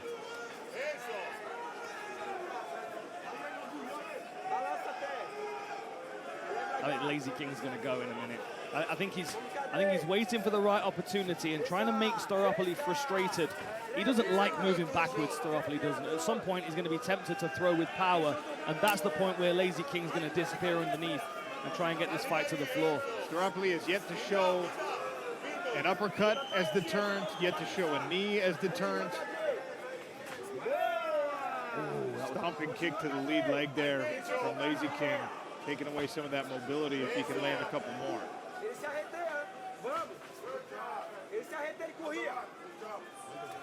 Oh, that was a good right hand. Right out at the end of that right hand, snapped the chin of Lazy King around. Caught Lazy King leaning away, utilized the full extent of his reach, did 𝗟𝗨𝗥𝗢𝗣 there. And he knows he can't be a sitting duck against Abdul.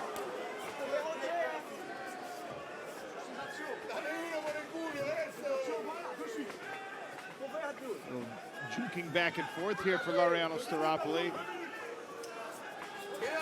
Hey. Not going to offer a stationary target for Lazy King to shoot on. I like how aggressive Lazy King's being here.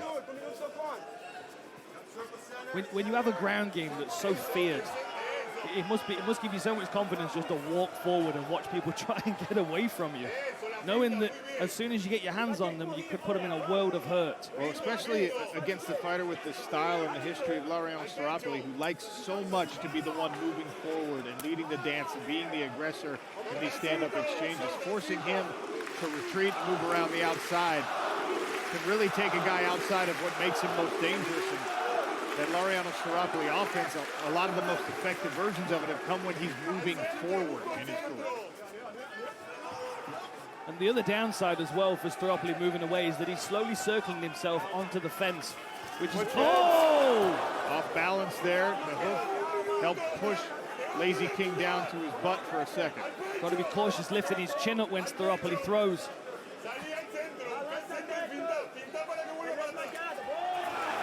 Timed it on the knee there, and Lazy King grabs the legs of Laureano 𝗟𝗨𝗥𝗢𝗣𝗘 and immediately onto the back.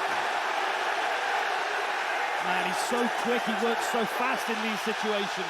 He was able to pull 𝗟𝗨𝗥𝗢𝗣𝗘 back awkwardly over his own left leg. And look at this, scramble to the top position. Beautiful. Oh, that choke! Look at the tight grip. Setting up that D'Arce choke. You can see the pressure on the back of the head. 𝗟𝗨𝗥𝗢𝗣𝗘's trying to drive his head back to the floor, trying to drive his shoulders back to make it more difficult for Lazy King. Use that baseball bat grip, and now the squeeze. Oh, man. Stepping into the full mount here. 𝗟𝗨𝗥𝗢𝗣𝗘 is able to get his body away, take off some of that pressure. Round 2 set to begin in Lyon, France. Laureano 𝗟𝗨𝗥𝗢𝗣𝗘 in the black trunks. Sean O'Connell, Dan Hardy, cage side for our main event at LDLC Arena. Capping off an incredible card so far tonight. 4 PFL Europe Championship belts handed out earlier, 4 $100,000 checks. Patrick Habirora remains undefeated with a knockout in our co-main event, and here we are capping off the evening. A fascinating first round between these two.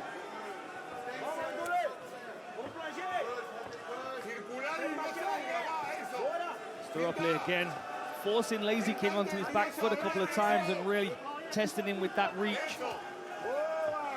Lazy King's got to try and get his head from one side to another instead of going backwards, because 𝗟𝗨𝗥𝗢𝗣𝗘 will start to push forward with more confidence like he does there. Maybe this is Abdul trying to draw him in so he can level change and take him down. You can see Laureano 𝗟𝗨𝗥𝗢𝗣𝗘 fighting that temptation to blitz forward too aggressively. Try to keep good footwork discipline. 2 good calf kicks in a row. Made much harder by those kind of attacks from Lazy King. Oh, a nasty heavy one that landed, and 𝗟𝗨𝗥𝗢𝗣𝗘 did uncork a combination. 90 seconds gone in round number 2.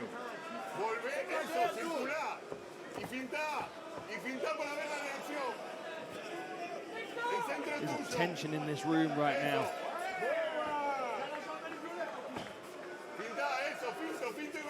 𝗟𝗨𝗥𝗢𝗣𝗘 holding the center, trying to push Abdul back for the first time, who level changes, drives the fight to the floor. Great switch on this by 𝗟𝗨𝗥𝗢𝗣𝗘, who finds himself up against the fence with Abdul on his back again. Good work by 𝗟𝗨𝗥𝗢𝗣𝗘 to grab that inside switch and then crawl over to the fence. Beautiful in Abdul's style is the variety. He just switches from one thing to the next. Managed to get the fight to the floor, but 𝗟𝗨𝗥𝗢𝗣𝗘's not accepting. Still trying to build up, scrambling safely. This is good work. He gets back to his feet. He's got to break that grip. Abdul with half a round here to work in this second. Going to try and return this fight to the floor. Don't be surprised if he chops into that near side leg. Sweeps him to the floor. There it is. Oh, almost. Great balance by 𝗟𝗨𝗥𝗢𝗣𝗘. Looking at a Kimura trap here. Elevation of the hips there by Lazy King, but again, 𝗟𝗨𝗥𝗢𝗣𝗘 getting those feet back on the floor, elevating himself. Look at this. Very clever work with that back knee, driving into the hip of 𝗟𝗨𝗥𝗢𝗣𝗘 to force him upright. And again with the reach. And the way that he just changes the angle on the resistance, he turns the corner. That's how he got this to the ground in the first place. Potential arm triangle set up here. That's a tight squeeze. That looks tight. That's very tight, and now he steps all the way off. 𝗟𝗨𝗥𝗢𝗣𝗘 grabbing correct defense, grabbing his own leg, keeping his hands locked. The problem is there's a lot of time for Abdul Abdurakhimov to adjust his grip and to create more and more pressure. 𝗟𝗨𝗥𝗢𝗣𝗘 using that grip around the back of his leg to hold this arm triangle off, but now Lazy King's managed to separate it. Steps into the full mount. A lot of people like to finish this from side mount.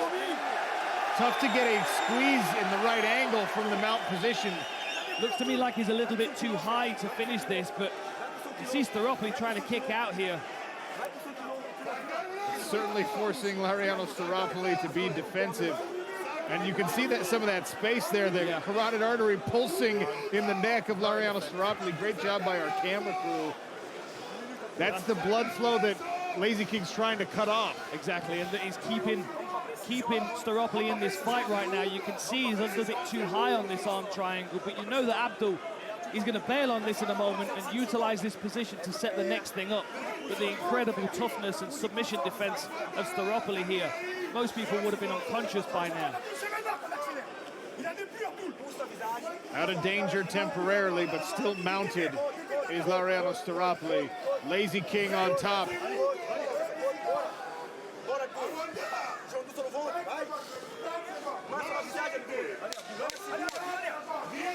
Final 10 seconds of round 2. Nasty elbows here and a couple of left hands. Watch the back of the head. To round 3 we go. One more round in our main event. Ready. Here in Lyon, France at LDLC Arena. If there's an open seat in this crowd, I don't know where it is. A lot of folks bought their tickets to see the Lazy King in the green shorts. 𝗟𝗨𝗥𝗢𝗣𝗑 pushing forward. And on a single leg though, Lazy King runs into the fence. It's just so fluid the way that he latches onto his opponent. And 𝗟𝗨𝗥𝗢𝗣𝗑's doing everything right here. He's trying to strip the grip. He's trying to stay square to his opponent. He drops his center of gravity and he gets off the fence there. Great work by Lariano 𝗟𝗨𝗥𝗢𝗣𝗑. I like that jab to the body. That might open up a headshot if you invest in that little more. Southpaw stance now for 𝗟𝗨𝗥𝗢𝗣𝗑. Goes back to orthodox.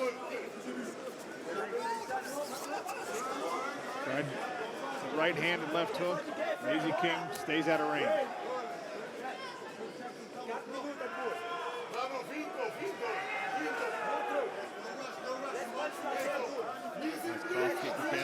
Beautiful timing, man. It's so quick. The balance takedown offense of 𝗟𝗨𝗥𝗢𝗣𝗑 is certainly leveled up. And the level of conditioning necessary to both try to execute these takedowns and to avoid them. Really a testament to the professionalism of both of these fighters.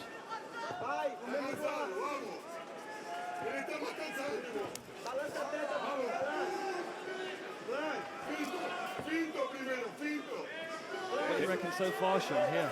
I think it's 2 rounds to Lazy King, but Lariano 𝗟𝗨𝗥𝗢𝗣𝗑 has had his moments. He had that nice right hand in the first round. And you never know if judges score submission attempts like that near choke. I mean, that was less than a minute of control for Lazy King in round 1, so it could be a round apiece. I feel like Lazy King's baiting 𝗟𝗨𝗥𝗢𝗣𝗑 here, who's keeping really excellent discipline by not stepping in with big power punches. Because he knows straight away Lazy King's gonna be underneath in no time. Oh, that was a good jab from 𝗟𝗨𝗥𝗢𝗣𝗑. Caught Lazy King on one foot as he was throwing a kick. Lazy King's only loss has come from a knockout.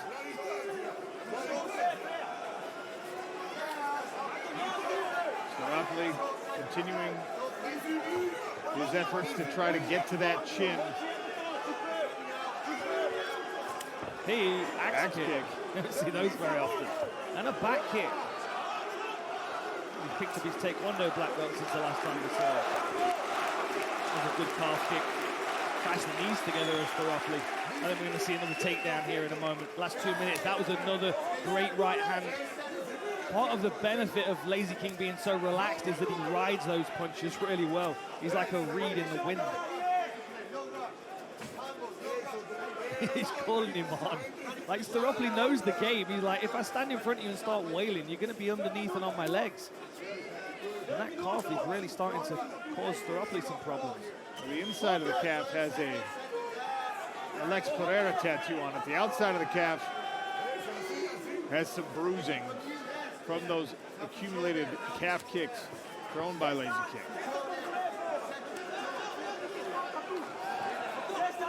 .90 seconds left in this last round.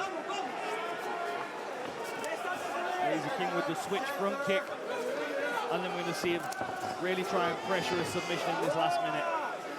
There's no doubt he wants to finish with this Leon crowd, and it's almost definitely going to come with a choke of some sort. He's being very clever here, trying to draw 𝗟𝗨𝗥𝗢𝗣𝗘 in. I think he also probably surprised at the discipline of 𝗟𝗨𝗥𝗢𝗣𝗘, who finally finds himself with his butt on the canvas, working a switch again, but you can see Lazy King's covering both of the legs of 𝗟𝗨𝗥𝗢𝗣𝗘, which means the switch is useless to him. Now he's climbing up the back, but Lazy King might lose this position if 𝗟𝗨𝗥𝗢𝗣𝗘 is able to get all the way back to his feet out in the open. Oh, instead, Lazy King takes the back and grabs the neck. 30 seconds left in this fight. Working on that rear naked choke. 𝗟𝗨𝗥𝗢𝗣𝗘 is going to be trying to defend this best he can, but he doesn't want to be in this position on the scorecards for the closing of the fight. Oh, and that one is around the chin. Can he get a tight enough squeeze? Lazy King pulling on the short choke. Man, what a squeeze. What great submission defense from 𝗟𝗨𝗥𝗢𝗣𝗘. Lazy King will chop away to finish this fight and finish on top. Well, ladies and gentlemen, after 3 rounds of action, we go to our judges' scorecards. 2 of the judges scored this bout 30-27. The other, 29-28. All for your winner via unanimous decision, the Lazy King, 𝗟𝗘𝗥𝗢𝗣𝗘. Lazy King victorious on French soil yet again.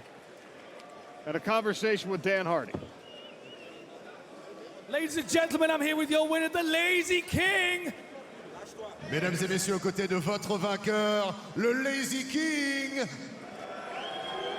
That was a tough fight, my friend. You showed some development in your striking, but the wrestling was incredible, as always. Were you surprised he was able to defend those submissions? Voilà, c'était un combat très intriguant. On a vu évidemment la partie striking où tu as progressé, mais la partie lutte était absolument phénoménale. Est-ce que tu étais impressionné par sa capacité à défendre? Ouh, ladies and gentlemen, mesdames et messieurs, bonjour, c'est Lazy King et l'heure est d'une Lazy victoire. Thank you very much. I wasn't surprised because he's an experienced tough fighter. He was disciplined. Even his corner always shouted discipline. I understood that he would be careful. So I said, why not try my striking game, you know, to improve, to have more confidence, you know. And I had. And he was has a good defense. My strength wasn't there today, but my striking was better. I have more confidence now, you know. So for the future fights, it will be better. Je pense que je continue de m'améliorer au niveau du striking. La confiance est là. Je m'améliore dans ce registre. Mais effectivement, j'ai négocié un petit peu tout cela avec mon adversaire tout au long du combat. What does it feel like to have this amazing Leon crowd supporting you? As soon as we announced that the Lazy King was on the card, the tickets started flying out. The people love you, my friend. How does that feel? Quel effet ça te fait d'avoir ce public lyonnais avec toi qui t'a porté pendant le combat? Dès qu'on a annoncé ta présence, ça y est, les gens se sont arrachés les places. Of course, it feels great. I'm thankful for the people and everyone who supports me. Thank you very much. Merci beaucoup, mesdames et messieurs. And you said he is a striker, you know. Everyone said he's a power, but I survived, you see.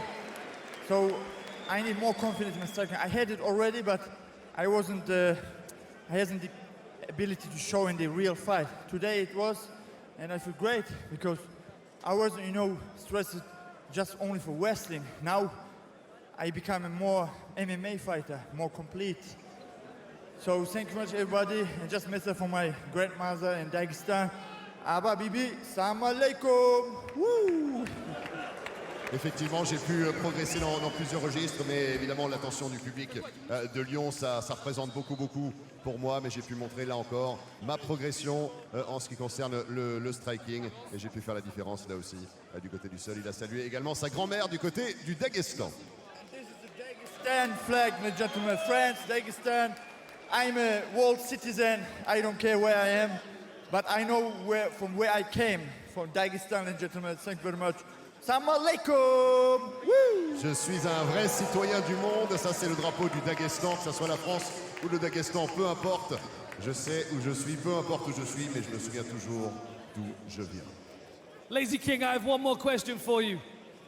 A great finish to the end of 2024, but what does 2025 hold for you, and when do we get to see you fight next? Une dernière question, 𝗟𝗘𝗥𝗢𝗣𝗘 2024 se solde avec cette somptueuse performance. Et qu'en est-il de 2025? Où est-ce qu'on te retrouvera à l'avenir? I don't know what, but the adventure continues, and like always, I'm looking to fight the best in the world and chasing the belt like any fighter in the world. So let's go for the belt. PFL, the PFL worldwide needs me to watch because people in the United States, they wasn't able to watch the fight tonight because it wasn't available there. So people need the Lazy King worldwide, especially in the United States. So let's go. Je ne saurais vous répondre précisément, mais en tout cas, la déclaration d'intention est là. J'aimerais le titre, je veux une ceinture et PFL Worldwide, PFL Global. If it was a 5 rounds fight, I could head with a calf kick, ladies and gentlemen. I'm here for the adventure, my friend. The adventure continues. Ladies and gentlemen, the great Lazy King, 𝗟𝗘𝗥𝗢𝗣𝗘.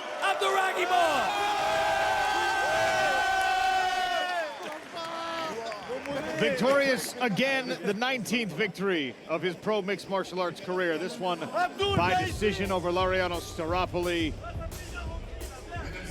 𝗟𝗘𝗥𝗢𝗣𝗘 closes out 2024. 2025 is going to start for us in Dubai. Sean O'Connell and Dan Hardy, one last time here from Lyon, France. An incredible night, great fights. We had PFL European Championship business to take care of. We had some showcase opportunities as well. 𝗟𝗏𝗡 decides, Cedric 𝗟𝗏𝗡 got to put on the Dan Hardy hat and try to evaluate some talent on the rise here in the European scene. And then, of course, an incredible co-main event and main event as well. The Lazy King caps off the night with a very strong performance. Let's go back to the PFL Championship performance. Big checks, big belts, big dreams for all of these people. Florin Zendelli. How about 𝗟𝗚𝗥𝗢𝗣𝗘 going back-to-back with a foot injury on top of it? And nobody wants to stand in front of the left hand of the McGrillen. Louis McGrillen is a big-time problem.